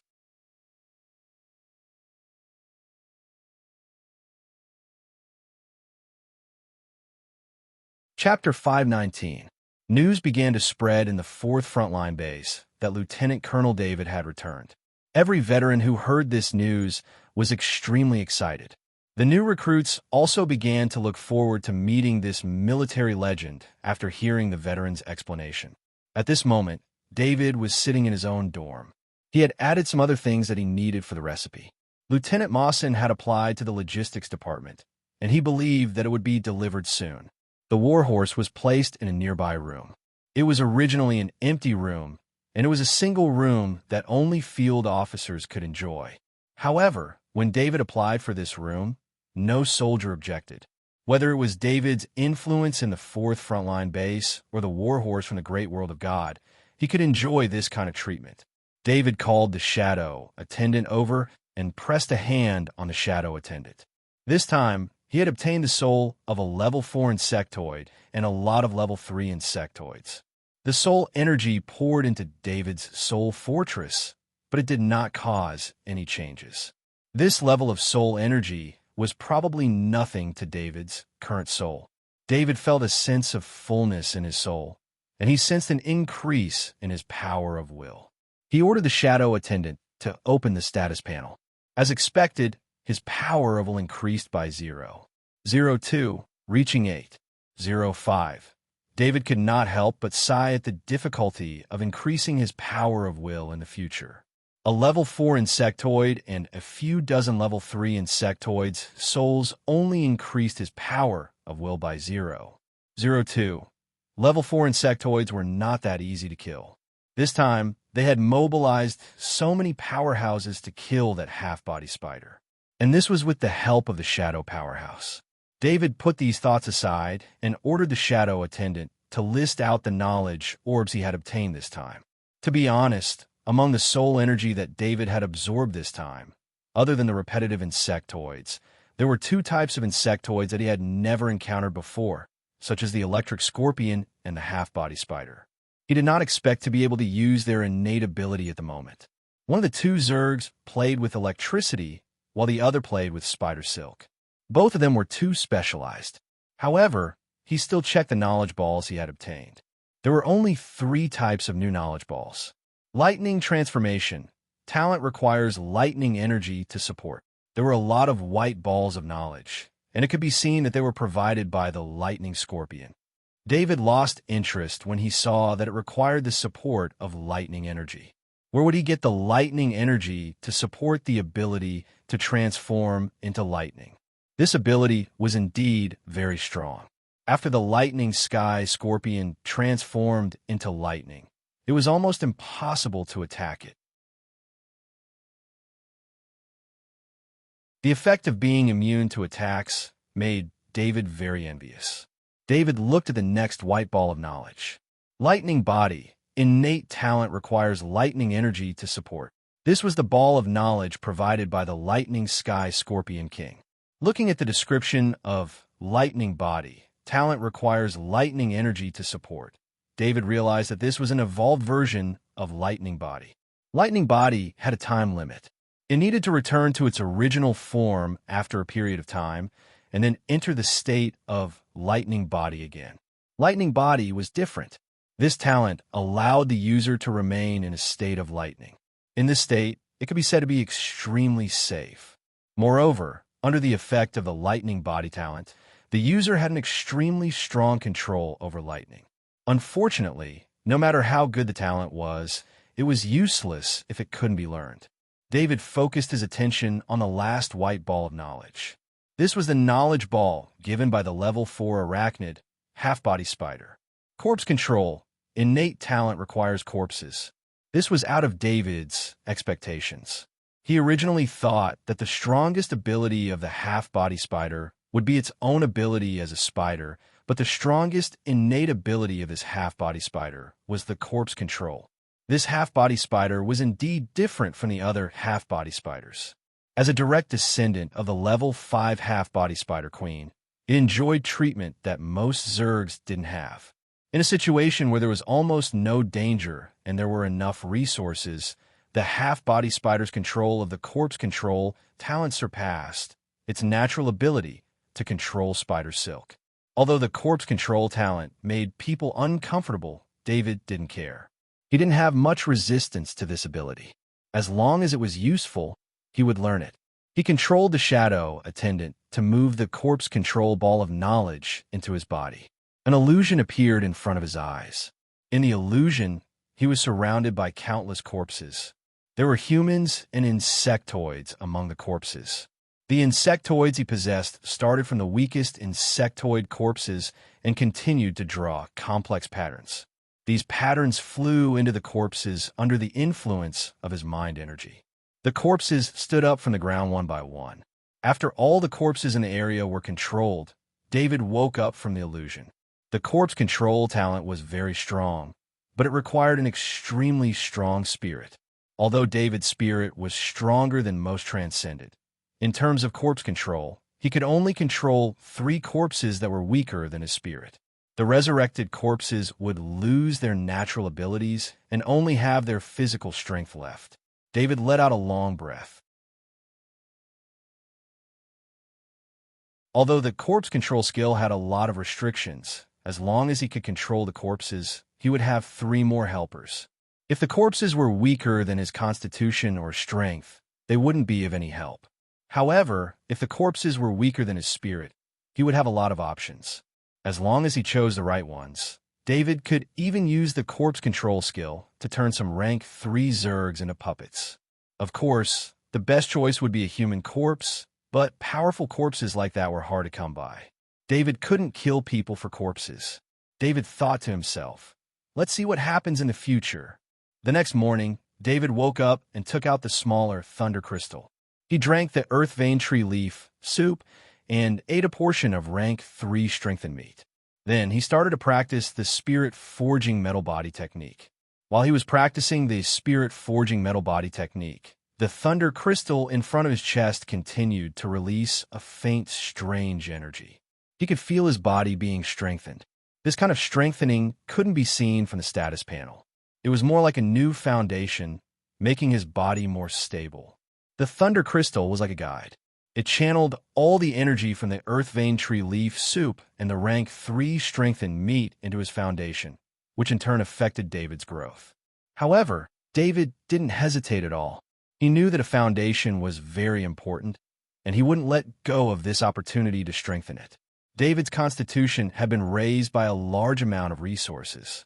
Although he had been practicing very high-level body techniques, he hadn't been practicing for very long. Although his growth had been rapid, compared to people who had been slowly improving for decades, his foundation was still a bit unstable. He didn't have the cultivation method of the great world of God, so he couldn't use a cultivation method to make up for this flaw. The Thunder Crystal had given him a chance to make up for it. In fact, Baron Du Bois had long since seen through the flaws in David's cultivation. But due to the difference in their cultivation methods, he was unable to give David any guidance. He could only make up for David's cultivation through the help of resources.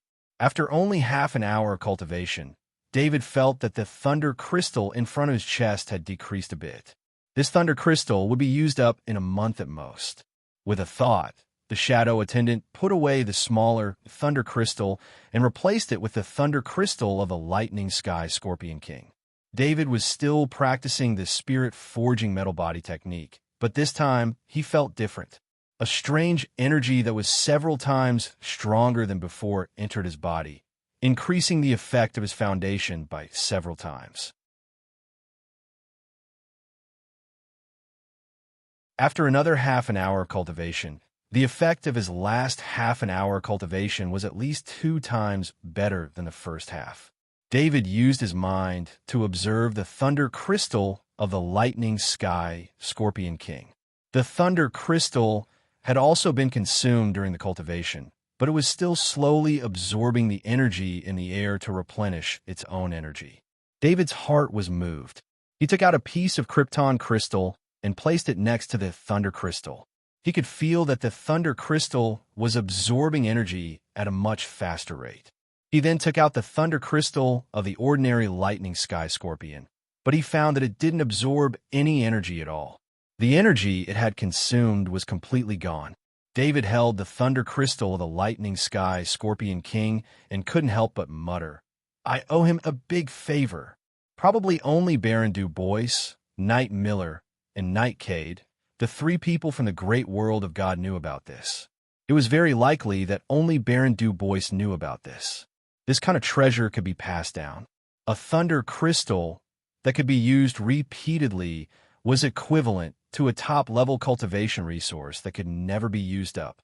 Although it was used to build one's foundation, its value was still unimaginable. David didn't know that the great world of God had all kinds of similar resources, especially Baron Du Bois' family. They didn't lack this kind of resource at all. The biggest difference between the great world of God and the Interstellar Federation was the number of people who cultivated. Only a small portion of the great world of God had bloodline cultivators, and all the cultivation resources in the world were provided to these people. On the other hand, the Interstellar Federation allowed everyone to cultivate. As long as one's constitution and strength met the requirements, they could cultivate. Moreover, even if one's constitution and strength didn't meet the requirements, they could use the strengthening potion to force themselves to become Kaji. This made a large amount of resources allocated to such people. Therefore, the cultivators of the Interstellar Federation would never be able to imagine the resources provided to the cultivators of the great world of God. After finishing the spirit-forged metal body technique, David continued to cultivate the flexible body technique. As his dexterity increased, the effects of the flexible body technique also decreased. However, David believed that if he continued to cultivate like this, he would definitely be able to raise his dexterity to the limit of a human. After walking out of Destiny, David saw Second Lieutenant Mawson waiting outside. "What's the plan for today?" David asked as he walked towards the Warhorse room, not far away. Second Lieutenant Mawson followed and replied, "Lieutenant Colonel, you need to go to the military this afternoon." The military sent an official letter to the headquarters, so there's nothing in the morning. David stopped and turned around to ask, "Are there no attacks from the insectoids at the defensive line?" One had to know that although the insectoids had stopped attacking before, that was because the nearby rank 4 insectoid, poisonous Fong giant ant had been killed. Although they had gone to kill the rank 4 half-body spider, the territory of the half-body spider was in the depths of the insectoid territory. It had nothing to do with this place. Second Lieutenant Mawson replied, "There were no more attacks from the insectoids yesterday. The results of the drone investigation showed that a large number of insectoids are gathering, but there are no signs of an attack." David nodded.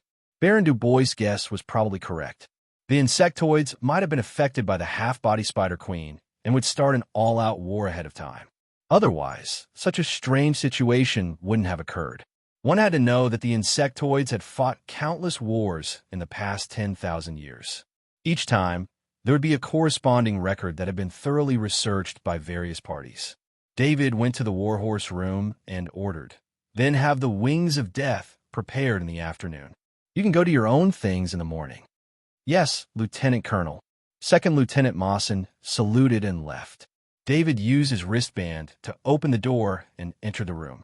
This was a single room, but since the bed and table were all removed, the space wasn't small. The Warhorse was standing in the room at this moment. This Warhorse clearly had a problem with its intelligence. It didn't show any reaction to David's entry. A Warhorse that was forcefully stripped from a knight would normally have this kind of problem. If it didn't get rid of its feelings for the knight, it would be very hard for the Warhorse to accept other people's orders. The warhorse stood there silently. Beside it was a pile of supplies that Second Lieutenant Mawson had brought from the logistics department. David went up and began to mix the warhorse's feed. Out of the instinct of a sniper master, he didn't even need a meter. He only needed to grab with his hand to get the exact amount he wanted. He first mixed the warhorse's feed and placed it in a basin in front of the warhorse. This time, it should be an instinct. The warhorse's feed had the energy that the warhorse needed, so the warhorse took the initiative to lower its head and eat.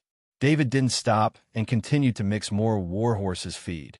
He used up all the materials here and put the excess feed into an empty spatial wristband. He went to the warhorse's side and used his mind to sense the warhorse's condition. As it ate, the warhorse's condition improved. It was clearly more spirited. David called out Little White. Little White looked at the warhorse curiously. This creature was too powerful for Little White, but it had the aura of its master. This made Little White very excited.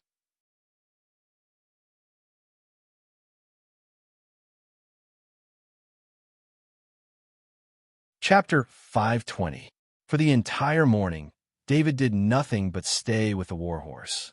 It was a rare opportunity for him to play with Little White and the warhorse. To be more precise, it was Little White playing by itself while the warhorse just stood there in a daze. Only when Lieutenant Mawson came to remind David that it was time for lunch did David call the warhorse back into his ring, and Little White returned to David's wrist. After lunch, Lieutenant Mawson piloted the Wings of Death and accompanied David to the military with 6 of David's subordinates. Sitting on the Wings of Death, David discovered that it wasn't just the areas near the defense line that were garrisoned. There were even more soldiers stationed in the rear.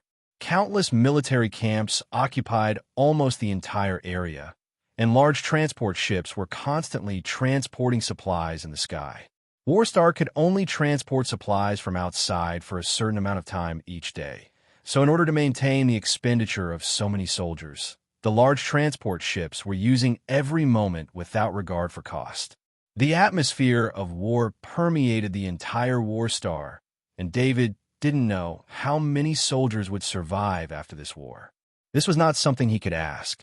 No matter how powerful he was only one person, and he could barely fight against a rank 3 insectoid. No matter how strong the insectoids were, he could only avoid them.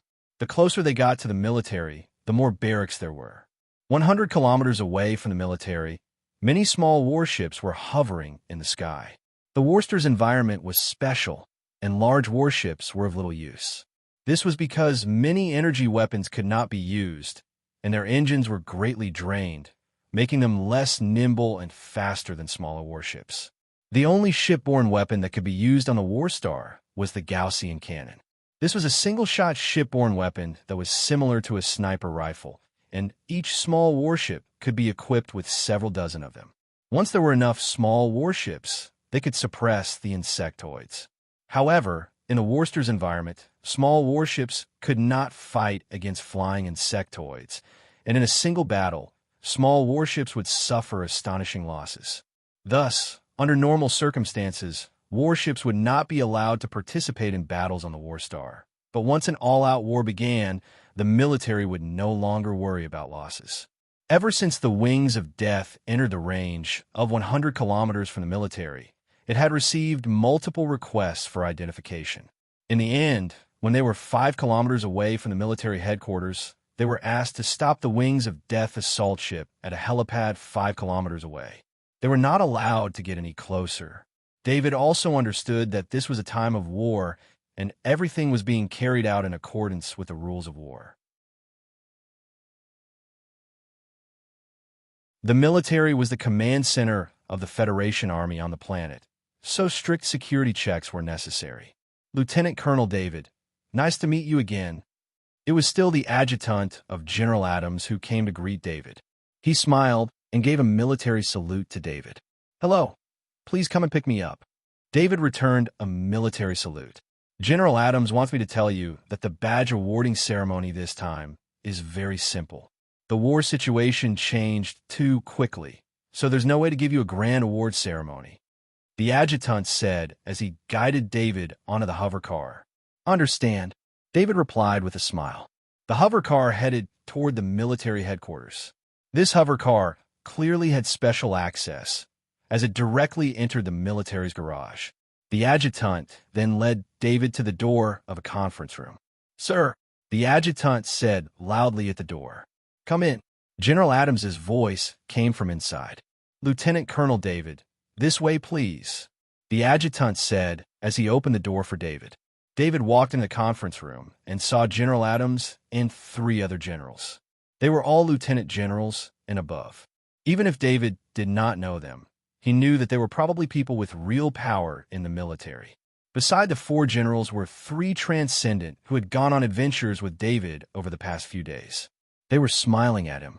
These 3 transcendent were Transcendent Barkley, Transcendent Brown, and Transcendent Fenwick.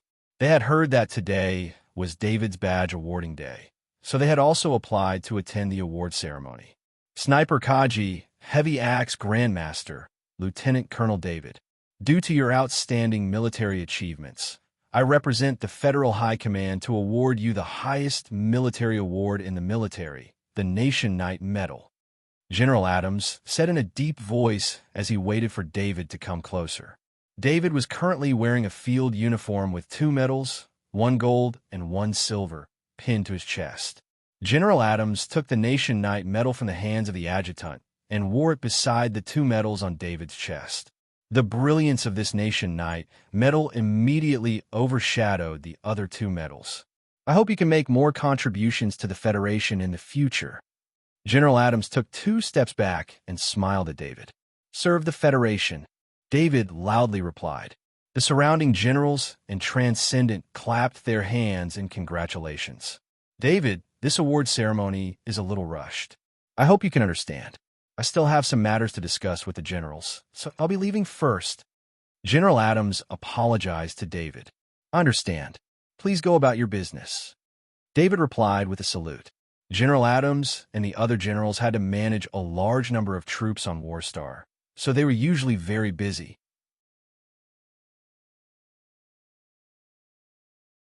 Now that there were so many new troops, it was easy to imagine just how busy they were. David did not believe that today's award ceremony would be very simple. The appearance of 4 generals and 3 top-class transcendents was enough to show just how important this matter was to the military.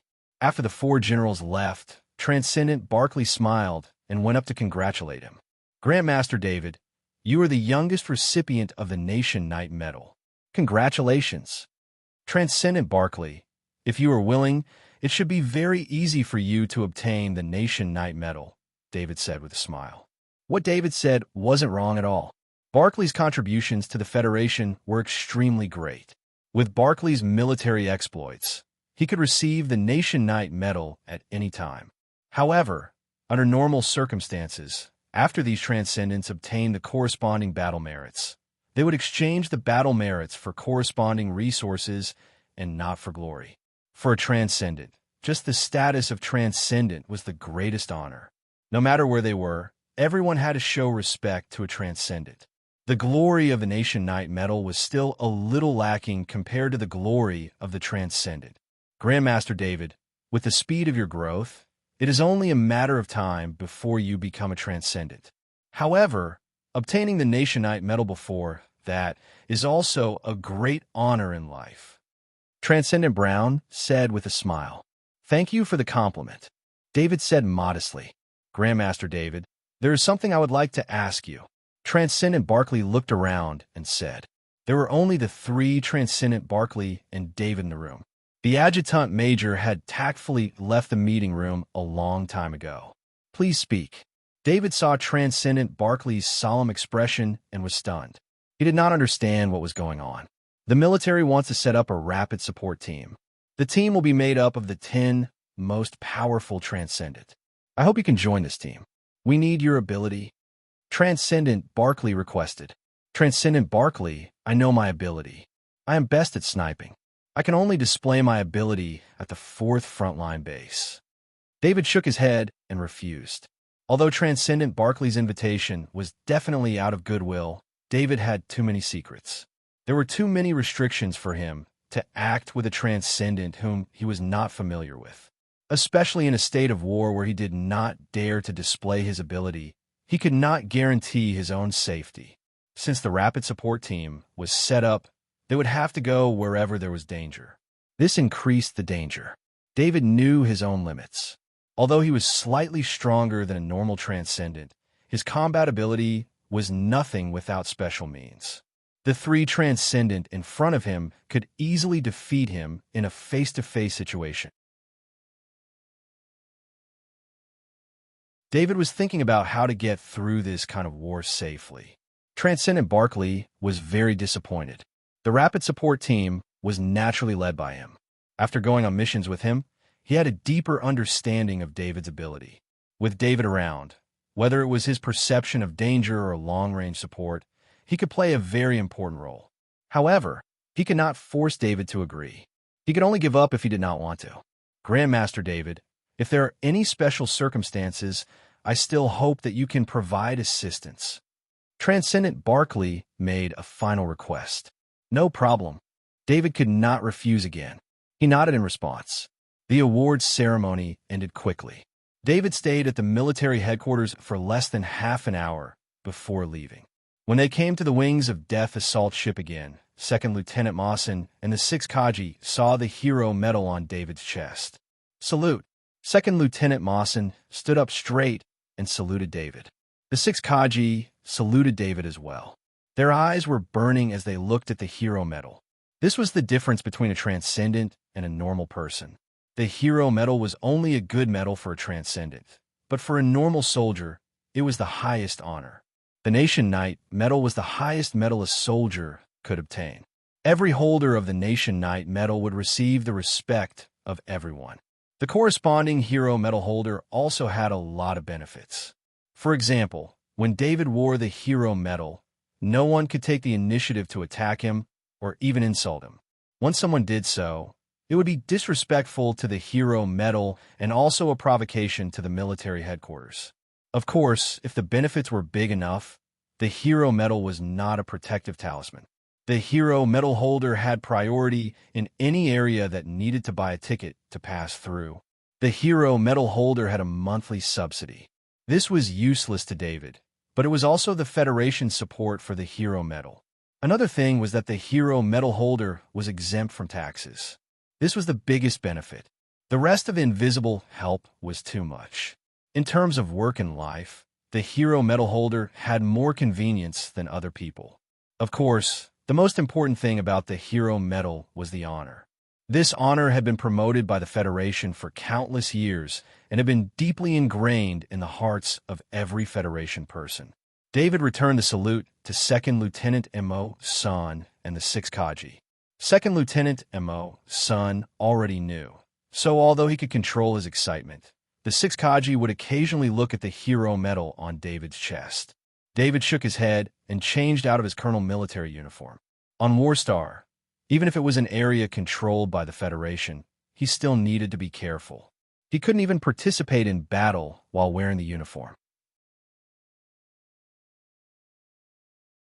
After changing into the exoskeleton armor, David equipped all his weapons before allowing 2nd Lieutenant Mo San to pilot the Wings of Death assault ship back.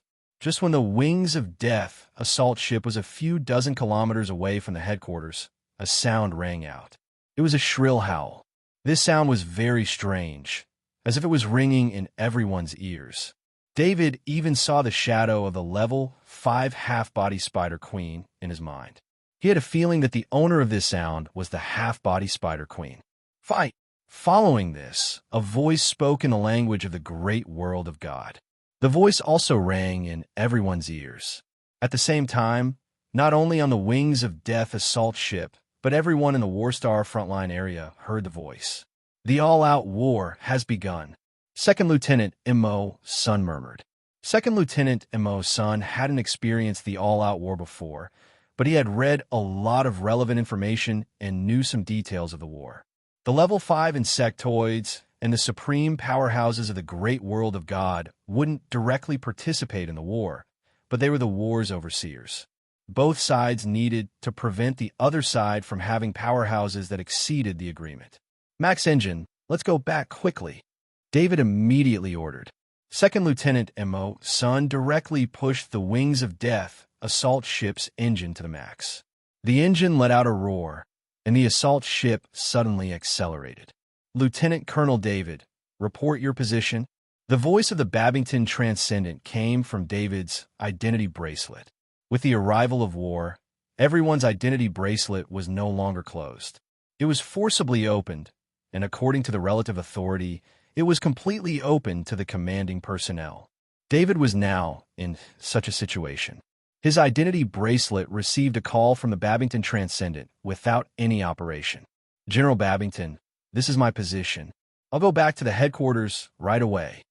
David replied, while sharing his position with the Babington Transcendent. You don't have to go back to the headquarters. Go to the frontline base defense line immediately and support the defense line with Augustine. I'll be in charge of commanding from the rear. The Babington Transcendent ordered. Yes, General Babington. At this time, David could only accept the order. The Wings of Death assault ship passed over the base headquarters and didn't stop. It continued to fly to the defense line 20 kilometers away. At a position 2 kilometers away from the defense line, Second Lieutenant Mo. Sun didn't dare to continue flying forward. In the sky ahead, there were constantly energy pillars from the insectoids. Some spaceships in the sky that didn't have time to dodge were hit and then exploded and disintegrated in the air. David directly opened the hatch of the Wings of Death assault ship. You guys stop the assault ship and then come find me. David said as he flashed out of the assault ship. He used the short wings on the back of the exoskeleton armor to fly to the defense line. You're tuning into the Warrior Lore YouTube channel. Don't forget to subscribe and join us on this journey to catch the most captivating stories.